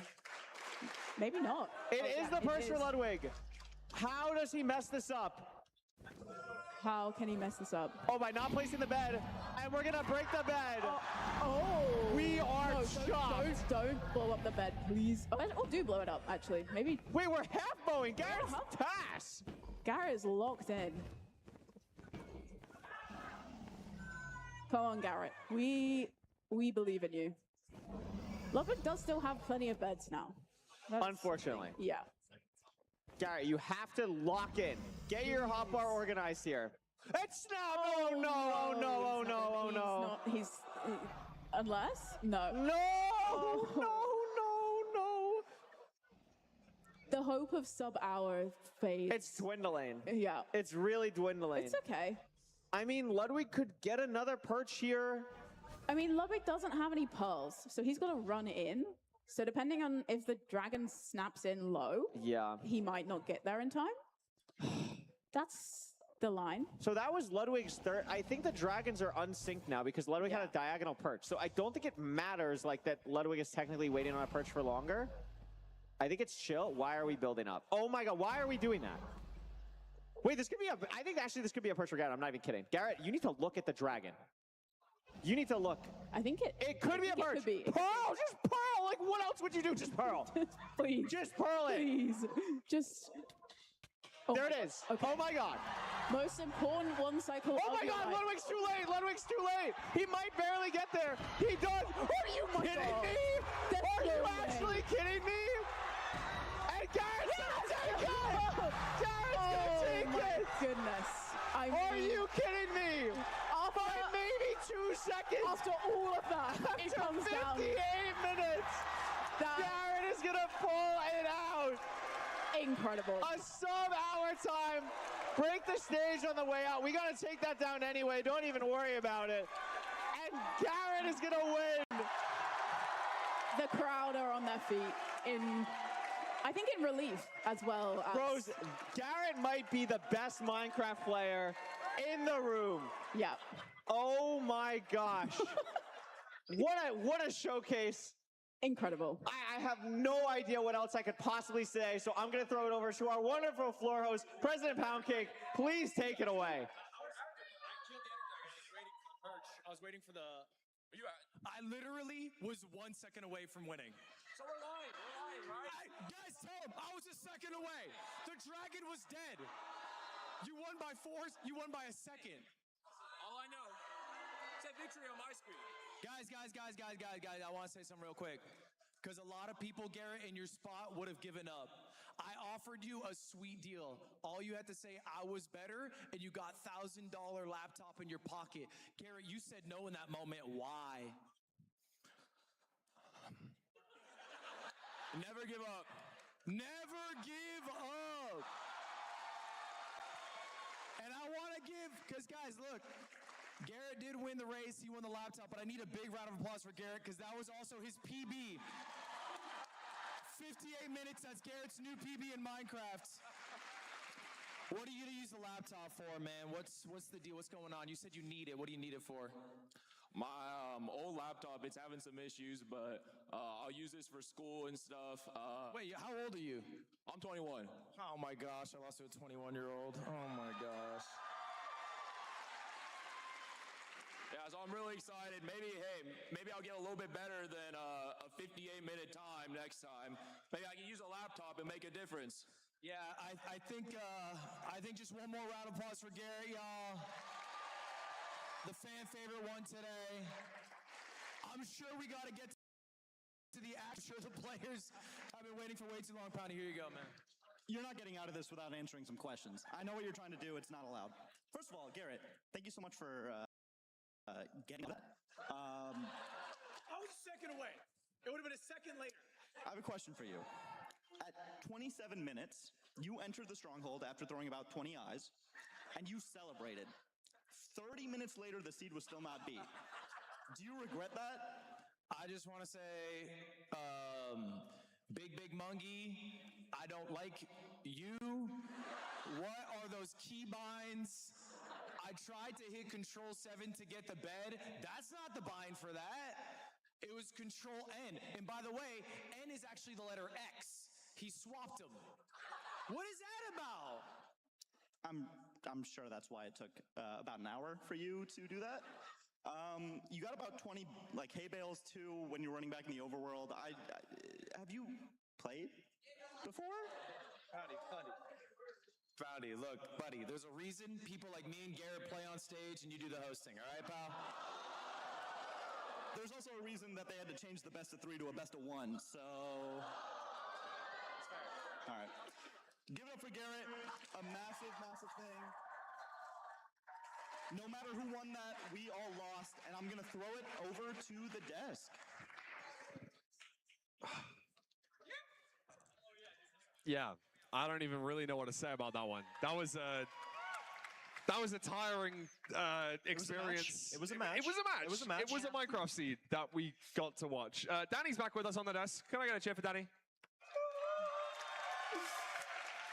And it took so long that I've almost forgotten exactly what is going to be happening next. Jojo, what are we going to be rolling into in just a second? Oh, we're about to watch an epic battle. We're going to watch our first game of the bracket. I hope everyone here is looking forward to it. It was the first pick from Hacks. So, I mean, I don't know. This is the one that I mentioned I was kind of excited for. We see the players actually coming on stage right now. Round of applause. But yeah, I'm really looking forward to this one. Super exciting. Hacks versus HDMI cables, our first match in the bracket. I mean, there is kind of a favorite according to the seeds, Danny, but is there anything that you want to say before this match? What are you thinking about? HDMI has played 10 seeds. Hacks has practiced, but like, it's different when you're on the stage, you know what I mean? So it's going to be interesting to see like what actually happens. And HDMI's been on fire. Like he got, I think, three wins. Three seed wins. Like, wow, that's just absolutely crazy. And it's like, I don't know, like, I think he has a really good chance. It's going to be an interesting matchup, right? I mean, this is where the seed picks will start to get introduced. Now, we're not going to be handling anything to do with the seed picks, but I do believe that we'll be able to have a little look at the player stats and things like that just beforehand. However, I know these guys are still setting up, you know, changing out their keyboard mice, make sure that all of their settings are correct, unlike some of the show matches that we just watched. I know that the keybinds are something that these players take a lot of care and pride with, be that for search crafting or just general use and ease of access. But, I mean, we are ready, and this best of 5 is going to be very, very interesting. I wonder if we can see the bracket to see who these guys would be playing next, because I know that the next matchup for these guys is going to be huge as well. So our next match after Hacks and HDMI cables is going to be Aquacord and Skycrab, and the winner of each of these two matches will play each other in the semi-finals tomorrow. If you are Hacks or HDMI cables, is there anyone you want to win in the second game? I'm going to ask both of you. Jojo, I'll ask you first. Oh, man, that's a hard question. I mean, we're literally looking at a screen of the best. Yes. This is genuinely the best. So, I mean, if I was either one of them, I'd say none. I just want to win. I want to get to the end. But I guess if I had to pick, I mean, we've seen a Skycrab fumble in the past, you know? So maybe I'd bank on another fumble. So I guess, I don't know. I don't mean to be rude, but that's kind of what I'd bank on, I guess. Danny? I don't know, man. They're both really good. Like, and also, like, I'm throwing shade if I say I want one to advance. I can't say that. But I think that maybe I would want Skycrab to advance because, like, Aquacord's like a ranked demon. Like, I know he plays a lot of RSG, but like, I feel like Aquacord's got ranked kind of solved a lot of the time, and Skycrab plays is ranked, but I don't know. I think there's a lot of like ranked exclusive things that sometimes happen, and like might be more ideal for Skycrab to be there. But yeah, without a doubt. I really like that take. I mean, both of these runners. No, they're just absolutely insane. Like you just can't. You can't. You don't want to have to play against any of the 8 players in this bracket right now. With, you know, Feinberg will be showing up later, and I know he'll be a demon as well. I'm looking forward to seeing what happens in this match. Again, we got to give some time to the runners to get themselves set up because obviously I'm sure they were expecting to set up maybe 30 minutes ago when, you know, one of those runners entered the stronghold, but, you know, something happened for the last half an hour. Can we actually talk about that? Can we just talk about, like, that fumble? Like, I didn't even want to bring it up, but yeah, let's talk about it. I feel like we have to. We've been here for the past hour. We experienced that. What happened? A death early game, I think, and we've seen it in the FFA matches. Like, it is nowhere near as bad as when you die later in the game, and we saw exactly why. It takes forever to get back to the stronghold, especially if you're not nether traveling, needing to get 20 hay bales, I guess. Like, there's a lot to it. Yeah, I mean, the fact that both of those runners were struggling with keybinds, Ninja Brainbot settings, I'll give them a little bit of leeway. But even so, Danny, how many times do you think you could have finished that seed before either of them? Well, on a bad day, maybe twice. but like, I think roughly 10 minutes, like 6 times maybe. Like, yeah. I don't know. Dang. But I think the game, it just sucks because at the end of the day, it's like the game's kind of over if you use all your pearls and like blaze rods. And it's like, we saw that and it was like, man, like, And I cannot believe that Ludwig died in the end. That was that was insane. There was a lot of situations in that seed. None of them particularly, I'm sure either player wants to. I'm sure neither of them really want to relive that moment. But there's something really cool that we didn't talk about during the stage 1, and we wanted to bring it up just before we get on to our first match of the bracket, and that is the Red Bull leaderboard. Now, that is the player with the fastest time throughout the entirety of the event will win a year's supply of Red Bull. And right now, Aquacord has that spot locked up with a 7:18 during the free-for-all round. But of course, this carries over not only just today, but tomorrow as well. So the further through the tournament you get, the more attempts you're going to have, the more seeds you get to play, the more chances you get to be at the top of that Red Bull leaderboard. Aquacord there at the moment, a year's supply of Red Bull sounds pretty good. What do you think, Danny? I think that's awesome. And also 7:18 is a pretty fast time. I don't know, especially in a tournament setting and nerves are hitting, I don't know how many people are going to be able to beat that. I think maybe we'll see 1 or 2 people beat that, is my prediction. You don't think that Aquacord's going to hold it all the way? I don't know. 7:18, it's fast, but it's we might see a sub-7 from Hacks or something. I don't know. It's pretty good. Yeah, I see that. Jojo, what do you think you'd need to get that sub-7, or at least under 7:18? I mean, listen, we've seen some slower seeds just because of the way it's laid out. The village, the lava placement, it could literally be anything. But if there's a good seed, we can definitely see someone reaching that first place. I mean, we saw Aquacord both in first and second, so kind of locked in right now with the leaderboard. But yeah, I think it's possible if we get one really good seed where everything is just perfect. And I think these runners, I think these runners will really want to play for that fast time now as well, because, it's a cool prize. I'm always excited about that. And I think that the runners will be pretty hyped about that too. And yeah, I think the Red Bull leaderboard is something that's going to be in the back of their minds, just going, maybe I could push this a little bit faster. Maybe I could try and send 1 less rotation, go for an extra bow shot, go for a 2+2, something like that, just to save a couple of seconds. It also does help you win if you save time. So there is that, right? Going faster is kind of the aim of the game. But yeah, Hacks and HDMI cables getting themselves finalized and ready. But yeah, I think up until that point, I think the bracket is pretty good. We've seen the bracket. We've seen the matchups. I'm going to have to ask a disgustingly hard question to you both. Predictions for this match? Oof. Well, I know. I put them, they're happy with me. I said that I wouldn't do this unless I had to. And I mean, we're going to have to ask you at some point. All right. Well, in terms of consistency, HDMI has been locked in. We've talked about it. 3 wins in the FFA. Going in with that confidence, it gives you a mental boost. Just having that in general, it helps. Hacks, I mean, there's also a bit of a mental boost with just the fact that you didn't need to compete in the FFA at all. That's pretty sick. So I guess realistically, I'm going to go for Hacks just because you've already been a winner before. So maybe low reigns. We got some really cool player spotlights here. Information from season 10. Danny, break it down for us. We see an obvious peak elo difference here. What is that, 200 elo, which I think is really important to take note, especially the win percentage as well.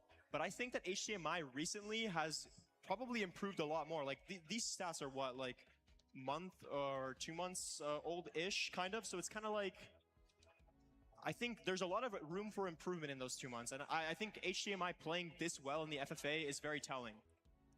In the past, I wanted to talk a little bit about their recent history. Seasons 8, 9, and 10, they've only played each other 8 separate times. And during of course, Hacks playing slightly less during those seasons as he maybe did in the past. But it currently stands 5-3 on the ladder in favor of Hacks in the final 3 seasons. And that's not a crazy win-loss. It's not. There's a lot of top runners that have 11-1, 11-2 against other players, and 5-3 is it's kind of a toss-up maybe even. Yeah, you want to look at Aquacord versus Hacks 7-1. I mean, the wins versus opponent that you can see on the screen, that is just talking 10. So I went season 8 and 9 are when Hacks won playoffs back to back. So that could be those times where you'd think that he's going to be destroying everyone. But in season 8, actually, it was 3-0 towards HDMI cables. So the same thing could happen again. Exactly. And I don't know if you guys saw the 604 versus 40-ish were the differences in the best rank time. And that kind of proves that maybe like, yeah, you can get like a good solid seed that's like a little bit faster, but it's like, or like, I guess lower bound because it's time, but like, it's like HDMI might have the higher peak in performance, and we might see that here. I mean, I think that was very telling during the stage 1, given the fact that we saw him win 3 seeds, but still ended up finishing 8th, so got the most points possible in 3 separate seeds. But that shows that throughout the other 7, he kind of might have had a little bit of a struggle there. And do you think that that's going to be something important? Would we consider Hacks to be a consistent runner? Yeah, I mean, I was looking at the average time that was just displayed on screen, and just that alone, Hacks had the lower time average. And I think it's more important because, yes, you can get a really good seed. You get a great PB or just your lowest time ever for a certain season, and like that could be pretty lucky, or it could be very convenient, or it could have just been like incredible gameplay, but ultimately the average is what it comes down to because every seed is different. It could be wildly different with the terrain, what bastion they see, and even just with the rates that they get from the fortresses. So there's just way too much to consider that I think the average is the main sort of statistic to look at going into this. So I'm still kind of leaning towards Hacks, but I don't know. I'm not trying to go too crazy with my predictions here. I don't want to jinx anything. I don't want to push you into a prediction either. Danny, though, I might have to push you into a prediction.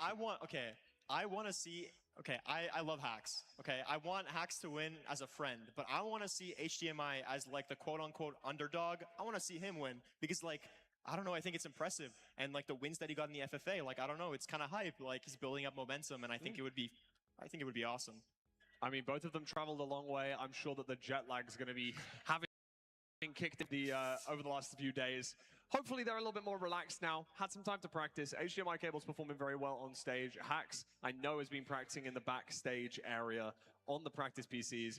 I'm looking forward to seeing exactly what's going on. We're just making sure that everything's set up, just buying them a little bit of time, making sure that we've got all of their, their binds, their sensitivity, the drill, all of that stuff. We want to make sure that that's all set up because we don't want a repeat of what happened in that show match to either of our 2 runners, to be honest. Well, Fulham, I don't want to interrupt you here, but you were telling me earlier backstage that you were feeling a bit tired, from that weird 1-hour intermission. We did have a 1-hour intermission. Yeah, it would be very helpful just to wake me up for a moment. Yeah, let me help you out. I've got some Red Bull here. Yeah, We've got thanks. this cool fridge.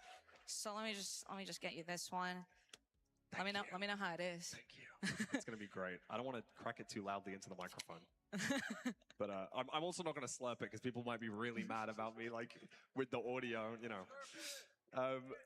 We have a bunch of free Red Bull around, by the way, guys. Has anyone gotten any? There's like literally everywhere. Oh, you want one? Okay.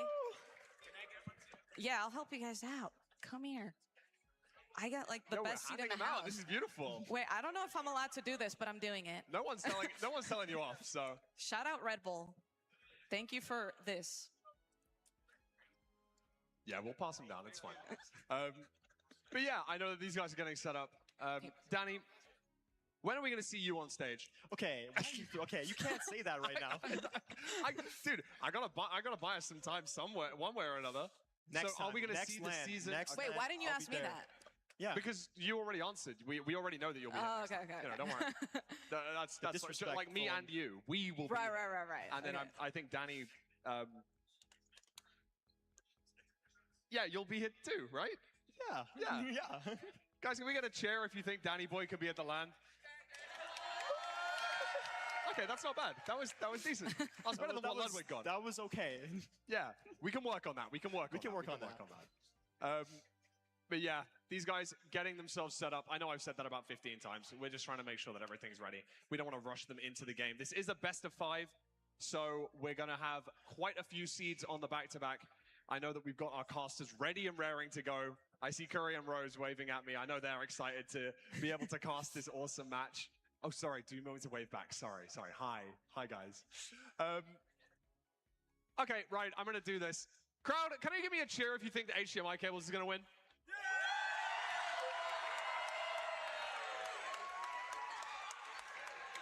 That was pretty loud. That's pretty loud. Well, I guess we have to compare. Give me a cheer if you think the Hacks is going to win. Ooh. I think it was slightly louder towards Hacks, but I wouldn't. I mean, that does favor the stats. Yeah. Sounds pretty close.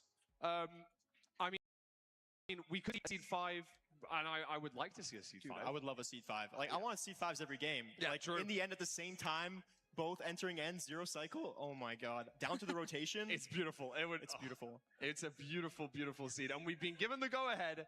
So I'm going to throw you guys over to Curry and Rose. I'm so excited to watch this game. We'll see you very shortly.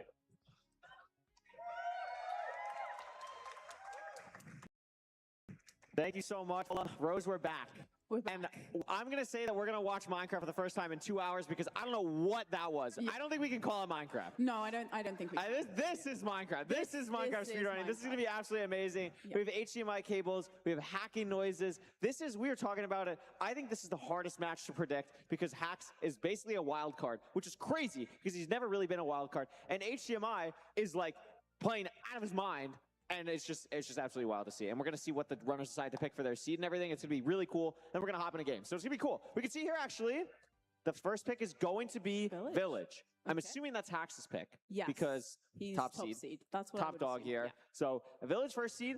Village is a seed type that at a high level has changed a little bit recently because it's it's kind of always changing because it's all about finding the most linear way to your to get everything you need, your food, your lava pool, your gravel, etc., your iron.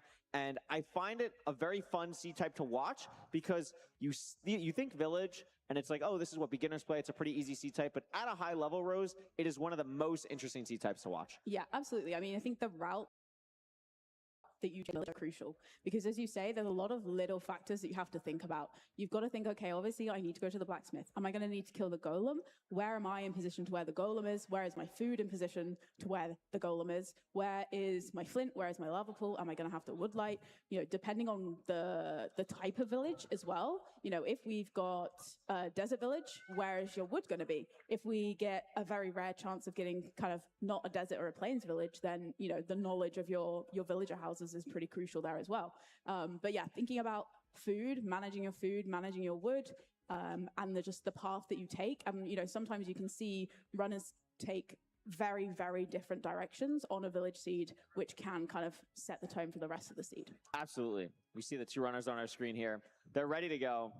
It's really cool. I mean, we were talking about this too, like, we're so lucky that as casters and as talent and as community, like, we all know these runners. We all want them to just put on a show today. Yeah. And that's what we're going to get right now. Our first matchup in the bracket stage of Mcsr World Championships.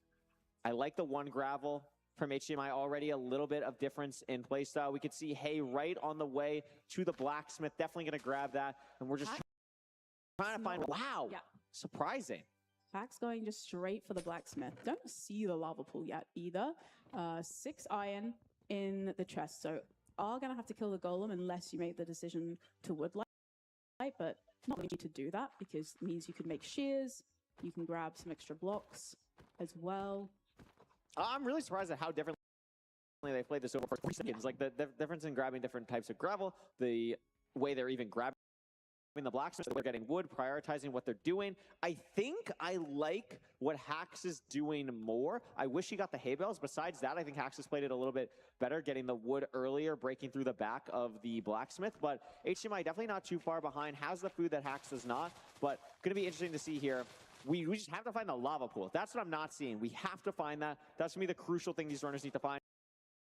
And it doesn't play the overworld if you just can't find it. Yeah, and both runners, while they were killing the golem, they're toggling into F5 to try and find it. See, Hack's now grabbing carrots rather than grabbing the hay bales. So that means if, once he gets into the bastion, okay, he does spot the lava pool. There's the lava pool, but it does mean when he gets into the bastion, he can make golden carrots, which is the best kind of food that you can have in terms of saturation. And then, with those carrots, he doesn't need to worry about his food or his health much at And I mean, Hacks may have not played earlier today on the stage, but the dude looks locked in right now. Going to be entering sub 2 on this village seed. Get the leaves back from the shears in the hotbar. We spawn in the fortress.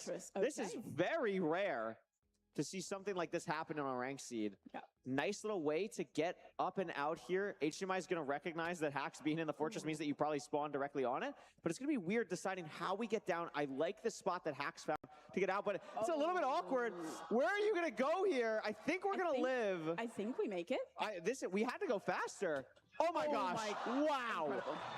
Wow. What a way to start. And this seed is just getting played so many different ways. I mean, HDMI might play. I think he might play Fort first. I mean, maybe you play Fort first entirely. Yeah, or you just are playing for specifically the spawn cycle, but it looks like are we going to stay? We're going to stay. We're going to stay. We're going to commit to this. I don't hate it, but yeah. It's definitely an interesting play. It's not something that comes up that often. It also, like, HDMI is allowed to do this because these rates are insane. Wait, he's got what? He's done. He's out. He can just blind from to come back to the fort. I do want to note it is a little bit risky to leave on 6 rods here. Like it lined up nicely for the cycle, but as we see, eye breaks can matter a lot. If HDMI's first eye breaks on the eye throw, it's a 20% chance. That would be absolutely detrimental, but that's a risk HDMI is willing to take here. Hacks getting to the treasure bastion now. But I mean, that was absolutely wild stuff from HDMI. A high roll play that really works out. If those rates were worse, Rose, it could have been a really detrimental play. Yeah. And we're going to see if that comes into play once we get to the measuring stage. Hack's taking a little bit of damage, but, you know, this treasure was far. So HDMI does still have to kind of nav through this warped forest to get there. And this is completely different terrain. Hacks ended up boating down. HDMI staying really high ground. And I really like the terrain that HDMI took. Much better positioning.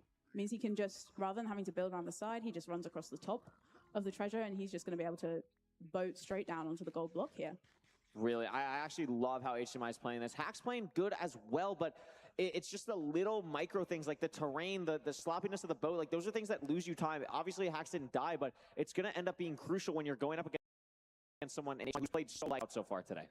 Yeah, and you know they're both kind of, in terms of if we ignore the kind of fortress part at the start, you know, Hacks is only maybe a little bit ahead. Yeah. But when you take into account the fact that HDMI has 6 rods, so you know Hacks has got to get back through that terrain as well.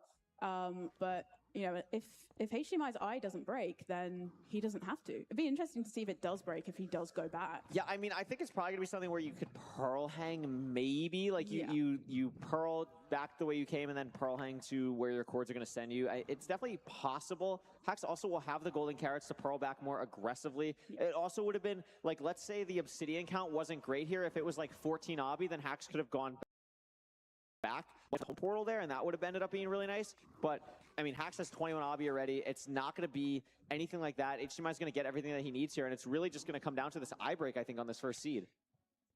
Yeah, absolutely. And HDMI had a couple of late pigs as well, as he was kind of wanting to go down to get the backup block. So he did have to kind of pause for a moment. Oh, did he anger there? No. Just hit the hoglin instead of the pig one. That's what I was worried about for a second. But Hacks making it to the fort now. Not exactly sure where this is in relationship to where he's been in the fortress, but HDMI going to build the portal now. Actually sounds like we can hear Hax's audio. It sounds like the portal is very close to where Hax is. There it is. Yep. So he's right next to his portal. Okay, let's see if this eye is going to break now for HDMI. It does not. It doesn't break. So that is huge. That kind of could be. I mean, obviously he's got a potentially, depending what direction it is, he's got a little bit further to travel. Yeah, almost certainly it's going to be different strongholds here. It's possible that it's not, but I mean, this is going away from the fortress, so it would not surprise me at all if it is different strongholds for these runners. I mean, we do know these rates are good. You know, Hax has got 6 now and is going to blind, but... I mean, is this going to work? Yeah, it's not going to work. Yeah, the boat going through the portal means that the portal's a link, which means he also has to boat eye, and I don't think he picked up his boat because it went back through the portal. Oh. So now he's got another boat. So just boat eye now. But HDMI is building on cords. HDMI playing this endgame really, really nicely. Looks like here, but the play to go for the Blazes and the rates being as incredible as they were allows HDMI to pull ahead a huge amount here. Yeah, taking that gamble to play for first has jumped out perfectly for HDMI. Seeing what this stronghold nav looks like. Amazing here. Have to watch subtitles as well. if we hear a silverfish or anything like that of the sort. Doesn't look like anything. And all of a sudden, I mean, Hax is now heading to Cords. I don't know how much pre-crafting we did. It didn't look like there was a lot in Hax's inventory, but it could just be really clean. We can make... I think we have gold pickaxes as well, potentially, but we're just here. And I don't know if this is the same stronghold or not. I wasn't paying too close attention to the Cords, but all of a sudden, Rose... Yeah.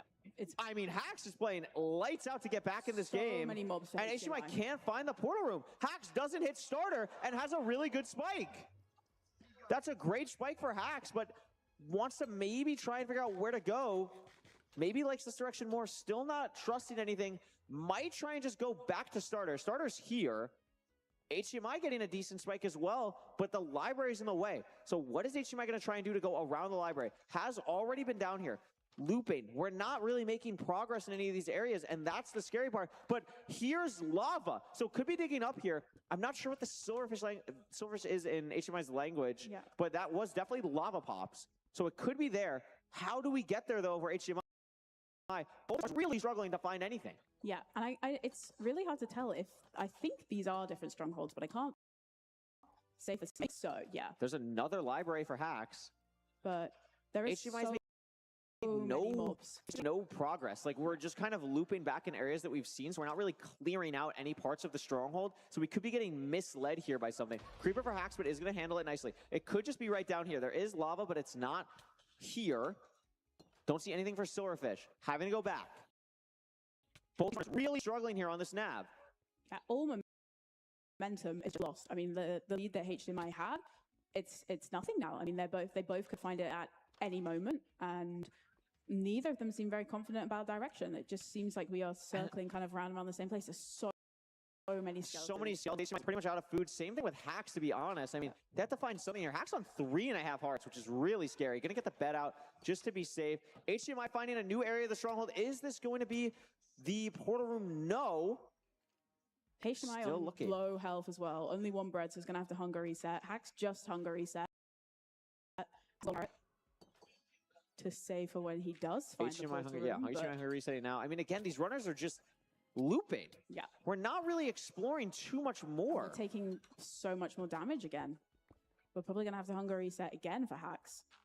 Does get a spike this way, but there's not really a path to take. No, I think that's what's confusing both of these runners. It keeps looking like, oh, like I just have a spike here. I just got to find the direction here. But I think they're getting misled and really, really difficult nav. And this is notably with the semi-recent changes of there's no more zombie spawners, which can confuse runners. So really unfortunate stronghold here. We haven't even seen a mine shaft, Rose. Like, it's pretty wild that these runners are not able to find it. A hidden for HDMI here, not real. Gonna head back. What else could possibly be there? Hax trying to get a little bit more height here. Nothing there. Gonna hunger reset again. HDMI finding some new pathways here, but still nothing. 2 creepers. A little scary. A little bit scary. No. We have been in this stronghold for a long time. And you've got to, if you are HDMI and Hax, you've got to just feel like you are eternally losing. I mean, maybe they took notes from Ludwig last game. Like, I think the problem. Maybe they were watching. Disastrous here for both runners. I mean, even if, at this point, like, even if you win, like, it's not going to feel good. You know what I mean? Like, it's going to be like, wow, why couldn't I find this nav? And even when you do find it, you're just going to be so frustrated. It's going to affect your mental. Absolutely. 100%. Both are still just full lost. We are still... So, Rose, where would you go? Where would I go? Because I'd go to the portal room. Yeah. Wow. Yeah, I'd go where Hax went. Yeah, I'd just find it, I think. So Hax is going to be entering here. It is a weird overhang bit here, but should be okay.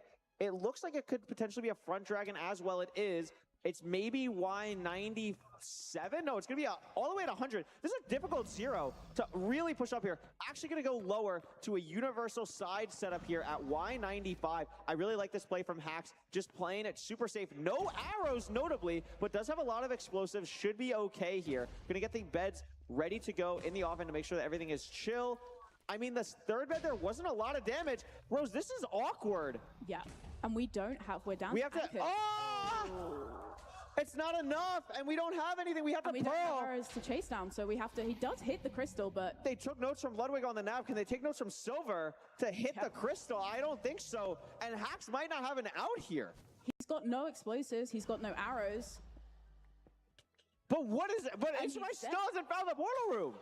So this is seed 1 of the bracket stage. I mean, I don't know what to say. Maybe it's us. Maybe it's Ludwig's fault.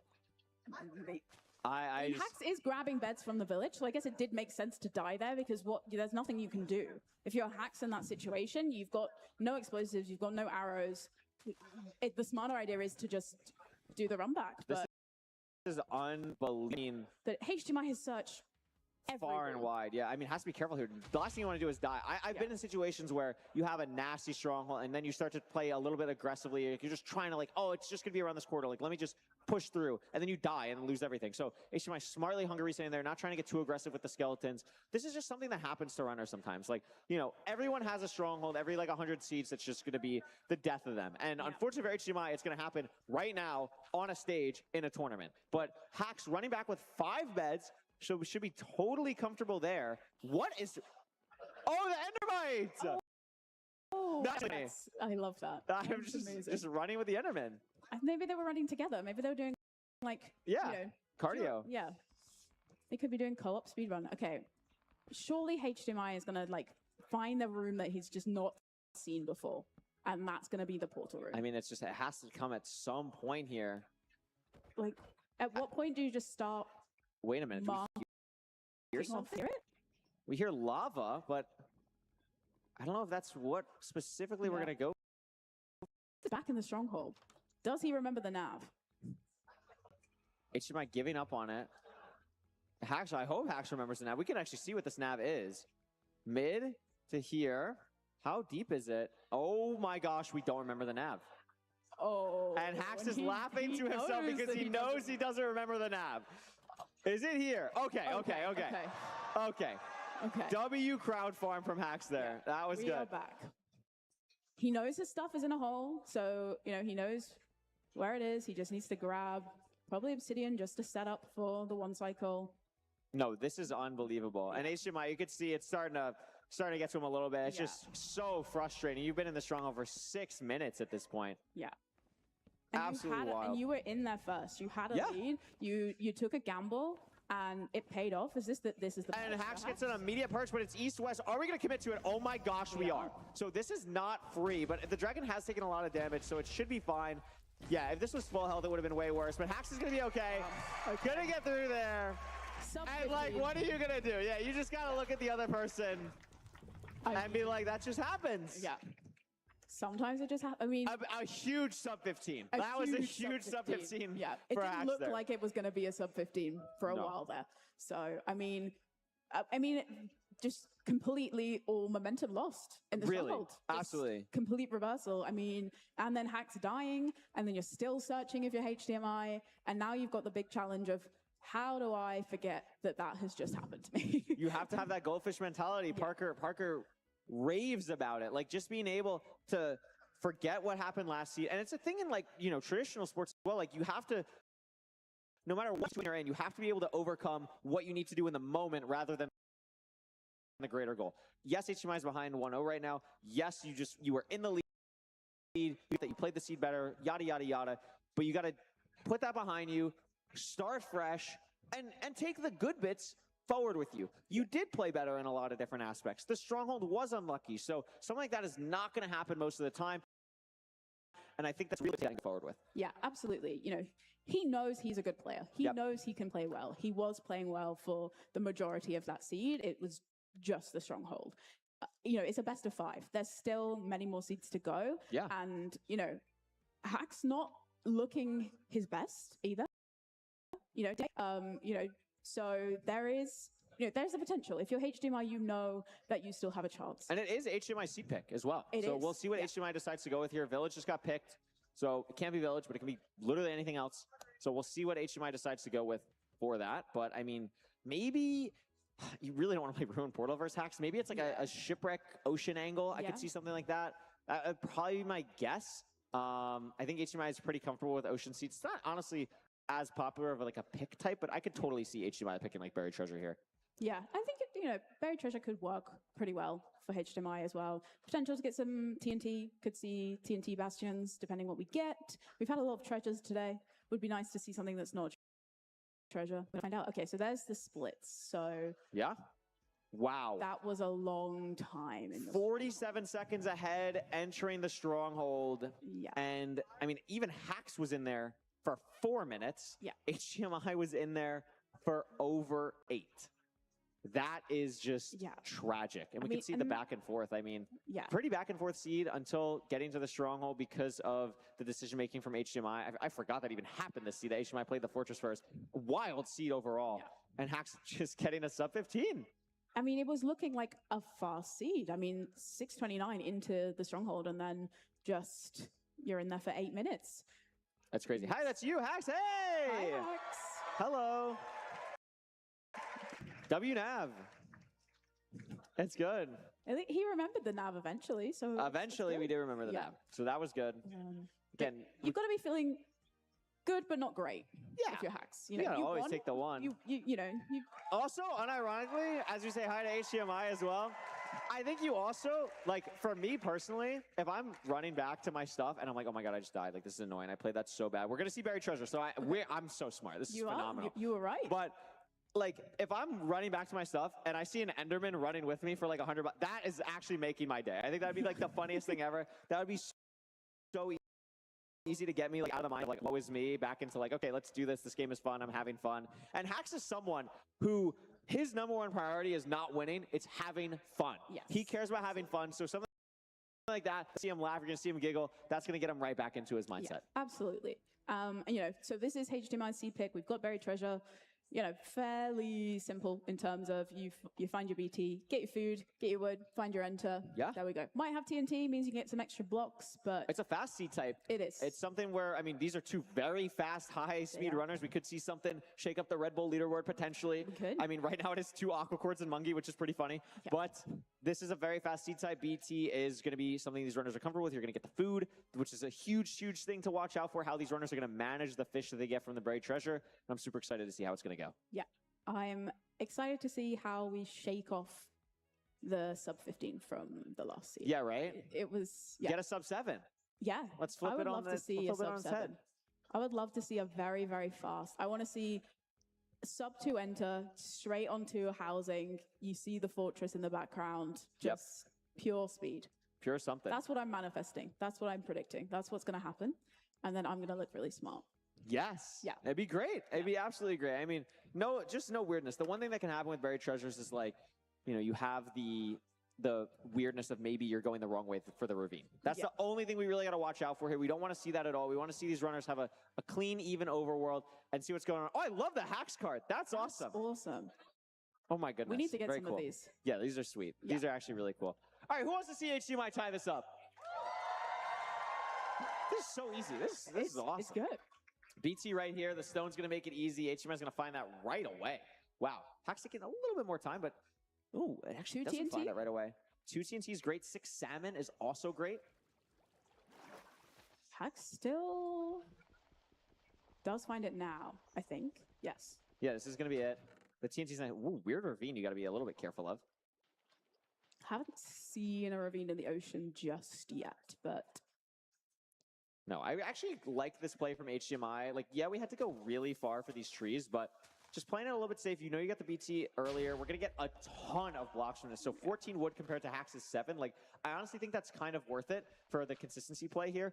So I really do like that. And we're just going to see where the ravine is going to end up going. Oh, we made 33 buttons, and we're just committing to the enter. I actually respect that. HDMI knows he made 33 buttons. Yeah. It's not like we didn't see that, but gonna bank on wood later on, which sure. Oh, we do have a little bit of birch. I don't know how much birch we actually have. We had 3 logs of birch, I believe. So it's technically enough. Yeah.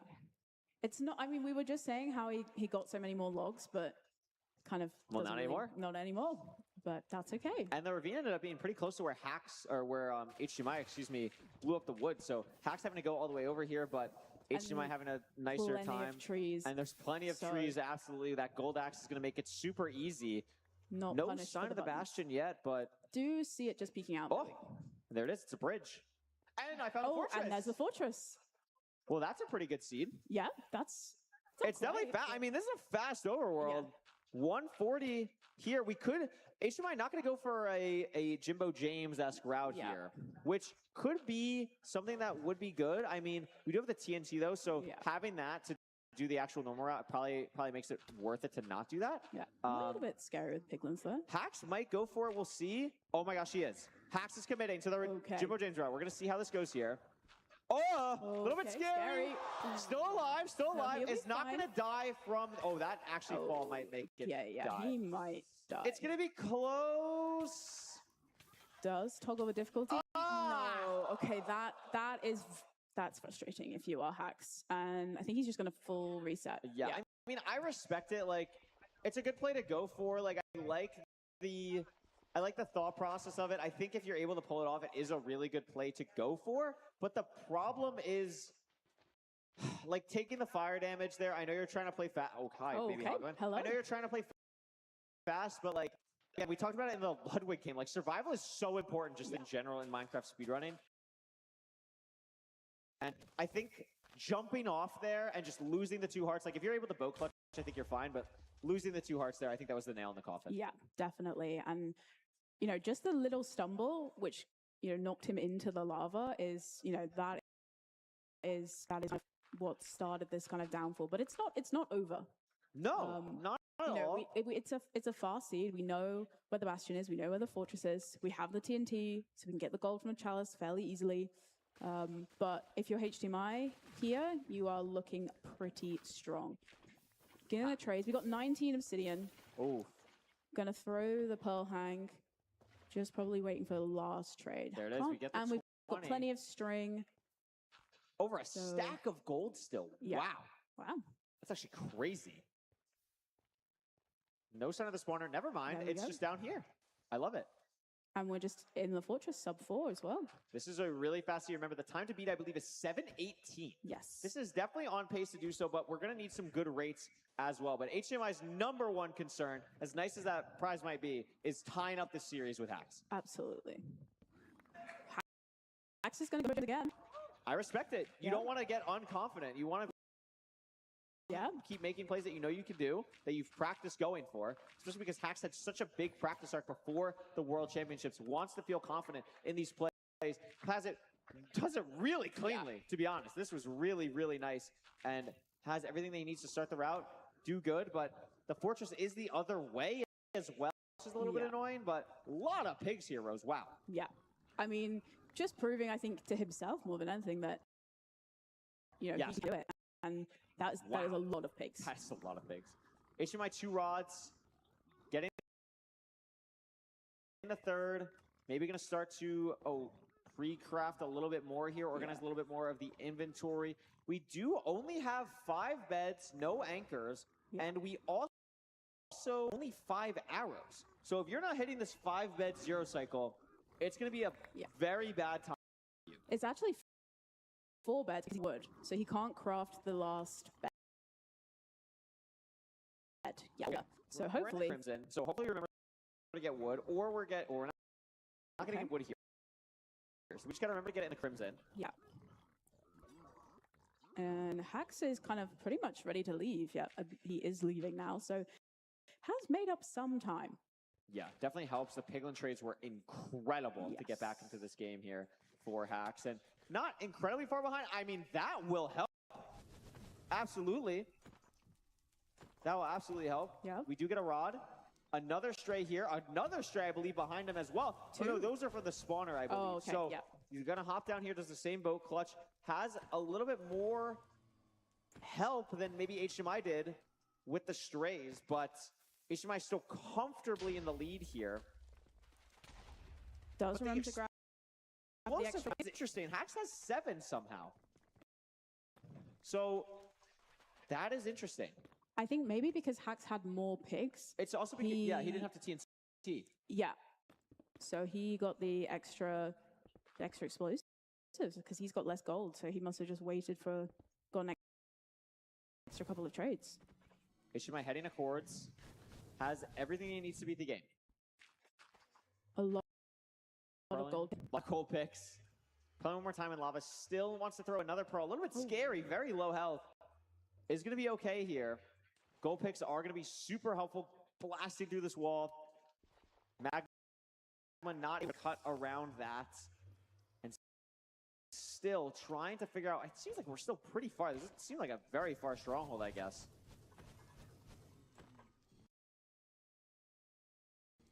And here we are. Pretty good nav, all things considered, to get to these chords. And hopefully Rose has a much easier time than last season. Surely. Doesn't seem kind of... Doesn't look great down here. Maybe he could be not used to the spikes on the setup that could be making this a little bit harder. It's a huge spike this way, but that actually looks pretty good. A little bit more of a pure spike green. I believe that is the portal room. Yes. Yes, it is. So we're going to get a hunger reset off here. I really like this. Oh my gosh, Creeper from nowhere. Dead entirely? I think so. Oh, I mean, back. I think he did. He did get the bed back. Wow, I was actually that would have been a disaster. Why is there 1 million silverfish? I guess the Creeper. The Creeper with the, infested blocks. It's not the end of the world, like, taking so much damage here because he has the salmon, so it's actually fine to regen. Hacks heading to chords, but gold pickaxe is going to be really nice here. It is 058. This is not going to be an easy 0, but it has the pearl to pearl clip. It is a very low front tower. It is small, but it's the lowest tower that can possibly be. HMI is probably not going to be able to get to 95 here, so is going to have to commit to 90.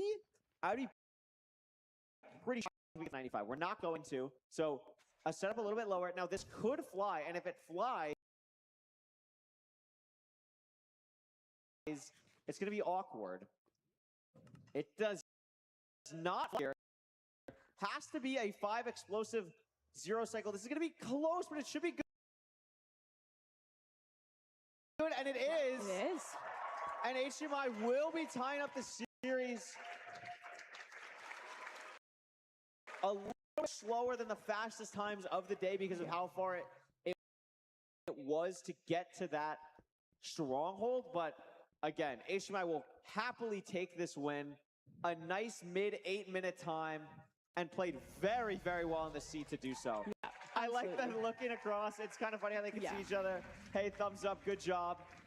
And it's tied 1-1, Rose. It is tied 1-1. Tied 1-1. We knew this was going to be a close matchup, and we saw in the first seed, HDMI had that lead going into the stronghold. So if you're HDMI now, you are going to be feeling a lot more confident. It's back to square one. You don't have to worry now about kind of fighting from behind. Yeah. But also, if you're Hacks, you did take that death doing the route, but you did then, perform Jimbo James correctly after. And then, he was pretty close to catching up. Like, he did make up a significant amount of time. So, he's going to know that he's still, fully in with a chance. Absolutely. I mean, Hax is one of the players that we know just has a ridiculous top speed. Like, it's almost reckless how fast he can get at his top level. It's absurd. So being able to do that is absolutely crazy.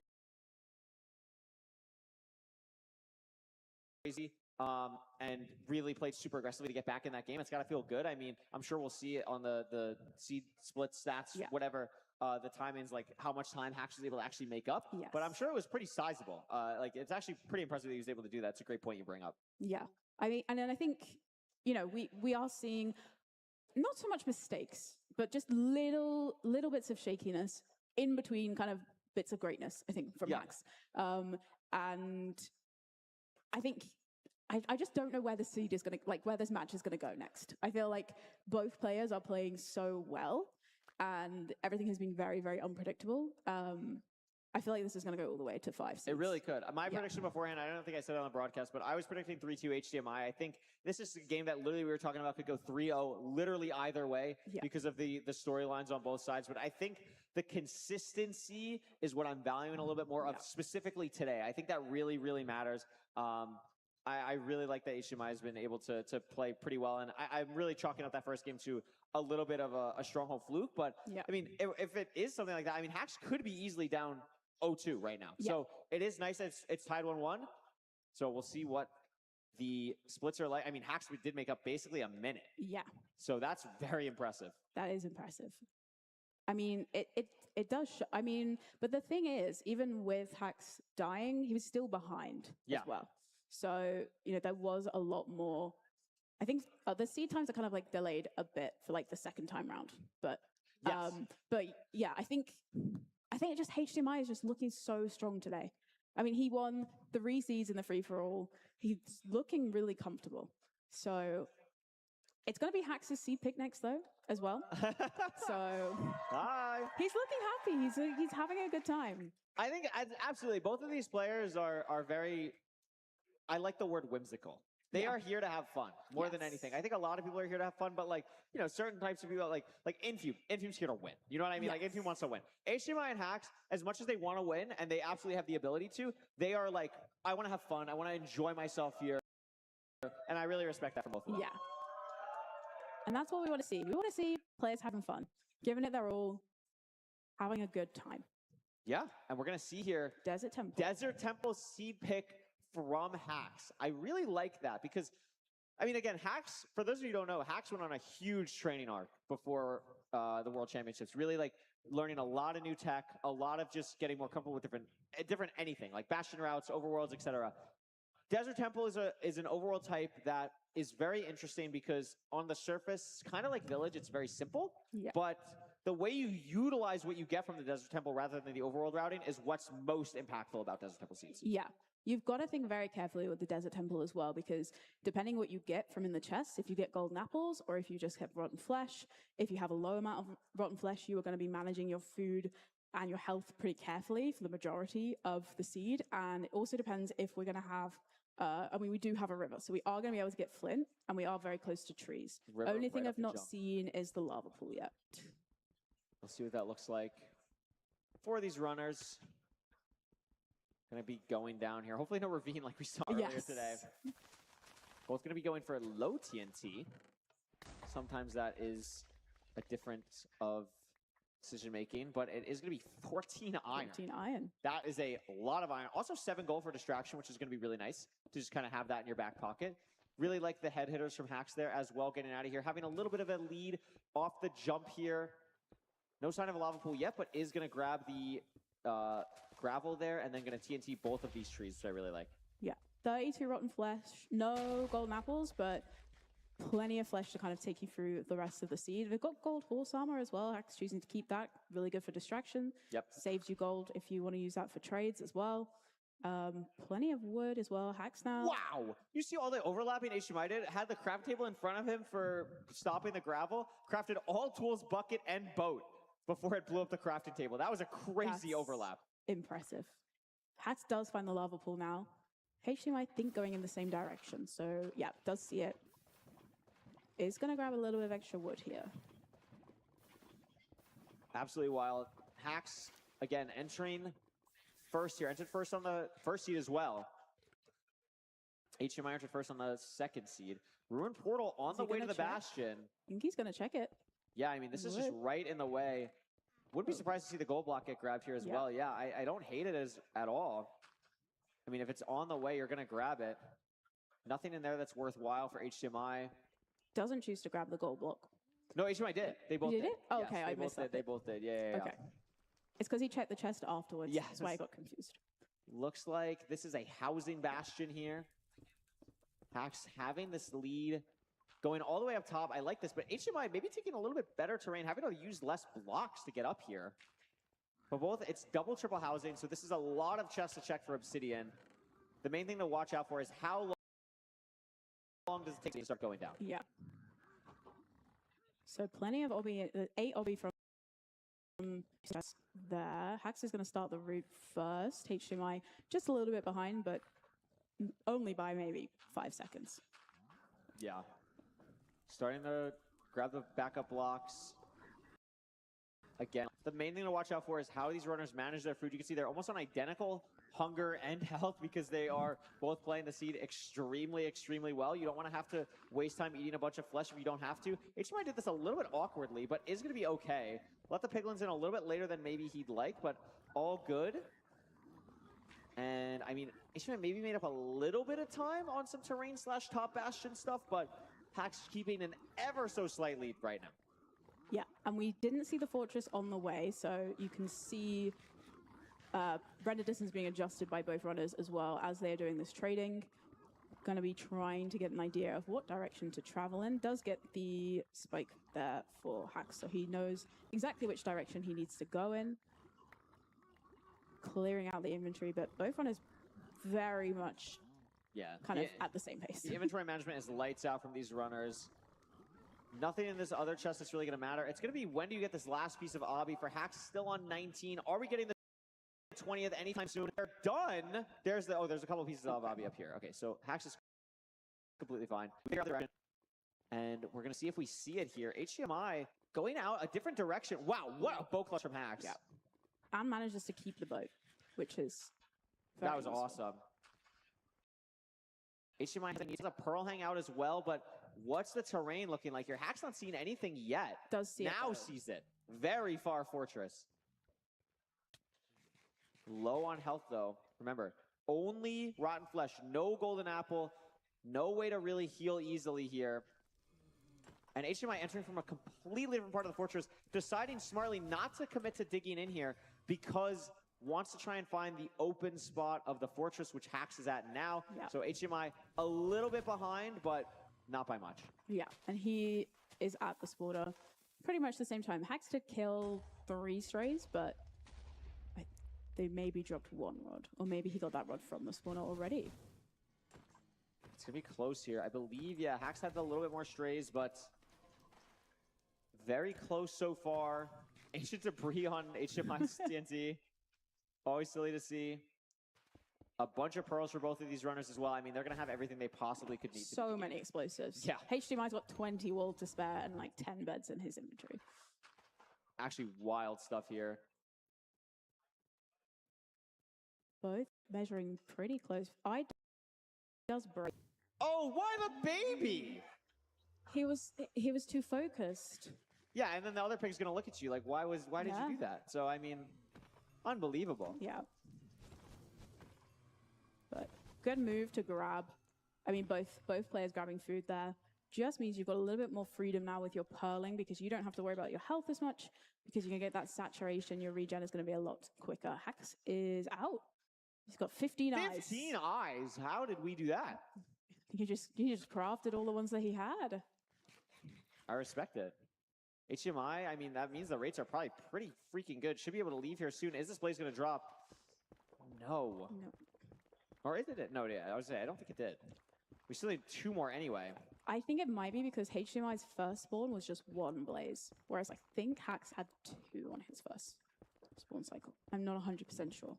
Hax is going to be in the stronghold first. This is a very fast time, by the way. I didn't realize. 6:15 in the stronghold here. See, oh. So Hax is not thrilled about that. Immediately recognized that he made an error. Yeah. Maybe a flipped a negative or something. But that is just absolutely detrimental. And this is probably something where you're going to really have wished that you did not craft 15 Eyes of Ender. Yes. I mean, Hax have been just absolutely incredibly fast this seed. And that is so frustrating. I can't stress enough. This is one of those things that literally just happens 1 in like 1,000 times to top runners. Like, it's just really, really unfortunate. HDMI digging down now. We see it is a different spot. A little bit different. This should hit for HDMI. And the question is how different. If it's just 1, it's probably like 1,000 blocks. Yeah. It's not looking amazing. I mean, if you're Hax now, you're just going to be hoping that HDMI has a similar stronghold The light experience. here is not a great sign. And there's the portal room. And HDMI has a real chance here to pull ahead. Yeah. Take us to a match point. This is a little bit of a weird end. Has to be careful not to hit the ceiling. Does a great job of that. Back dragon. So many beds. Maybe 94? It is 94. Should be able to get to 99 here for the consistent setup. Very cleanly. A full rotation to spare. 11 explosives. I think we're going to be okay here. Has the crossbow as well. And 1 more double bed should seal the deal. And HDMI, who was picked first, is looking pretty strong right now. Hacks just digging down. It had to be a flip of the negatives or something like that. Really unfortunate for Hacks, but I mean, not out of it yet. Yeah. And has a real chance to pull it back. It definitely has the speed to take us to a game 5. Yeah, and I mean, and Hax is going to have C pick again. He's still got Ruin Portal there. He might choose to go for that kind of thing. He was ahead for pretty much the whole seed. He was playing that very, very fast. Just that one mistake with his coordinates is costly. But HDMI is looking good. But if you're Hax as well, you know, something has happened to every single seed. There has been, first seed, awful stronghold, sub 15. You know, he died in the end as well. Second seed, you died in the Bastion. Third seed, you misread your coordinates. Yeah. It's got to be frustrating, and you've got to be hoping that that's kind of not building now. Yeah, it's a really tough one. I mean, but all these things are things that you can look at and be like, all right, well, that's like, I could chalk it up to just like one weird thing and move on to the next thing. But when they happen in succession and they're all different, it's like you think subconsciously like, okay, what am I going to mess up next? You know, like you don't want to do that. That's the last thing you want to do. Goldfish mentality. Hacks can do this. Like absolutely Hacks can do this. Has shown that he's obviously a high-level player. The only person to win back-to-back ranked playoffs to earn his spot here, really. But again, it's that not playing on the stage, like that can really matter. And HDMI, who played so well earlier, is really looking like he has a chance to win this. Yeah, you know, he's already had his kind of like being on stage nerves. He's been warmed up. He's played. He's fought very hard to get here, and he's looked very, very, very strong. Whereas Hacks, completely different approach. What is Hacks going to? Okay, we're looking at C picks, splits before we look at C picks. Yes, but yeah, you can see, you know, still very, very close. Very close I game mean, until finding the stronghold. Just that one mistake has completely flipped. And this is, you know, similar to what we saw in the first seed. Just we spent so long in the stronghold, we were 40 seconds ahead, and then, you know, but it's kind of, I guess it's just showing anything is possible. You know, this can go completely the other way. We've still potentially got another 2 seats in this matchup. So absolutely, it is match point. But this guy right here is looking to close it out. Yes, has the chance to do so. Going to be pretty wild. Yeah, we can cheer and you can wave again. Hello. W wristband. So many people have given us wristbands. I know. It's so wonderful. And then Hacks, of course, gonna try and bring it back. Has the ability to do so. And we'll see what happens here in this matchup. I'm curious what the C pick's gonna be. I think Ruin Portal is coming out from Hacks. I would be really surprised. No! Oh, okay. We're gonna go to another buried treasure. That is interesting. I'm actually really surprised by that. I mean, HDMI played that buried treasure seed, I feel like, really well. I feel like Hacks played it well too, but I remember in that early bit, like got the BT like 10, 15 seconds later. Yeah. But maybe really doesn't want to go Ruin Portal against HDMI. Maybe practice buried treasure more leading up to it. I'm really curious if Hacks ends up bringing this all the way back. I'd be really curious why he picked buried treasure here. It's really interesting because you would think, especially with how fast he was playing, that he would go for Ruin Portal there, but being able to pick BT again, because obviously with our new seed pick system, if it's a seed that wasn't the previous seed and you haven't won on it, you can play it. Thumbs up from both players there as well. I love to see it. It's good. I know we always talk about like, oh, like I wish, you know, there was more trash talk or anything like that. I'm so happy we see thumbs up. Yeah. It's so nice to see. I really do appreciate that. I think that's what I love so much, I think, about this community is, you know, so many people are just very, very, very good friends. There's not really any bad blood between any of the players. And I think everyone just wants to see everyone do well as win. You know? Absolutely. Here we go. Buried treasure. The 4th seed is up. Looks like it's going to be somewhere on the side here. Take a look for any stone or any weird gravel. Not going to be too obvious here, but both runners feel like they got it. 10 gold is a lot from a buried treasure. We're going to see a diamond sword here. Gold axe, really nice combo. TNT as well. Really nice start. Yeah, TNT, you got plenty of gold to make the pressure plate, to get your blocks.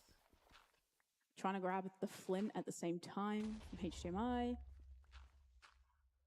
Only 5 cod though, no salmon. So slightly worse food. That's a great point. Yeah, didn't make the buttons this time, which is also a very key thing for HDMI.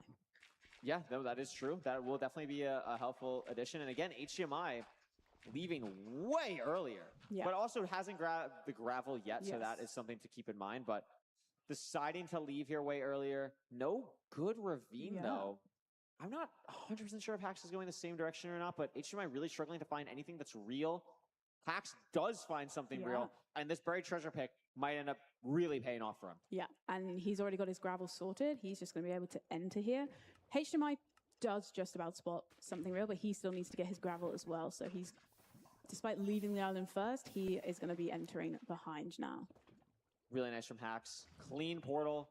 I really like getting that gravel. Now that I think about it, just having it right there is really nice. Ocean can be a little bit silly sometimes with that. We have a nice spike here. Feels good. A little bit of awkward terrain. Like, do we decide to go the lower, flatter terrain, loop around here for a little bit more height? I like this. Unsure about this E-ray, though. I'm unsure why. Yeah. It seems like a good, 30, 40 spike. This seems good, but seems to continuously think that it might be behind him. Yeah, and at the same time, HDMI not having the best time building a portal, but does now enter. Is he going to go the same direction that Hax went, or is he going to go slightly different? Going the same direction so far. Does see it now for And Hax. there's the Bastion for Hax. So yeah, It's it is here. It's just a little bit far. A lot of Hoglins and Piglins, but manages it really well. We have the TNT for the bridge chalice here. We lost our bucket, but I guess, I mean, you're not going to, for something like a bucket, you're not going to go back down and grab it. It's just an unfortunate misplay, but could matter for like killing Hoglins. You can make one later, but not going to be Hax's main concern right now. Yeah.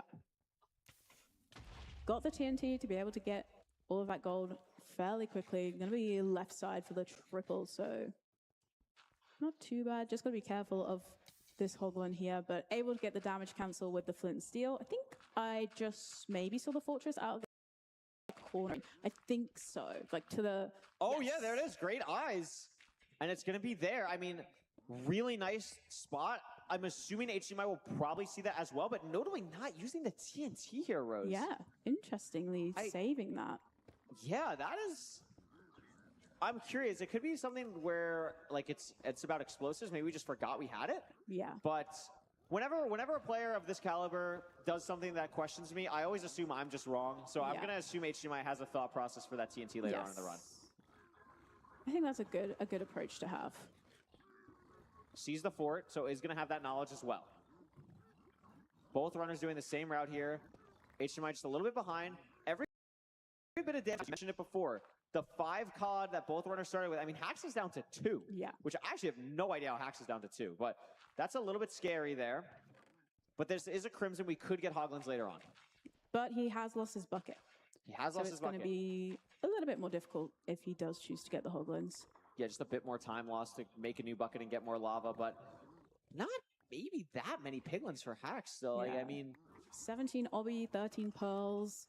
A lot of gold still getting traded. We are pre-crafting really nicely, though. We have everything we need. Are we able to leave? We have 20 obby. We have a lot of explosives. We have enough pearls, and we are going to be leaving here. A sub 434, a great pearl from Hax there. Really nice line. We're just trying to find the spawner now. That is the connector from the good part and the bad part of the Bastion. There is the spawner for Hax. But again, low food at this point. Taking more damage there, down to just the 1 COD. Whereas HDMI down to 2. Still probably going to have to eat another one by the time he gets to the spawner as well. So pretty even on food. Yeah, even so far. Gonna probably do the same exact thing Hax did, where, okay, we realize where we are. We're gonna try and go this way, see if we see it. Boom, there it is. Yeah. So basically identical food at the same part of the run, but Hax maybe 15 seconds ahead at this point. Could come down to terrain nav. And there it is. We are gonna see the TNT come out here. So I'm assuming it was a safety play. You're ahead, and you want to make sure that you have enough explosives for a 0 cycle, was the thought process probably behind HDMI. Yeah. Which, it makes sense, but they did end up with a lot of explosives. I think it's 8 for HDMI, 7 for Hax, because he did the double blaze bed, whereas HDMI had his TNT. Hax is going to be blinding first here. Only 2 even rods. on rod, yeah, even on rods right now. So that is interesting, because Hax was here a little bit earlier. The pre-craft's coming out for HDMI. The diamond sword for both runners. Oh, that is unfortunate for Max. Tried to push it with the block. Did the exact opposite, but Not the biggest time loss, but these things are going to start to add up as HDMI is catching up slowly but surely. Has an extra rod, obviously hasn't measured yet, but something to keep in mind. Yeah, and sometimes it is those little micro mistakes or little micro movements that can win or lose you the game. We've seen it.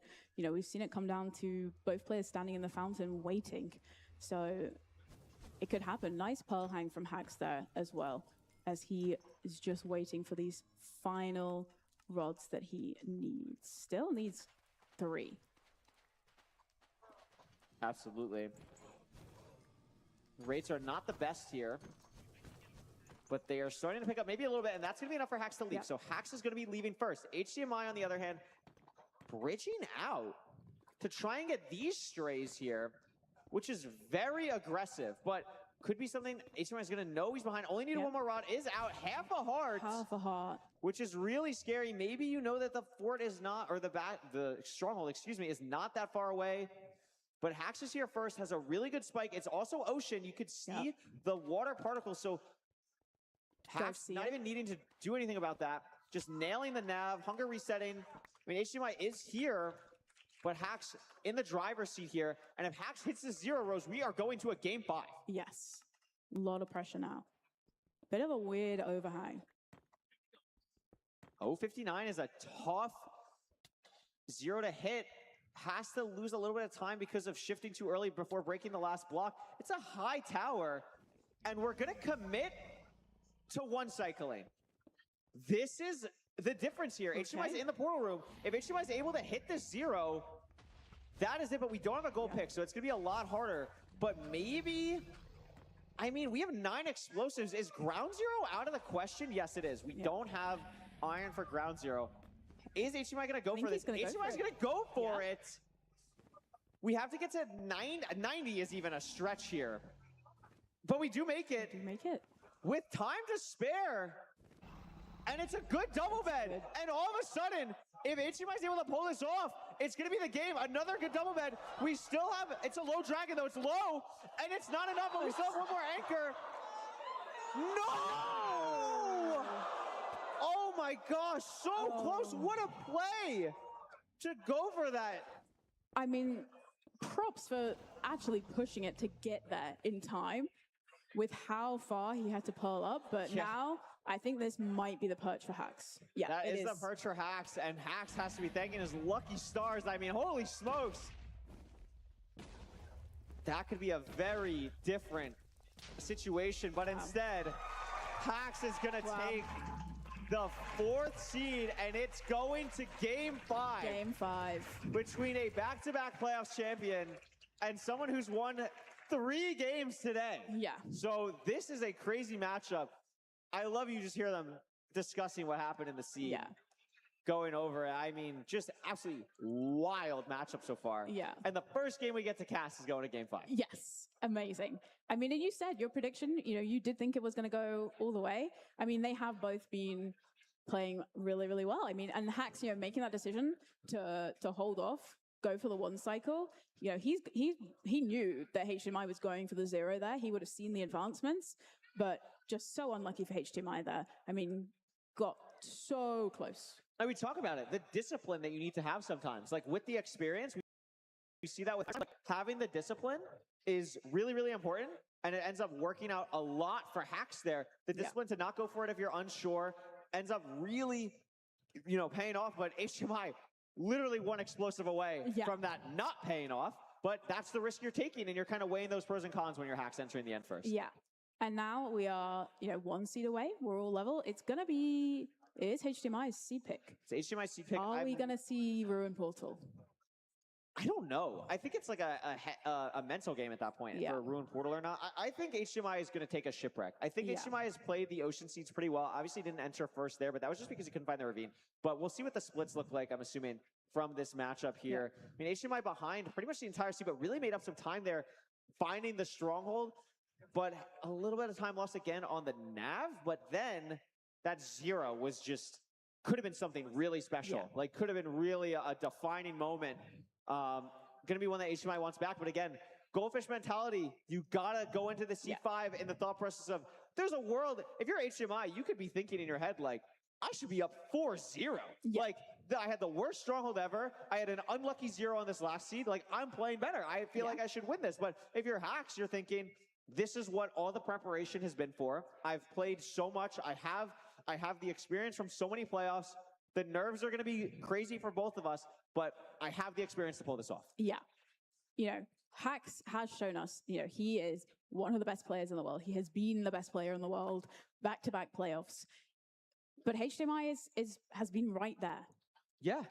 And I think it's important to note again, like, at the top level, it's really crazy how just anyone can beat anyone. Like, it's so cool. There's certain games where, like, the best player in the world is, like, by far the best. Oh my gosh, they're untouchable. Micro speedrunning, like, it's crazy to see, like, how they do. And it is going to be Shipwreck. Wow, I'm on fire right now. I mean, it's really cool to see the ocean. Sometimes we see in playoffs, it's always just, like, Ruin Portal spam, Desert Temple spam. This matchup with Shipwreck here is, like, 3 ocean seeds in this best of 5 is really cool to see. Yeah. And it's exciting. We've not seen Shipwreck. I mean, fairly similar process to your buried treasure. Food is very interesting because sometimes you can get very nice food. You can get wheat to make bread, but sometimes you just get rotten flesh, depending on how much iron you get as well. But hopefully as well, we don't have kind of similar situation that we had previous seed where we aren't able to find the ravine. We want to see both of them kind of entering at the same time.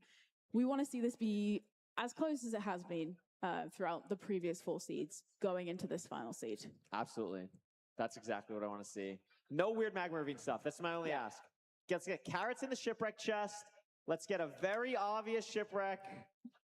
And we'll see how it goes. I appreciate, again, the camaraderie. Like, this to me is better than trash talk. This is so cool. I absolutely love this. Amazing to see. Both these runners, too. A long flight to get here. Yes. You have that experience, too. I know that it's a long flight. And we're going to hop into it. Here we go. This best of 5 comes down to this. Is this HDMI's moment? Or is the back-to-back playoff champion going to be able to figure something out here? Ship is far. This is a far shipwreck. We'll see what we get here. How much iron? Are we making shears? Oh, we're making shears. Yeah. That's 18. 3 distraction gold as well. Do we have carrots? Oh, we got carrots. 23 of them. 23 carrots and 3 bread and a suspicious stew. Why not?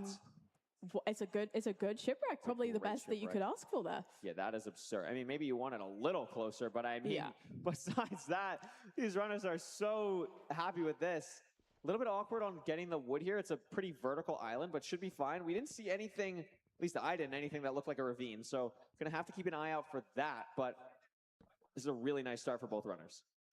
Yeah, gold pick for Hacks as well there. Interesting. Instead of an axe maybe, or saving it for distraction.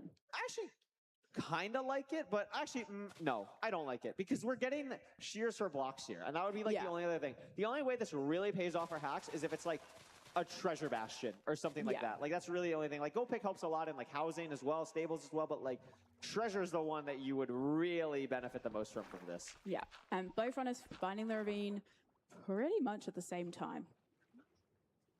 I mean, this is a little bit of a weird ravine. You gotta be careful that the part you're digging into is not fake. Looks like both are going a little bit more into the center of the ravine to make sure of that. Both building the portal at the exact same time, and Rose, this is exactly what we said we wanted to see. HDMI maybe just a slight lead here. Hacks messes the portal just slightly, but he's gonna be entering not far behind.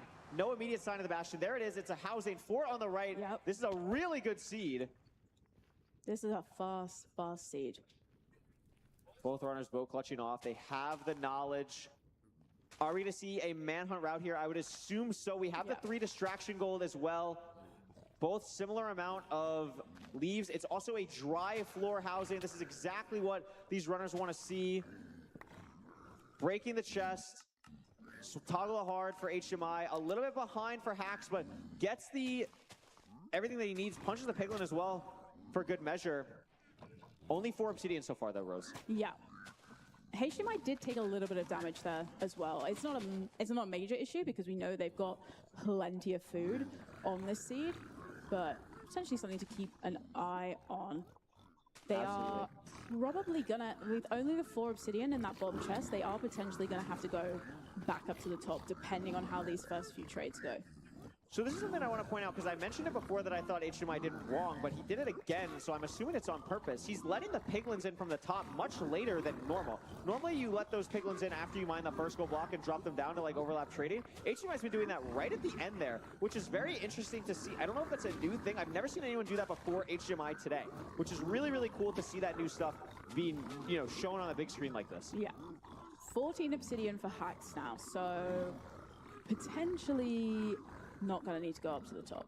It's fully dependent now. It's going to be pretty close. Yeah. 19. 19 obsidian, but how much gold are we going to have left over 21. for these carrots? That's going to be the thing I'm watching out for here. Not that much strain. HDMI accidentally killing his piglins. Ugh. A little bit scary. Yeah. Is Hacks out? Yeah, Hacks is out. Wow. HDMI a little bit behind here and way less explosives. Maybe it's a wood thing? Yeah. Hacks has 6, HDMI has 3 on the counter. Hacks is also going to play for strays here. Soul Sand Valley, so you're going to have a lot more mob spawns. And he, as soon as he saw that, he dropped his Oh down. my gosh, I thought HDMI missed. Did not. A lot of strays for Hacks, you're absolutely right. HDMI is going to do the same as well. They are very, very close.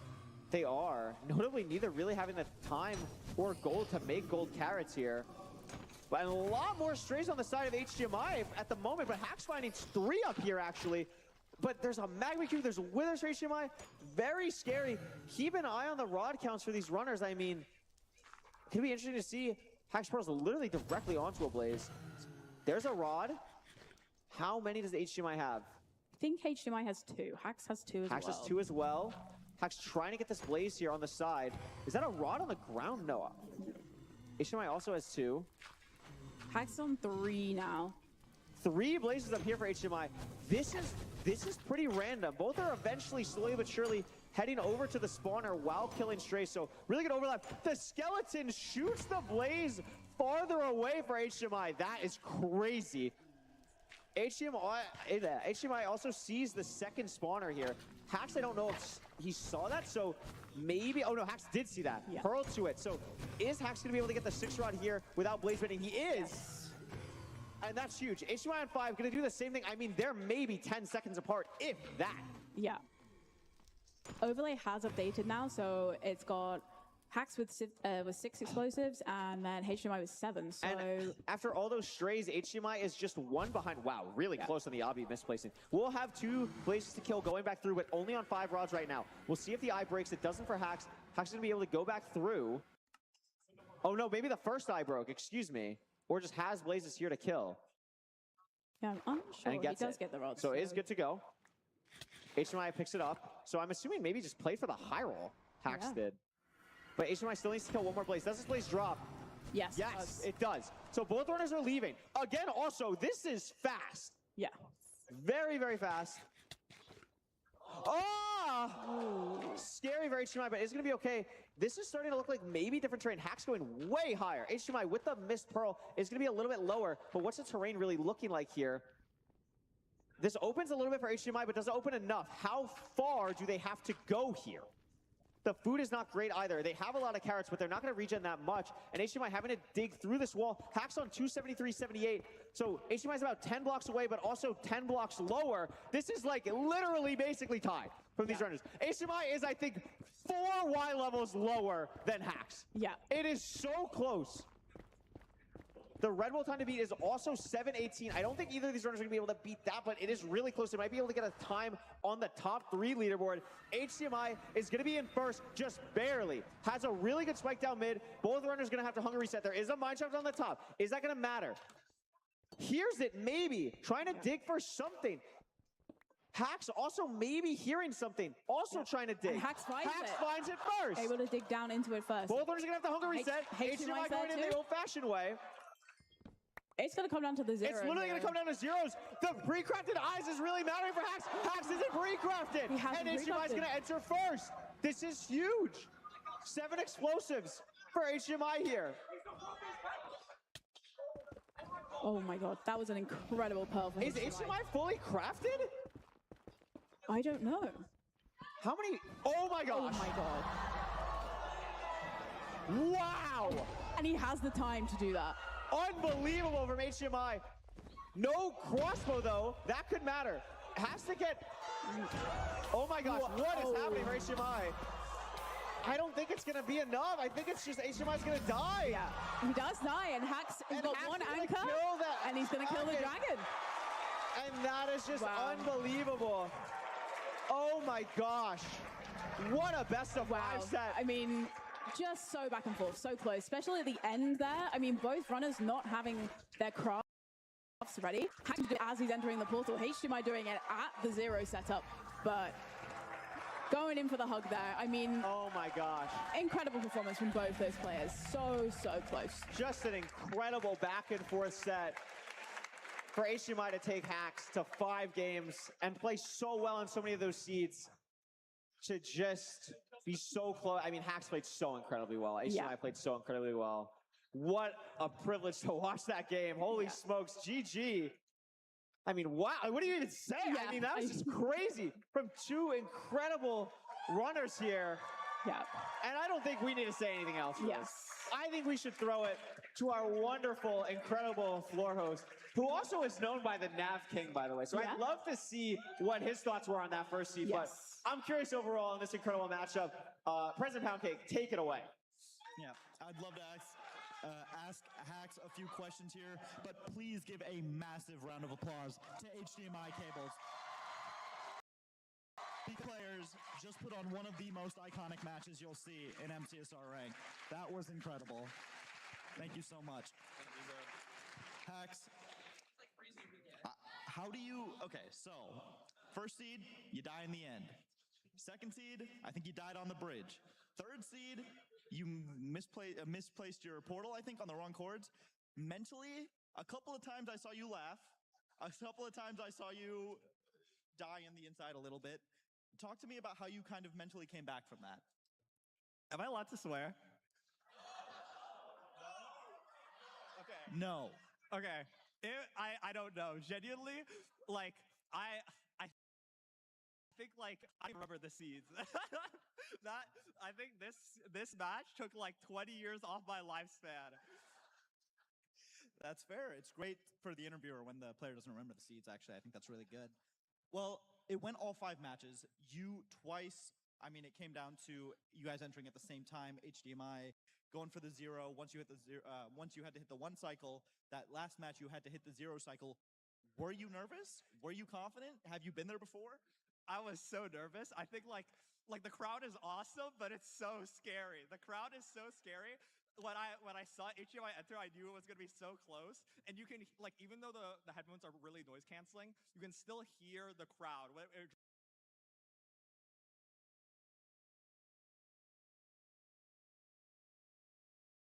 Oh my gosh, we got a seed 5. That was incredible. The crafting mid-0, like, chills. Actual chills. The number of times we would jump it, like, I'm sure the audience probably would have seen us literally jumping up and down while like in front of the holding screen. on. Like, yeah. Absolutely insane best of 5. A massive congratulations to Hax, a commiserations to HDMI Cables. Both players playing immensely well. And we actually were able and fortunate enough to grab a few clips from that match. And I just wanted to speak through 1 or 2 of them. Now, obviously, Seed 1, we spoke to Redline backstage. We wanted to talk a little bit about exactly what happened during that Seed 1. And Emerald, what did we see during that Seed 1? Obviously, we saw the We're gonna see how this goes here. This one here is our Seed 2. And the differences in our strongholds, we'll talk about that afterwards. But this moment here, Danny, I think you wanted to speak about this one a little bit. In the moment that Hax failed the speed bridge, normally you just die there. Like, you don't usually blip up like that. But there's like a mechanic with like lava and water where you can like blip up a little bit and go up. And that saved Hax. But in that moment, he should have probably not continued the route. So that kind of cost him that game. I know the fall damage was pretty bad at that point. it was pretty bad. We've swiftly moved on into C3, and we can see the reaction of Hax as he missed the stronghold portal right there. A very, very unfortunate one, and I believe this is HDMI Cables. 0. Wow. The double bed It's not really quite doing enough heartbreaking. damage, and So close. It's just so difficult to be able to control those nerves there, right? Like, it's just, you just can't sometimes. Yeah.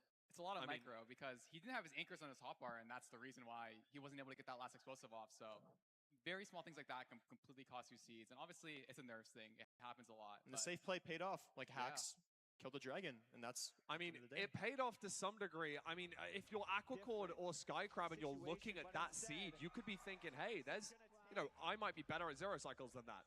And I mean, here we go. Like, entered the end first, cranked out, tried to get the anchor down, blew it up, not able to then, you know, survive.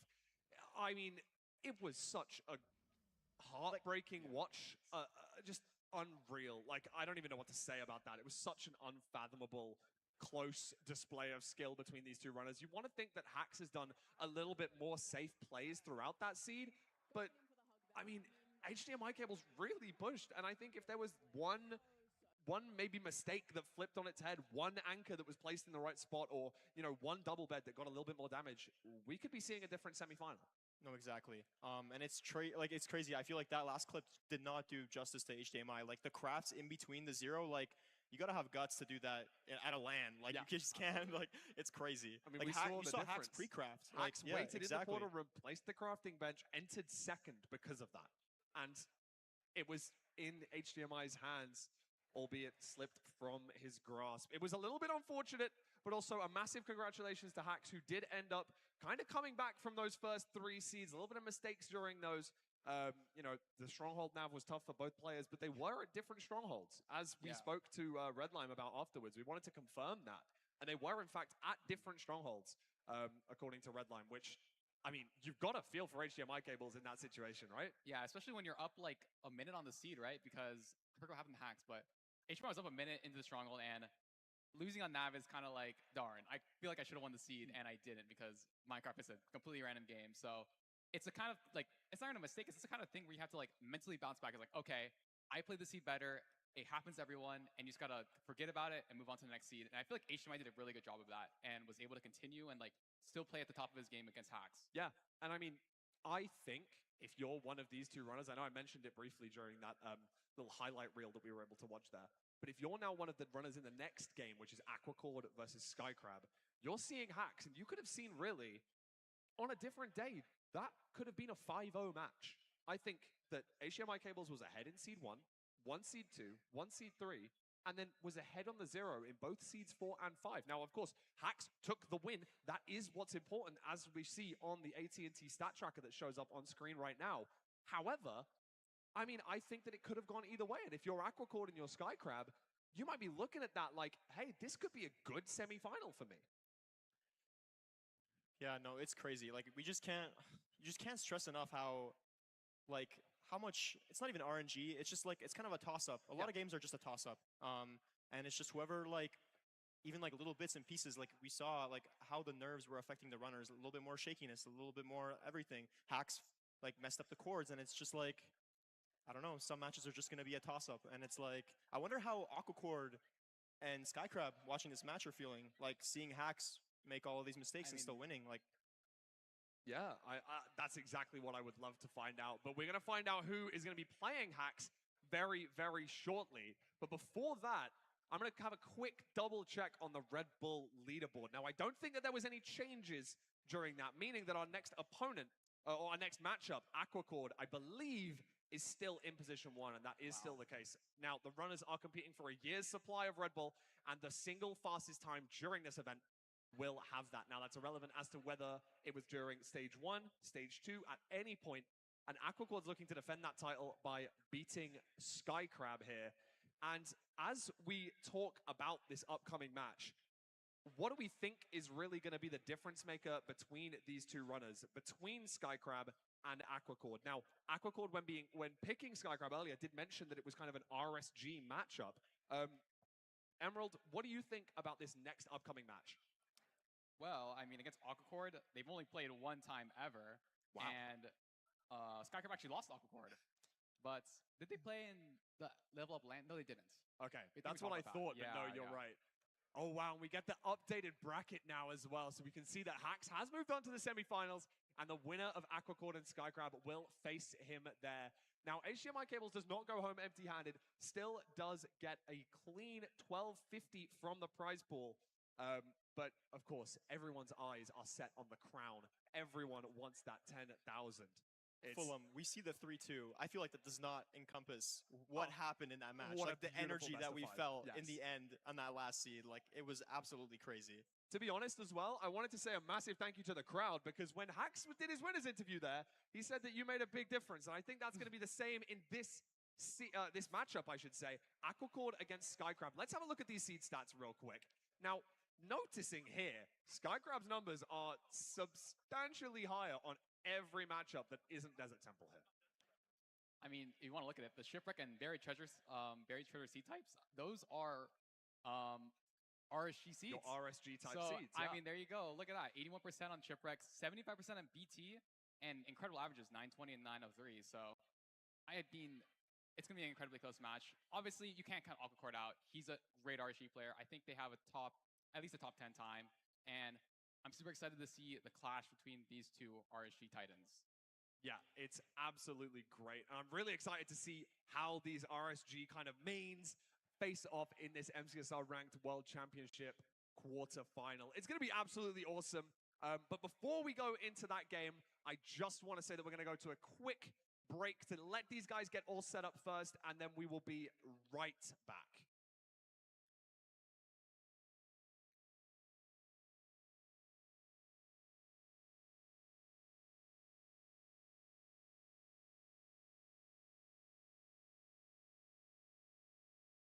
The Netherite bourgeoisie are keeping a secret from you. Do you ever wonder how they get their runs so fast? I finally figured out the secret. You guessed it, it's the Alienware 27-inch QD OLED monitors. Yes, it has everything to do with their technology and nothing to do with me being mechanically bottlenecked. And at $350, it's one of the most accessible monitors around. So I figured out how I'm gonna make my revenge. Feinberg. Can I say that? Speedrunning on this monitor feels faster. It's more responsive. The colors feel more rich. And if you want to be like me and the rest of the pros, go to aw.gg/shadowing. Thank you to Alienware for sponsoring the MCSR World Championships. All right, back to it. Red Bull gives you wings. Fellas, did we say 11:30 tomorrow? I forget. No, we did not say 11:30. What we agreed on was 11. 11 a.m. sharp. No. You have to say razor sharp. If you don't say razor sharp, his eyes go into the back of his head and he can't remember anything. Also, don't do the fella's voice. You know how that makes me feel. Okay. Voice is gone. 11 razor sharp. I totally got you. I have a small ask, though. Can we do a little bit later? How much later? 7 p.m.? Oh my god. 7 p.m.? Oh my guys, god. Kelby's on the line. I gotta go. That's so much later. Kelbo. Letty, the golden goose. It's good to hear your voice. Remember when you were blonde? I do. This is humiliating. What if we have plans? We can't just change what we're doing. Okay, you wouldn't have plans. Yeah, you have plans? Anyways, tomorrow, agenda, it's full. We should review your list of commitments. You got time? Kelby, we talked about this. Leave me alone. Letty? If I was your neighbor, I'd think you're dead in there. I'm at a dinner party. I'm wearing a tuxedo. Uh-oh, yeah, it's a wellness check. I haven't seen you in 7 days. What's the cut of the tuxedo? Low? Low cut? It's low. The band's playing. I can't hear you guys. I gotta go. When connection matters, it has to be AT&T. There's no band. I've had it. I've had it with this doubt. All right, welcoming you guys back just before the next matchup, Aquacord versus Skycrab. This best of 5 is going to be absolutely fantastic. The winner of this one is going to be in the semifinals. And let's have a quick look at their player spotlight before sending you in to this best of 5. Is there anything that we're really looking at here? Now, I know that these guys both main kind of more RSG, which is random seeds rather than in the MCSR ranked clients to anyone that's new watching. Danny, do you want to have a little peep at the player spotlights? Is there anything specific that you want to be looking at here? I think that one thing that I really noticed, we talked about RSG and how Skycrab has less ranked experience, but I saw a 70% village win rate, which is I feel like is very interesting. I feel like you don't play a lot of villages in RSG, and it just really tells how Skycrab is a very innovative player, and I feel like he can really pull through in this kind of format in a ranked style tourney. Yeah, for sure. I mean, looking at Skycrab's win rate overall, it's 70%. There's only really 100 games that he's played this season, or last season, I should say. And as we see them both setting up and getting ready to go, I'm really excited, and I think much ready to send it over to our casters. Looking pretty good here. I am going to do exactly that. So thank you from the desk. Thank you to you guys, and I'm going to send it over to Curryway and Rosebeams in just a second. Hello. Hi. Oh my goodness. I'm so excited. You have to flick your microphone down. Oh, wait. So you want people to hear me? Well, I mean, you can put it back up, actually. No, sorry. Okay. I did this once. I'm so bad at that. No, Anyway, it's hi. fine. We have Hi. a really cool game going on. I know. We've just had a cool game, and now we have another cool game. This is going to be a crazy matchup between Aquacord and Skycrab. We were looking at those stats, Rose. The one thing that really stood out to me on that graphic with the seed stats and everything, Aquacord has a 901 average in Desert Temple. Yeah. Which is like crazy. 901 average in Desert Temple is absolutely unbelievable. Yeah. And it's there we go. We can see it. Look at that. And it's his best seed type, 65% Yeah. win rate on that as well. And it's, it's about 24 seconds faster than Skycrab's average, but I don't know how much that tells us about Aquacord, I guess. Maybe just speed management of his kind of resources as well, definitely. Probably utilization of TNT. I mean, Yes. Aquacord, we saw in LCQ, Aquacord really liked to utilize TNT in Bastions. That was probably the person who used that the most along with Mungie. So it's really cool to see that. I think it's really cool to see like these runners now get the chance to actually play in this like best of 1 or best of 5, bracket format. So we're gonna see what these runners do. We still gotta get them all set up, make sure they're all warmed up on the stage and everything like that. But this matchup is crazy for a lot of different reasons. We could also see the seed pick here, Buried Treasure. Very interesting. It does make sense, but it's because it would be Aquacord's pick. So it's very interesting that you're going to pick BT against Skycrab. I don't know. I mean, they're both RSG players, but yeah, I think if you're who is technically the number 1 seed? I guess it's Aquacord. It's Aquacord, yeah, right? So Aquacord is the higher seed here. Yeah, actually, now that you mention it, I thought it was Skycrab picking. No, to be honest, but no, that actually makes sense. Yeah. So the fact that Aquacord is picking Buried Treasure is a little bit interesting, but I think that shows confidence too. Yes. I've talked to a lot of players where a lot of times with seed pick and ban, like you want to think as casters like, oh, there's so much going into it, etc. A lot of it's just like, what am I feeling like I want to play? Yeah. Aquacord might just be like, I was playing really well in the practice room on Buried Treasures. Like, I want to keep playing Buried Treasure. A lot of times these runners are not too worried about what their opponent wants to do, and is more so worried about what they specifically want to do. Yeah. And you're going to be thinking, if this is, this could be your last game. If you, depending on how it goes. And you might be thinking, I'm just going to go out with, start off with a seed that I like. We know Aquacord's been playing a lot recently, and so maybe it's just something he's just got a lot more experience and feeling a lot more comfortable about. Maybe he just wants the speed. Maybe he's going for the chance that he's going to have a couple spare TNT, and he can use that in the Bastion. So I think, it makes sense to an extent, as kind of we see both players kind of getting ready, getting set up. I like that we have the Spotify. I was going to say, I want to know what he's really tell listening what to. I'm listening to. Hi, Aquacord. Hi, Aquacord. Oh. I'd love to know what you're listening to. Yeah. It's Like, wonderful. do you go like chill music or do you go like upbeat music? I think I don't know. That's a great question. I'd be curious. That's a good we should do that for like a listening to when you play these games. Like, do 'Cause you I feel have a set playlist or do you just like shuffle everything? Yeah, I know. Hacks, for example, big piano classical music guy, big classical music guy. Like, Bummer is gonna put on whatever. Yeah. Like, it's just dependent on the. We know what Infu's gonna put on. So I think things like that, we have a little bit of idea. But yeah, Aquacord, I'd be really curious. Like something like that is kind of interesting. I think this we keep talking about them being RSG players. I think you could make a real case that these are arguably the 2 players who are most likely to break the world record. Yes. Shout out Jay. Jay is probably the other one who's really likely to do that. But I think these are 2 players who have been really going for it. Of course, Skycrab has been really going in for it for a while now. But also, we mentioned this, I think, a little bit earlier, too. Skycrab's been playing a little bit more ranked in Season 11, which is really exciting to see. Just kind of, broadening her horizons a little bit more in there. And I think, the stats that you're seeing on the screen and everything, that's from Season 10, our previous season. But this season, I believe, Skycrab has the fastest average out of anyone in the entire world. It's like 8.4x or maybe low 8.5x. Like, it's just absolutely absurd from these runners. Yeah, and I think the reason why Sky Crab has been playing more ranked this season is I think he wants to auto-qual for playoffs. So obviously, Sky Crab, when he's gotten into playoffs previously, it's not been because he's been in the top 12 for phase points. It's been because he's got through during LCQ. And obviously, season 10, he didn't make it through LCQ. And I think he was quite disappointed with that. He didn't have the best kind of LCQ performance. So I think now he's thinking, I want to be comfortably through 2 playoffs finals, because when he's there, he does great. So I think maybe he can hear me. There was a little smile. Maybe he turned around and looked at it like, I'm on the camera now. Okay. Hello. But I think something that also is interesting with these players that I think we should talk about is the difference from playing how you would play in like an LCQ versus playing how you would in like a best of one. Yeah. In LCQ, especially like how we played in earlier today, you're kind of just trying to get through. You want to complete the seed.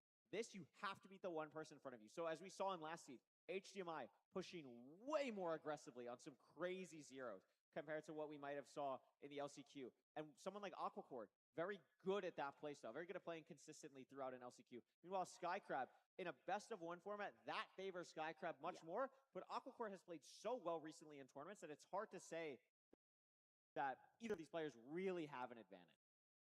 Yeah, and we saw third place in season 10 playoffs, and we've seen both of them at LAN as well. They were both at Level Up LAN. Obviously, Skycrab won there, but I think it's very interesting because Skycrab as a player, he is just the one you're going to see take the biggest risks. I mean, Aquacord will as well, but Skycrab is just on another level. Sometimes I'll be watching Skycrab play, and I feel like I just get so terrified because he's just doing, there was I'm pretty sure one of the seeds today in the free-for-all, he just had like a million mobs and he didn't take like a single hit of damage. And he was pushing for strays and like really, really pushing. And he's always the type of player he will just push and push. And I think that's partly the RSG mindset where you are taking those gambles and taking those risks to get, the world record time, but he translates that into ranked and he's just so quick. But Aquacord is someone who I think just over the last kind of few playoffs, he's just been growing and growing, I think.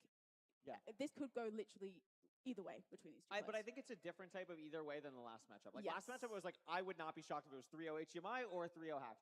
I would be shocked if either of these runners 3-0. I really honestly would. I think both of them have played really well throughout this weekend. I'm expecting a really a game 5 here. I don't know who I'm going to lean here. I watch more of Aquacord. I think I know Aquacord more as a player, but I think I'm going to go Skycrab 3-2. I mean, the experience of winning at a LAN is something that I can't overlook that. And I think, like, in another world, this could be a finals matchup, honestly. Yes. Like, I'm really happy that we're commentating this game. I think this is a really crazy high-level game. I'm going to go Skycrab 3-2. That's my prediction. Okay. You kind of stole what my prediction was I'm going to very be. sorry. No, it's okay. Maybe I'll mix it up. I don't know. It's so hard. As you said, like it could be either way. I feel like it's going to be game 5. I feel like it's going to be 3-2 no matter what. I don't know. I think Aquacord, just because Aquacord is the higher seed going into this. That's true. Aquacord so he has was played better more specifically consistent in the free-for-all. So that's kind of where my prediction is going to go. But either way, I think it's going to be a 3-2. It's going to be so, or even if it's not a 3-2, it's going to be like it would have been. Yeah. Because I think it's just going to be close. It's going to be close. It's going to be good. I'm really excited. I think the line for Skycrab is Skycrab has the best Bastion average of any runner. But Skycrab's Bastion average is legit like 2 seconds better than anyone else, which sounds like nothing, but is like over an average of hundreds and hundreds of seats. Actually absurd that he has a consistent average Bastion than anyone else. So I think the line for Skycrab is play really aggressively in the early game, keep that lead, and then hold it from Fortress to endgame. And if you're Aquacord, you're trying to keep it even entering the Fortress, and if you can keep it even entering the Fortress, you have a really good chance of winning, in my opinion. I think it's going to be key. And also, it's going to be all those little decisions that happen up to that point that are going to make the difference.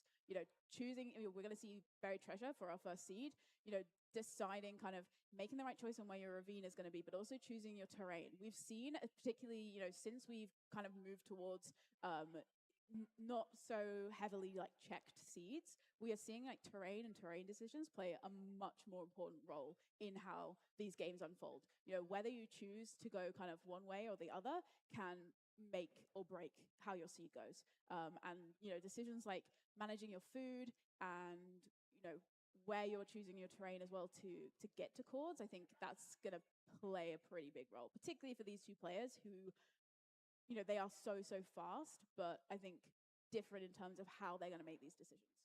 Yep, I think that's a great point. And normally I would say like, oh, well, watch out for Skycrab because he's used to RSG terrain, but they both are. So Yep. I think Aquacord. I think honestly one of the strengths of Aquacord is like Skycrab's RSG ranked balance is probably like 70 RSG. No, I think it's more. It's probably like 85 RSG, like 15 ranked.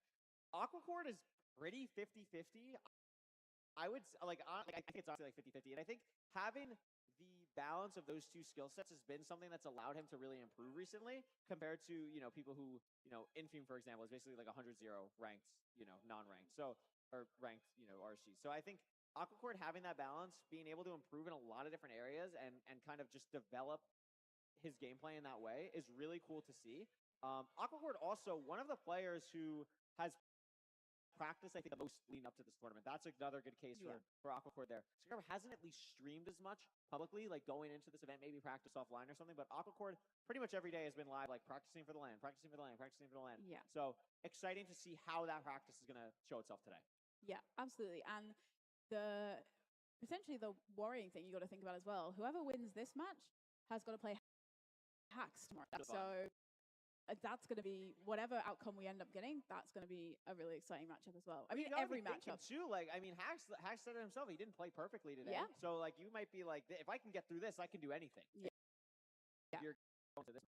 Whereas like the bottom half of the bracket or second half of the bracket, Infume Mungi, Feinberg Dougal, that's scary as well. Like whatever happens there, you're going to be, you know, we still have 3 incredible matches to go today, which is very exciting. Which is very fun. Yes. I can't. I'm very happy. I thought before I was like, oh, we're commentating like two of the best games. Like this is bad. And then you forget that like, oh yeah, Feinberg Dougal is playing. Yeah. It. Like it's just like every game is just so good because that's what happens when we're in a tournament like this. See. I'm so excited to sit in the crowd for Feinberg Dougal. I feel like that's going to be so fun. Yeah, we will have. I almost said Feinberg. Feinberg and Nerdy are not commentating. No. Parker and Nerdy, Wreck-Rab and Nerdy are going to be Nerdy. commentating. We'll be swapping them in. That'll be really fun. Have them have a chance. I know Nerdy's got to be chomping at the bit. Yeah.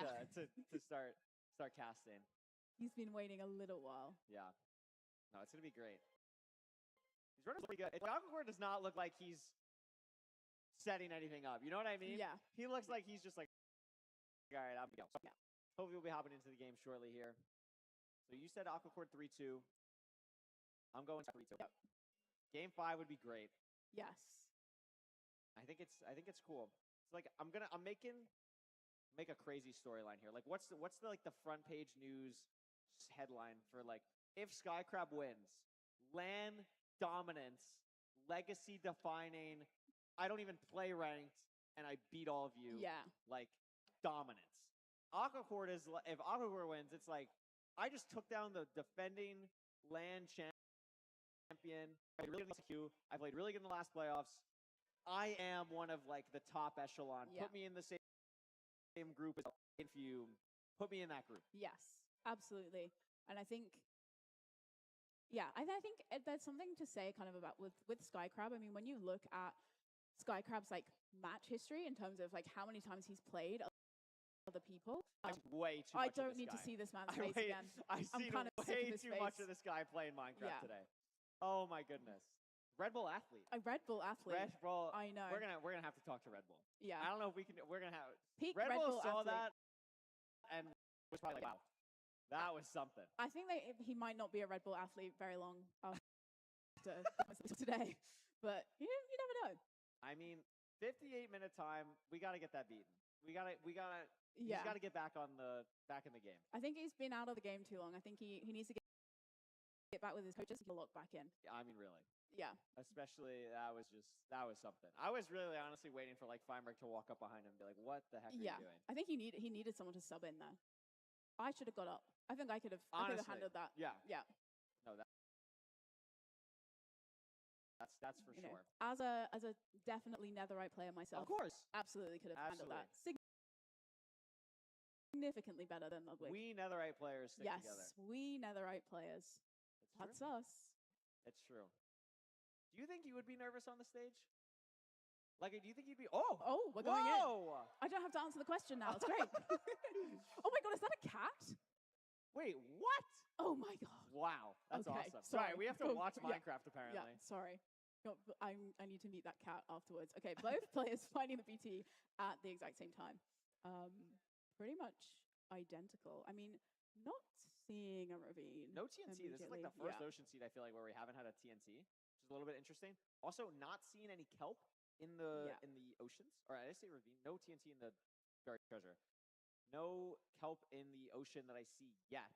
But we do have a lot of distraction gold this year, which is really nice. And it looks like Skycrab will be heading out, sees a ravine. Aquacord sees the same ravine, a little bit of a lead. And Aquacord did pick the seed type, which we thought was a little bit crazy at the time, but seems to be a little bit ahead here. I mean, maybe like 2 seconds ahead, but with these runners, I think they'll take anything they can get. These average times are crazy. 9:22 to 9:12, 6 seconds separating their best time. Just wild. Aquacord is going to be the first person to enter the nether here. What's it look like? A very fast overworld. 1:15. There's the bastion. Remember, there is the Red Bull leaderboard, which Aquacord is also first and second on. So he could go for that would be 1, 2, 3 on the Red Bull crazy. leaderboard. That would be. I feel like that would Even show. if you don't win the tournament at that point, like, oh my gosh, that would be crazy, Aura. A bit of obby in that chest. Is a housing bastion. Gold axe here is going to be really, really nice. Ree picks up the gold that he placed to make sure that no other piglin gets distracted by it. And Skycrab significantly behind right now. Yeah, just seems to be playing like slower. I mean, he's dealing with this hoglin here, Dealing with the hoglin and trying to punch the piglin to chase. It's a little bit weird. Skycrab, one of the most expressive players we have that I really like. You can really see what's going on through his head, through his expressions on the screen. So clearly not thrilled with the current situation with the hoglin up there. Yeah. But still not too far behind. I mean, Aquacord's on the whereas Skycrab's just grabbing these ones that are slightly higher up. Well, starting to look for where the fortress might be. We didn't see it as we came into the bastion, so hopefully it's not too far away as we start to see Aquacord clearing out all of the excess bits and pieces that he picked up along the way. Inventory management is going to be crucial here. These runners, 2 gold blocks. Very 12 obsidian is probably going to be enough once we check trades here. We are at 21. Yep, it is going to be exactly enough almost. And Aquacord's going to be crafting the blaze bits here. We don't have that much string. We also are going to have to, of course, craft an axe because the gold one is not going to do too much anymore. We're going to see if Char and get the spike right here. No, we have to raise our render and try again. But Aquacord still holding the lead over Skycrab. Yeah, and just looking, still not 28 string. Still not a great amount. Didn't quite see how much obby and glowstone we had, crying obby for respawn anchors, but we also saw Aquacord did craft the 2 beds, so if he doesn't have the kind of explosives that he'd want, he can choose to kind of just use one, just single blaze bed, but absolutely. Also noticing, I really like the way that Aquacord left that bastion. It's a way to leave the housing that you don't see that often, just going through that way. I really like that. No sign of the fort yet. There it is. Again, this is pretty fast, but we've seen faster fort enter so far, and the lack of explosives is going to be something to watch out for, which actually I think was just behind, because now the glowstone, I mean, Aquacord has an unconscionable amount of glow. We are going to be okay. This is a tall fort for Aquacord, but should be good. Skycrab made up a little bit of time in the bastion. That's what he does, but Aquacord's still holding that lead into the fortress. Like we said, that he's got to be really happy about that. Yeah. We are going to see the render distance lower for Skycrab here to try and get. There's a lot of not blazes on his screen. There's a lot of piglins. just three strays, or four in this room. Wow. For Yeah. Aquacord, that's It's gonna be really nice. Aquacore, or excuse me, Skycrab gets 1, but 1 is not 4. So that is gonna be a huge advantage to Aquacord. Still has to find the spawner. Does so now. The food management has been a little bit interesting between the runners. Skycrab more fish, but Aquacord more health. And there is the spawner for Skycrab. Aquacord heading to the second one. I'm not sure if Skycrab actually saw the second one here. I don't think so. I really like this. 5 rods. Wow. I really like this gravel placement from Aquacord as well. It's just giving him so much more speed as he's kind of flicking between these two spawners as well. Ancient as well. This is the second time we've played that today.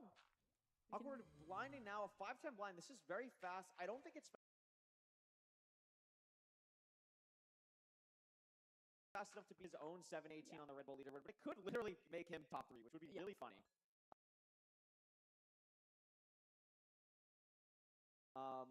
Gonna get the measurement here. Unsure because you don't see the Ninja Rain bot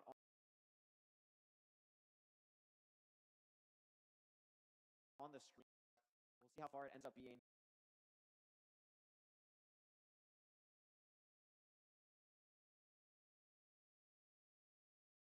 I believe we still need that one last rod here for Aquacord, and he's gonna probably eat the last fish as well. So we'll see what that looks like. There is 2 blazes here. Hopefully they drop. Yeah, gets the rods, is going to be able to leave. Has to figure out how far the stronghold's going to be. The terrain is not the nicest, though, Rose, to get to these courts. Yeah, in that Basalt Delta. I mean, he's out of the Basalt Delta now into the Nether Waste. But yeah, ended up being a nice direction. Yeah, wasn't too bad. But are we going to... Okay, seems to not have to go into the lava, which is always nice, because it's always pretty slow. Skycrab's on 5. I want to point out how Aquacord has his inventory set up here. We see he put his eyes specifically in the top left spot. This is something that I talked to literally Silver about yesterday while eating dinner. This is called top left boat. What's going to happen is when when Aquacord gets into the stronghold here, he's going to replace his boat with his eyes slot, and then he's going to have his hotbar pretty much completely set to go. It's going to be really cool to see. We have the ocean, which could be something where Aquacord's going to hop out here, but Skycrab not too far behind. Puts the eyes in the hotbar. Gonna put the bed in the offhand here instead. And Skycrab is gonna be entering the stronghold now, but Aquacord's taking a little bit longer than I thought to nav this, and this is a chance for Skycrab to get kind of back in this game here. Yeah, and Aquacord This is a a little little bit awkward. Placing the bed there instead of the boat. So obviously changing up the... And Skycrab instant navs. But yeah, so that's huge for Skycrab behind the whole seed. Now is in the driver's seat.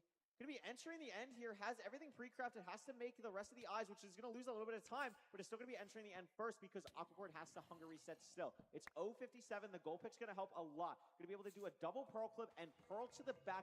What is the tower going to be? It's a tall tower. It's going to be a hard 0, Rose. It's going to be maybe 94. Skycrab's just going to fully bail out of it. Aquacord, I would say, is slightly better at 0 cycles than Skycrab, but Skycrab actually does end up going for it, goes back for it at Y90. Should be okay here. Aquacord pushing for 94, a whole rotation higher. This could matter here, but it's going to come down to rotations. Oh, I mean, a lot of anchors. This is so close. Oh, but the double bet doesn't do enough. And Skycrab. Oh, and Aquacord dies there. So luckily for us watching, Skycrab does finish it off. So I respect the attempt from Aquacord there, but a huge 0 cycle for Skycrab. It literally looked like he turned away from the tower. Yeah, and then he turned back. I literally as soon as he turned away from the tower, I fully diverted my attention to Aquacord. Crazy that he ended up being like, you know what? No, I do have time. And understanding that, really nicely done from Skycrab there, behind the whole sea, but locks in at the end to take the win. Yeah, and there was a little bit of a stumble from Aquacord in the stronghold where he placed the bed instead of the boat. Yeah. And I think that's linked to what you're talking about with the switching up the hotbar and moving that around. And I think just maybe the muscle memory when he fell down, then kind of lost that time there. But really unfortunate. I mean, it was very close between the two. Very close. And Aquacord really was in the lead for most of it. I mean, some of that was strays as well, but just a little bit harder time on the nav. Skycrab nabbed it a little bit cleaner as well, and then that 0 would have been so close if Aquacord hit it, but Skycrab really locked in. Even though it was a whole rotation lower, like sometimes that matters. You're able to use those anchors in a better way as well. That was something that was really nice from Skycrab there that made Aquacord's life a little bit harder, but Also entered slower, so you know you have to push it a little bit more. Yeah. Really, really interesting end game from two incredible runners. Yeah, and it was so close to the whole seed. It was very back and forth. We're excited to see what the splits are like because I feel like yes, Skycrab was a little bit behind, but Definitely made up time. Not and, much. and it definitely wasn't, I think they were really always within like 20 seconds of each Yeah. other, maybe even less. Like, that was very close. Skycrab played the Bastion maybe slightly better than Aquacord once they started actually doing the route, but Aquacord really little hesitation starting out early on. I mean, that was a really good seed and a really, honestly, like very high level seed. Like that was, it was a very close seed throughout, and they both just played it extremely well.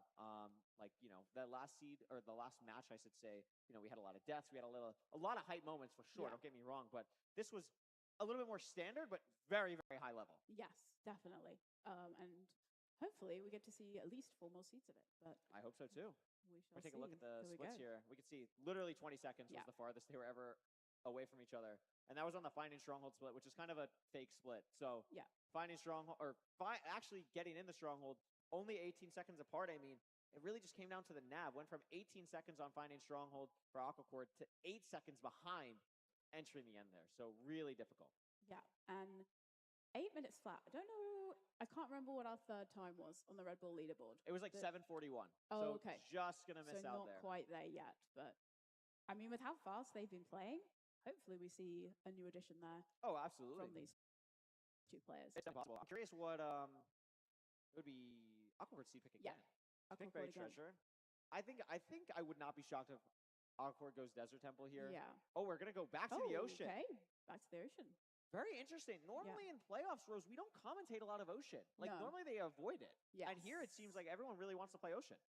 Yeah, maybe there's something they know that we don't know about the ocean. Maybe something's changed. I mean, Skycrab is a crab. That's true. But and Aquacord's picking Aquacord has them. got Aqua in his name. It's the camaraderie. Yeah. We're talking like this is what we love to see. Yeah. Like we want to have Skycrab on his home turf. I respect that from Aquacord. Yeah. He's just trying to make him feel a bit more comfortable. You know, he's had to travel like a really long way to get here. Of course. So it's just making sure he feels at home being in the ocean. They should add crabs into Minecraft. Well, we had a chance to do that, and then people didn't vote for it. Oh, I forgot. Yeah. Yeah. Okay. Never mind then. Anyway, shipwreck. Let's see what we got here. Pretty far again on these shipwrecks. Skycrab wondering if he's in the right seed. Yeah. Which is not common on shipwreck seeds. I mean, it's not that hard to see. It's also a lighter color boat, which I think are a little bit easier to see sometimes than like the spruce boats. Skycrab now finally seeing it. And yeah, it's going to be one of those things where it's like, okay, well, now I'm just 30 seconds behind, so that's awesome. But gets a dolphin. So that's going to, hey, you know what? You got to lock right back in. That's pretty good. It's the ocean advantage for Skycrab. We have got 6 carrots and 7 gold. I didn't do that on purpose, I promise. But it does mean you can make golden carrots if he wants to here in the overworld. Could do gold carrots. I think we're probably just going to do, I think we're probably going to save the gold for distraction. We do have the gold axe, which is really nice. We are going to make a iron shovel as well, just have as much gold for distraction as well, just because, like you're saying, having that gold later for golden carrots is going to matter a lot. So as much as you can save is going to be really good. The crafts are coming through. Also, I believe these are the 2 players that tabcraft in the tournament. I think these are the only 2 players that tabcraft in the tournament. Silver doesn't tabcraft anymore. Yeah. Tab space crafting. So cool to see them going against each other here with the fun crafting. So Aquacord's going to be leaving the island first. I mean, we did see Skycrab struggling a little bit to find the ship initially. And Aquacord gets a dolphin now. Yeah. So they get to take it in turns to have the dolphin. Does this Not a real... Oh, is this real? This is a little awkward. Yeah, there's a little bit of magma, but I'm not 100% sure. Let's see here. Great Long flint time to breaks. get some flint. Also, normally you'll see a lot of runners like only mine like 3 to 5 flint or 3 to 5 gravel, and then hop in to the ravine and do the rest in the portal. But Aquacord decided to do all of it at once here. We'll see if Skycrab does the same thing. Also has a gold shovel. Yeah, you can see only grabs 4 and then is hopping in the ravine. But Skycrab's in a completely different spot, Rose. Oh. I did not even notice. This is not a magma ravine. No. He Ugh. must hear the lava, maybe. I mean, there's obsidian, so there has to be lava. Yeah, this is going to be nearby. so slow for Skycrab here. Yeah, Aquacord is in the nether, is a treasure bastion. Oh, You can really nice see- portal, though, from Oh, Skycrab. wow. Take a look at this. Gonna try and get something here. It's a little bit awkward. Has to get some more blocks down, maybe even another door. But I think we're going to be okay here. Yeah, I think we're good now. I Yeah. think it's just going to be one more block at the bottom. Really nicely saved there, but still has to mine like so much flint. Meanwhile, Aquacor's at the treasure. I was too occupied on Skycraft to see if we saw a fort or anything yet, but I believe we did because Aquacord changed off the pie chart for it, so Aquacord knows where the fort is, and it's going to be really set up here. Yeah, I did see him looking around in wide macro, but I didn't. I looked back at Skycrab, so I don't know 100% if he saw it, but he must have seen it. Otherwise, we would see. Pie chart, yeah. We'll see here. Aquacord really in the lead here, and this is just something that is so tilting for Skycrab when you have to try and get the boat off, and it's like not cooperating. You're just not getting the sprint boat crawl. Really unfortunate. Yeah. But and this seed just seems to not be going Skycrab's way right now. But we saw before, like, was behind last seed, ends up pulling it out. So it's definitely possible. The fort is behind the bastion. Okay. So we'll see how Aquacord decides to get there. But playing really well so far. Treasure's one, though, where it's a little bit difficult to tell if you're going to have gold for golden carrots on a seed like this, because normally you're overlapping all the gold at once. It's very hard to save gold on treasure. So we'll see what that ends up looking like for Aquacord here. Yeah, a little bit shaky from Skycrab as he's kind of bridging around. Fell a couple of times, so taking a bit more fall damage as well, which is food-wise. Oh! Okay, that can maybe make a gold carrot, but no, it's not going to have enough time. I mean, this is a little bit scary, too, because there's also wood, like, everywhere, so the wood can burn the items, potentially, which is a little bit scary, but... He is very frustrated, you can see from his face. I mean, it's been a frustrating start to the It's been a very frustrating seed for Skycrab, but... I mean, if you're Skycrab, you got to be thinking, okay, can I beat Aquacord in a best of 3? Yeah, I can. I'm Skycrab. So, like, that's what you got to be thinking about this. I mean, obviously, you don't want to count yourself out. Anything can happen. Aquacord could easily die. Like, Minecraft is just one of those games, but worst case scenario, it's definitely possible. I'm actually surprised Skycrab is not full resetting the seed here.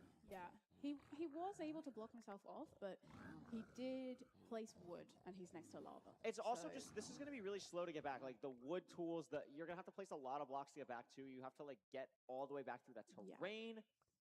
It's a little bit interesting. I think it's honestly about the same. Like, shipwreck seeds are not the fastest to play. Like, you're not gaining that much time if you already know where everything is on a shipwreck, so...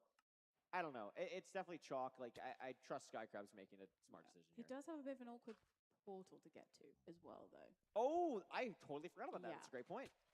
So, whereas Aquacor's right Oh, and it's a double spawner. Yes. So, a lot of potential to make a lot of time gap here. I mean, Skycrab seems to remember the way where he's going, but does have a little bit of a...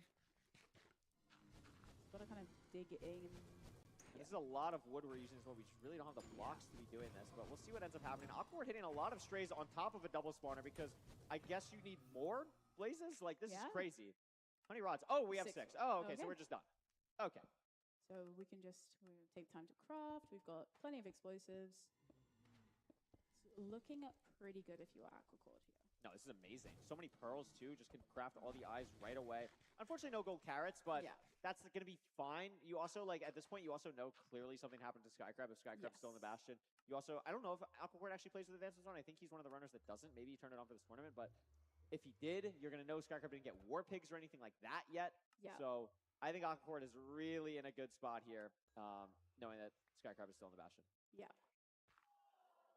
Yeah, and that's what we talked about, Rose. Good save. That is what we talked about. Yeah. That is... I've played this game a lot. Yep. That has happened to me, and that's why I was worried about him running back to the items. I felt like... Yeah, I mean, I'm speaking as a completely different skill level, but I feel like if I die next to lava like that, and I don't know for certain that my items are safe... It's so hard. But it's a difficult decision, because sometimes your items are fine. You're also thinking, like, you're trying to high roll, right? Like, you're in a situation like this, you want to get back into it as fast as you can. It's like, you're not going to play for the most consistent thing, especially when you already know you're behind. So, very difficult to go through that situation. But Aquacord playing the seed really well. 7-minute stronghold basically on the dot. Has a nice spike. Potential hidden go mid sides against it. So, we're going to go through this hidden. This ends up lining up nicely for him, and it does. There we go. So a very clean seed for Aquacord, who played last seed very cleanly as well, basically up until the stronghold with a little bit of weirdness in the hotbar. But, and of course the dying on the 0, but that was a little bit because we knew we were behind and have to push. But Aquacord in a great spot now. A lot of explosives. I believe 7. And it's a back one or oh we just I think we're just not gonna go for it. oh yeah oh duh because Skycrab is very behind, so we Yeah. just know we can play safe here. I think that is the smart play. Yeah, you don't need to worry about the Red Bull leaderboard when you have the top 2 spots. Exactly. That's yeah. pretty He doesn't true. need to push for the time. He's already up there. Yeah. He's already pretty comfortable. So has Aquacord, can you like build a house at least if you're gonna make us wait for a perch? Doesn't have a bow. So this is going to take a little while because with our new perch We don't have a match standardization, stream and a perch. yeah, because the more crystals you break, then the faster the dragon, or the more likely the chance that the dragon will perch. So we're going to have to kind of wait. Yeah. But maybe he gets lucky. Maybe it. That would be perches early. awesome. Yeah, I would appreciate that. I would too. We'll see what Aquacord decides to do here. I would love a house. We have so many blocks. Yeah. Like, come on, just like a 5x5, something going on here. Or even just like a little message. Yeah, you could say hi, smiley face. Yeah, a little bit of parkour. Love when people build a Neo. You could have that. It's almost like he's playing in a $25,000 tournament as like locked in or something. It's got no whimsy. Unfortunate. Hacks would. Yeah, would build a last house. match was like the whimsy match. Yeah. This is like the I'm locked in match. Yeah. Like I'm here to win match. I respect that. Yeah. Is Still not going to be the perch. No. Kind of hanging out. Yep. If you were playing, what would your message be? What would you my write? message be? Would you just write hi? Or would you get creative? I think I'd write like an emote. Oh. I'd farm some chat like interaction. a wagga or something? I would always put a wagga. Like put a wagga down? Big fan of wagga. Yeah. It's just such a good emote. It's just so happy wagging his I tail. agree. I absolutely 100% agree. I think we need more wagga. We'll see if... Oh, nope, still nothing. Nope. Just waiting. It's okay. We're just hanging out. How's everyone doing?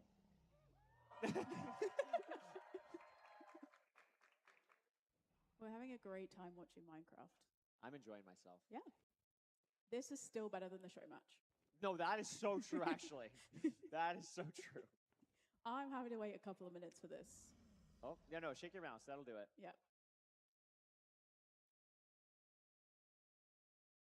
Careful, they're waiting that you don't get sloppy. You don't Yes, wanna no, I do this accidentally- all the time. Like, I would just wait for a perch for so long, and then I actually miss the perch. Yeah. I'm like, okay, well, or that was... accidentally look like an Enderman, or Yeah. it happens. Oh, so this is the really fun part where the dragon circles you for a minute and then finally decides to fireball you. It's awesome. Oh, there we go.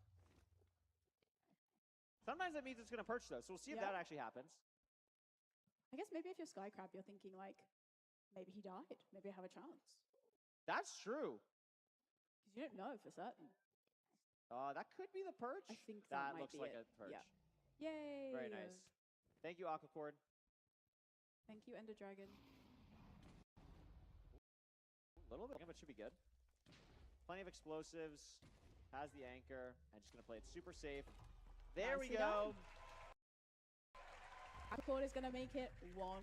Oh. Still 14 minutes, or 4 minutes faster than the first That's true. HDMI hack seed. Yeah.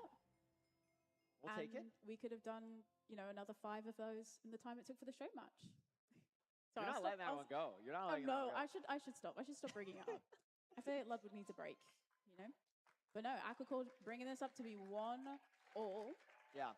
Still all to play for. It's still looking good for both of us for our predictions. It's looking great. Yeah. We're really good at this. We are. It's almost like we do this, like, Oh, professionally. wait, we do. Maybe. It's crazy. It's crazy. And we're guaranteed a game 4 now. If Yes. you're Skycrab, you got to just have the mindset of like, okay, like that was just not going to be my seed. The Yeah. universe decided that I'm not going to see the shipwreck and I'm going to have a weird ravine and my items are going to like explode. Like, Yeah. it just happens. Like sometimes that just happens and that's okay. And that's why we do a best of 5 and it's not a best of 1. Exactly. And, when we saw in the previous match as well, Hacks had a lot of not great moments. HDMI did as well with the incredibly long stronghold, but, both able to come back from that. And I think, Skycrab is an experienced player. He's a player who is used to highs and lows in Minecraft as well. And, I think he's more than capable of kind of coming back from this. Oh, absolutely. And he knows he won the first seed. Yeah. It's his seed pick now as well.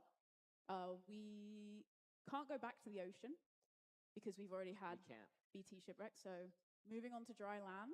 I think he's going to go for like a village here. I would not be surprised. I think I would say Village as well. I don't think we're going to see Desert Temple. I think it's going to be Village. I think that would make sense. I mean, Skycrab is used to RSG of just getting unlucky, things going your way. Yeah. So if anyone has the Goldfish mentality, it's going to be Skycrab. Yes. Take a look at the stats here. Unfortunately, yeah, this does not really tell the story. This does not paint Skycrab in a wonderful light here. No, but we can see how long we had to wait in the end. We can see. We had to wait 3.5 minutes. Wow. So thank you so much, Aquacord, for that. But Yeah. again, it's the smart play. It's absolutely a smart There's play. just no need to push when it's back 0 like that as well. It was quite tall tower. You know you are like 3 splits ahead of your opponent. You just take it easy. You're already on the fastest. You're fastest on the Red Bull leaderboard. You don't need to stress. You just take it slow. And it gave us the time to chill. Hang out. Absolutely. That's what it's all about. I think Village, but I would love to see Ruin Portal for the next seed. We haven't had Ruin Portal. We have not had a Ruin Portal all day today, which is actually kind of crazy. Yeah. Normally, that's a very common seed type that we see Yeah. in a playoff setting. Seeing none is very surprising. Yes. I think if we were going to see one, it probably would have been Hack's last seed. I don't know if either of these runners are going to go for it yet. Village makes a lot of sense here from Skycrab. Yeah. Decision making, as we've talked about before, choosing your line, where you choose, and when you choose to do certain things. I mean, we even saw the difference between Hacks and HDMI last match when they played the Village. You had them both getting the gravel, but then one choosing to get hay bales over the other, one choosing to get, wood and things from completely different locations. So that can play a role. And if we have a desert village, then wood plays a really key role there in terms of where are your trees going to be, where is your lava, where is your flint. It's a lot of things to think about. And it looks right into Is it and it's going to be a desert village with no trees. Because we are in a mesa. So are they? Well, it depends. Oh, wow. We've got to grab the sticks. If there is a crafting table house where at least there's some wood in the mine shaft. That would be a crazy. So that is an option. That would be because otherwise crazy. your only option is I can see a very far savanna and the top of the mesa. Yeah, I mean, I see a crafting table house. It wouldn't shock me if these players maybe decide to just not go for wood at all and just grab a bunch of beds. Looks like Skycrab's going to be grabbing at least 2 here. The blacksmith, unfortunately, only 3 iron and an iron pickaxe, so we're missing. We do have to kill the golem here, which is going to be a little bit annoying. But not the end of the world here. Awkward deciding to take the crafting table with him, which makes sense, but before crafting a bucket. So curious why why Awkward decided not to craft a bucket yet. I mean, we're going to need that probably, but curious to see what the thought process is for these runners, because Skycrab did the exact same thing. Yeah. I don't know. Maybe they're playing. I mean, there's a ruin portal as well in the distance. Oh, is there? Yes. I didn't see that. It's like to the top left. Oh. So like maybe you're going to go and check that before you make Oh my god, Skycrab. a bucket, just in case. I mean, you're kind of going for, because we don't see a lava pool yet either. You're kind of going for, do I just go no wood and hope that I spawn in a warped or a crimson? Is Aquacore going to go get the wood in the mine shaft? I think he might be, but Skycrab is going to go for the ruin portal. I think I like Skycrab's line more of going to the ruin portal here. I think this makes a lot more sense. I mean, again, these runners are going to have like no blocks, but you can get your light here, and then you can maybe get like a gold pick or a gold something that can make your life a little bit easier later. And Skycrab is also going to be able to get the gold block here, which is really nice. Going to be very interesting to see what is in this chest. Oh, we do not know our ruin portal chest placements. There we go. Has it there. So we don't really get anything that's too useful. Yeah. We do get the light, but we do still need to get water, which again, this is kind of why I'm like, why do we not make the bucket? Yeah, because we could have grabbed, there's the lava pool. And Skycrab's realizing that. Yeah, so he's Skycrab, going to run back to the well. So Aquacord is going to be entering first here, but still no wood. So we're really hoping that there's going to be a forest where we spawn in the nether. Or you've got to hope for on your blind, because also if you've not got a boat, then that's going to slow you down when you're measuring as well. So not able to do bow tie. Waiting to get the flint. yeah, Flint's not really cooperating here. We'll see how it goes. And this is actually a nice time save for Skycrab, because Skycrab got the fire charge. Yeah, so that's able to kind of help him make up the time. If Skycrab didn't forget water, like Skycrab would be like 20 seconds ahead right now. And there's our wood. So that works out really nicely. Very handy for Aquacord. Skycrab heading in now, so only maybe about 10-15 seconds behind. So not too terrible. both runners are going to be grabbing the wood right away. Going to try and get some high ground. Is that the fort on the left? It is. So there's the fort right there for these runners. Going to know where that is immediately. So even if this is treasure or something, that's totally chill. One thing to note, Rose, is we see Aquacord going down here. Yeah. They don't have a boat, which is something to be aware of. Now, it's actually not going to matter for Boat Eye, which sounds unintuitive, but it doesn't matter if you play on a specific sense, which I'm assuming both of these runners do because it's very common at a high level. So they don't really need their boat. But definitely just not great for navigating terrain here. We can see Skycrab has made a lot more progress going through a Soul Sand Valley while Aquacord is still in this Crimson. Yeah, taking very, very different routes here. And this is a far bastion. And it's going to be annoying to have to get back to the fortress as well. Because you really also saw the bad part. I don't see it on either runner's screen still, which is kind of crazy. There it is, finally, for Skycrab. Can't tell exactly what it is yet. It's a house. But it's not going to. So Skycrab should like eat some. Yeah. We're gonna run out of something that. To take.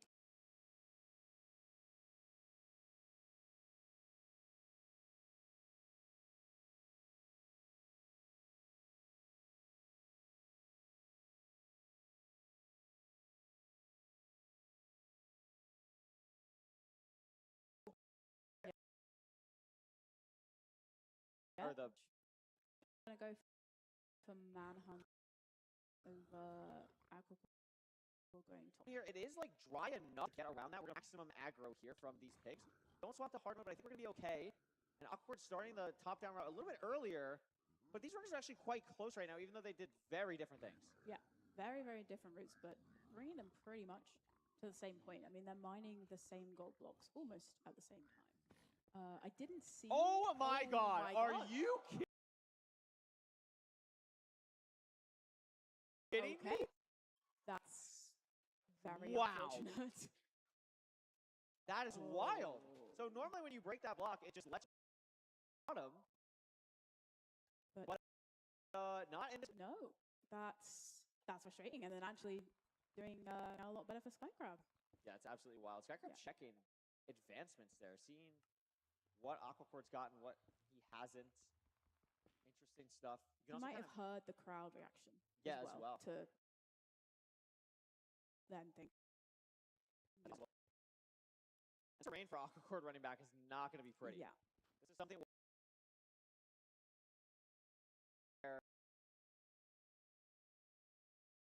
it's so hard sometimes. Like, think about assuming you're never going to have a goal. Just a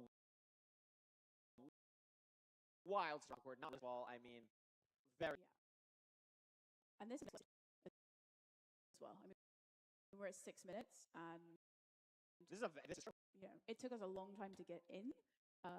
Just because of the wood, a very long run back to get to the bastion, and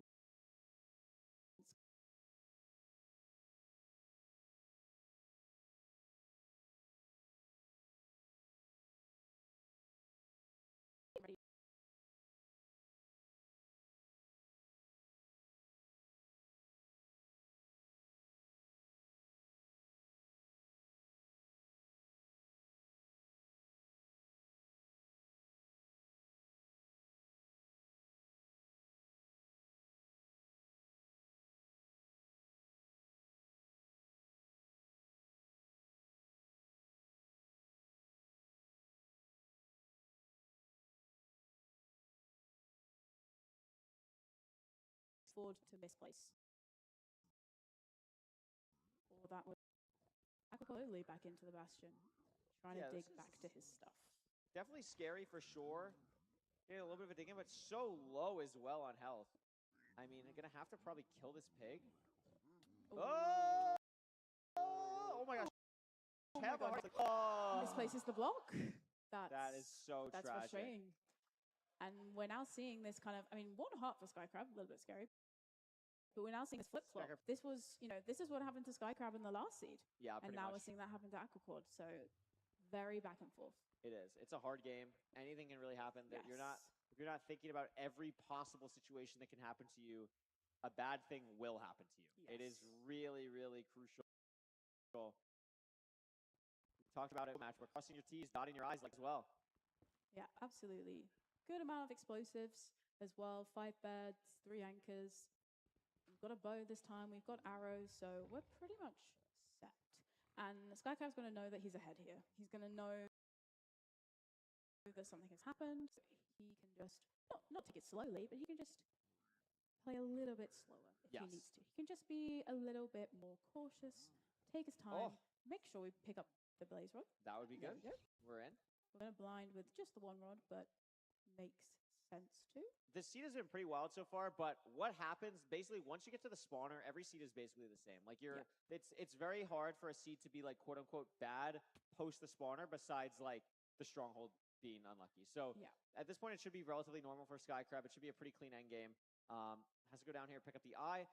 Aquacord's still making his way back all the way to the Bastion. It definitely is not helpful with how far this Bastion is, let alone the fact that so Aquacord going for a lap 3 here. Hopefully this is going to be the one that works out. Skycrab doing the really cool hunger reset, loses the armor, but not going to be a big deal. It's not the end of the world. I mean, in a Crimson, I believe, still for this fort, so maybe losing the gold armor could be something that you're not thinking about, but again, that's a pretty rare thing. We are on a deal here, and still need to pick up the rods. Only 2 so far. I love that hunger reset on the side of the portal when you're in the ocean, because you don't need to worry about placing the blocks underneath you. You just stand on the head of the bed, because that's where you're going to respawn from, and then you block your just around the top of your head, because when you die, your items fall from your head, which is why you see runners kind of, when they are doing a hunger reset, they do it in Is that a skeleton? Oh no, it's wearing an iron helmet. Oh. I was like, what is going on? He's got some good drip. It's good. Yeah, at the cost of Aquacord's items. Yeah. Skycrab just waiting for... Yeah, this is a pretty slow rods. spawner. Yeah. This is just a very slow seed, but that's okay. Maybe lost the rod early on. I mean, we didn't see it pick up, but we weren't as locked in on that because of Aquacord, but I mean, this is definitely some slow rates here. Starting to pick up a little bit, but like, how are we not getting a, how are we not getting a 4 spawn there? Yeah. Wonder what fire or anything is causing that. Normally in ranked, you're guaranteed at least a 3 spawn. So pretty surprising to see that happen there. Still needs 1 more rod here. See that come up soon. Got everything he needs to Even go. a pearl hang. Yeah. Just now waiting. Watching the little blaze inside the spawner, it's spinning faster, so that means they should spawn very soon. Oh. There we go. Wait, is that actually a thing? Yeah. See, it's like, it's gone really slow now, so the faster it gets, that means they're going to spawn. Did you not never know knew that? No, I legit never knew You've that. beaten Minecraft 10,000 times and you didn't know I that? did not know that. That's crazy. This is like the best moment of my life. That's actually really cool. I like that. Yeah. It's a fun little detail. I'm pretty sure I learned that from watching Feinberg, though, but, you know. We don't have to give him credit. Yeah. No, I'll give myself the credit. Yeah, absolutely. Aquacord now going through the trials and tribulations of trying to get Obsidian in this Bastion. Yeah.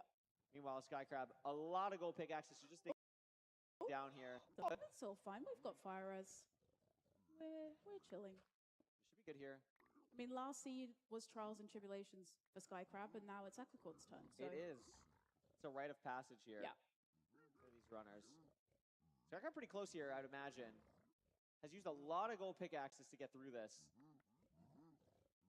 Should be hopping through here. This is ran out of yeah, that's crazy. Used all the gold pickaxes to get through here. This seed is diabolical. Yeah, this is a like bad real. seed. I mean, we said like, oh, yeah, well, this is a crazy dig. Well, he's at negative 400. So he's. We went second. Yeah. Wing? Oh my goodness gracious! Why didn't we go to the fort at our spawn? I guess.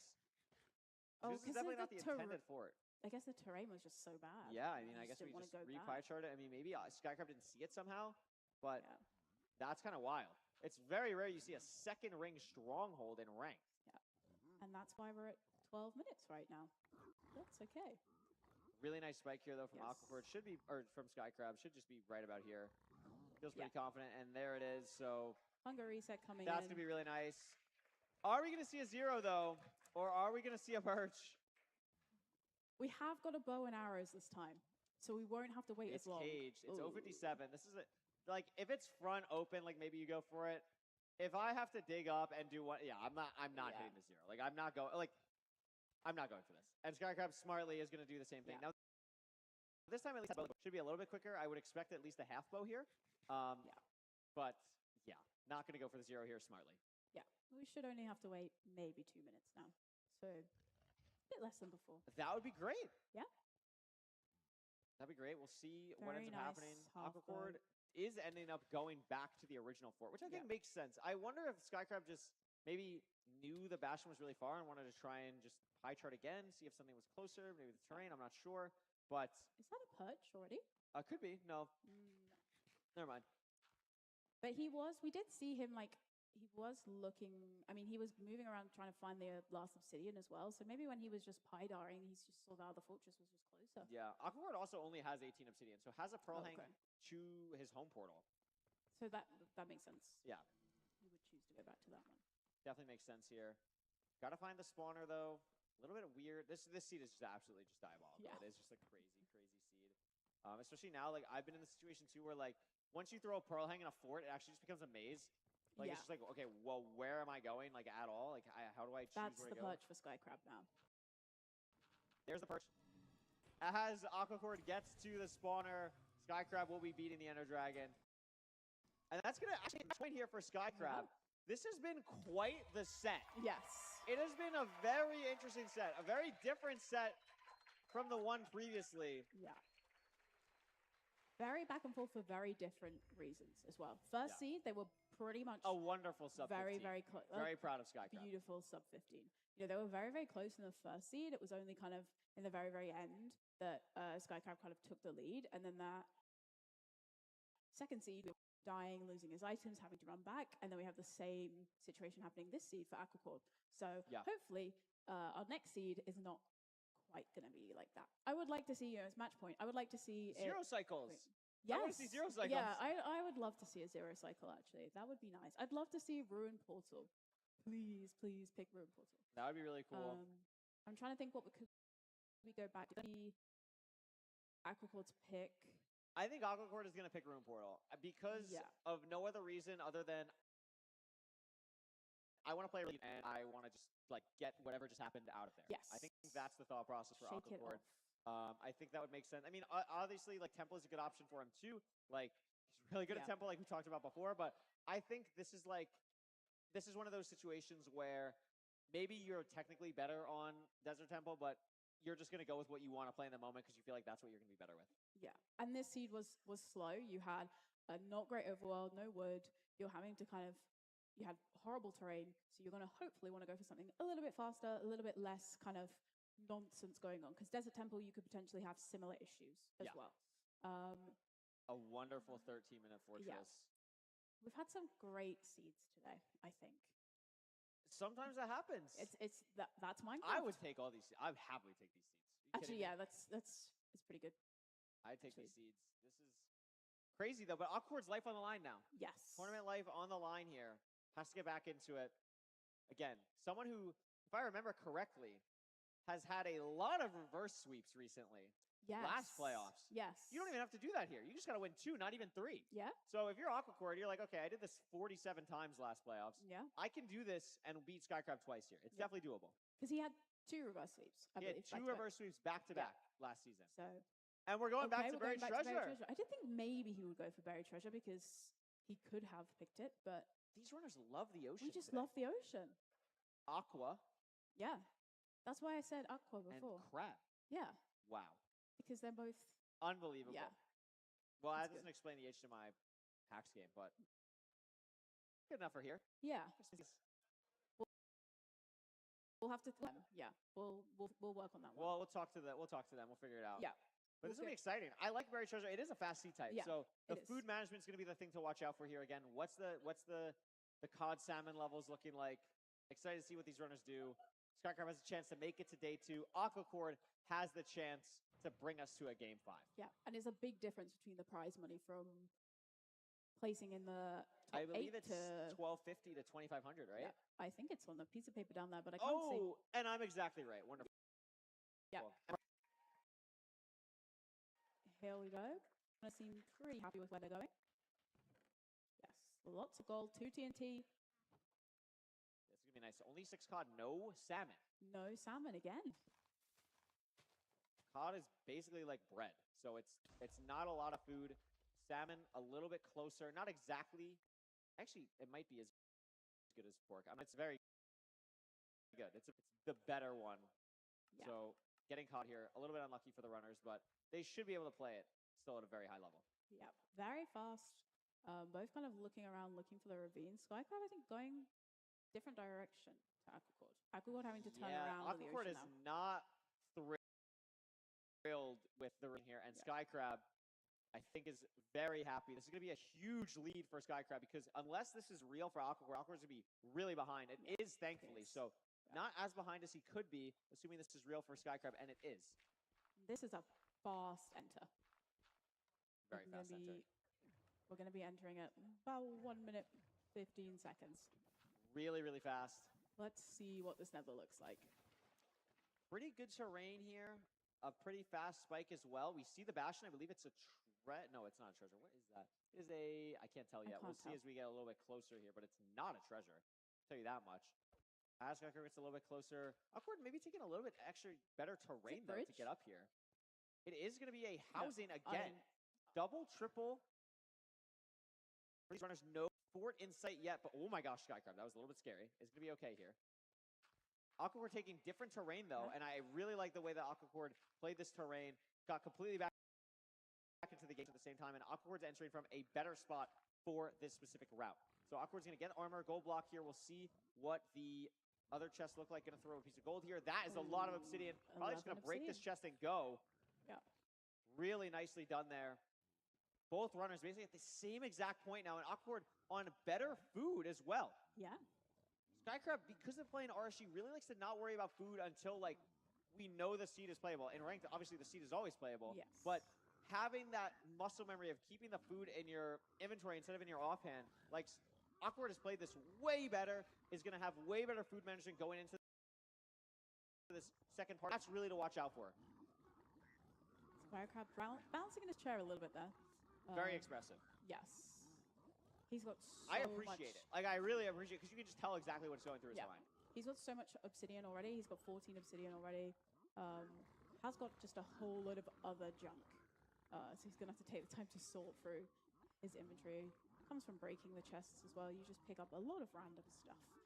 But yeah, both runners pretty much at the same point here. Absolutely wild here. Iron Swordcraft for Aquacord has one TNT as well, so we'll be able to do TNT plus Blaze Bed. Still trading a little bit more gold. Not sure exactly what we're looking for here, because it would be nice to get that for the gold picks, but not going to have that.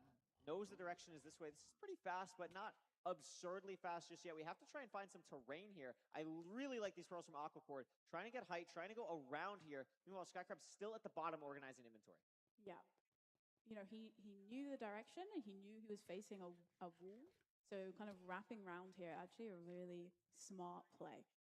Aquacord's just going to be out a lot quicker and a lot easier. Really high up, though. Oh, no, does have this. Why 79? This is a really high fortress. Wow. So is going to be able to find it here. Has a blaze, two blazes. Two blazes. Why not?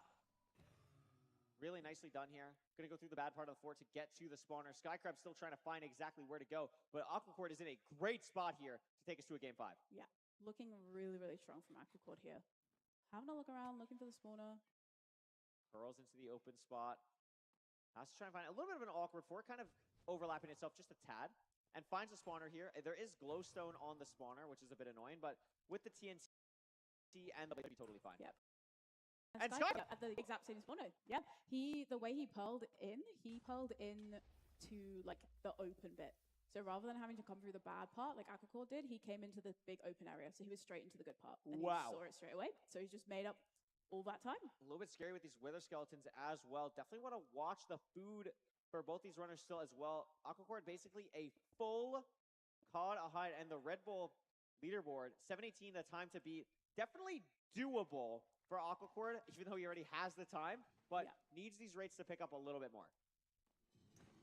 Hopefully. But it's not. And it also depends how far is the stronghold as well. Absolutely. Same rod count for these runners. Maybe Skycrab pulls ahead here, but I don't think actually got one. And Aquacord is going to be blinding first, keeping the lead. Gonna see what's going on here. No idea how far the stronghold is for these runners. But Skycrab is, or Aquacord, excuse me, is gonna have to throw 2 eyes here. Meanwhile, Aquacord is gonna be building his portal for measurement now. Can't remember the rod count for Aquacord. I think they're about the same. Aquacord is behind by 1, Okay. but has the measurement. And this is basically dead even. Skycrab made up so much time on that, which is, I mean, just absolutely massive. Yeah. We're gonna see the pearl hang here for Aquacord, trying to figure out where exactly we can go here. Trying to get some blocks. I'm unsure. Maybe we're trying to just like see if this. Oh, we hear a blaze. Oh. This is close enough where we're probably still activating the other spawner the whole time. We're actually gonna get 2 blazes here to kill, which is really nice. And yeah, we're just activating the other spawner that entire time while that's happening. So that's huge for Aquacord. Really nice overlap there.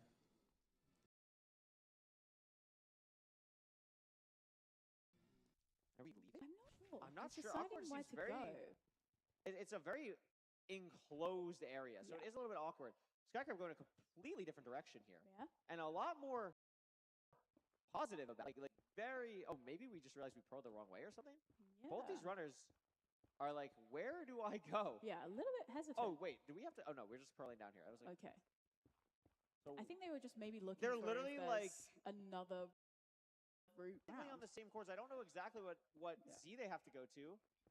It looks like Skycrab is maybe 20 blocks behind, maybe legit 20 blocks behind. So Aquacord has the lead, but Nav is definitely a factor here. Aquacord, unfortunately, almost managed food well enough, like managed it very well on his own, but almost managed it perfectly to not have to hunger reset.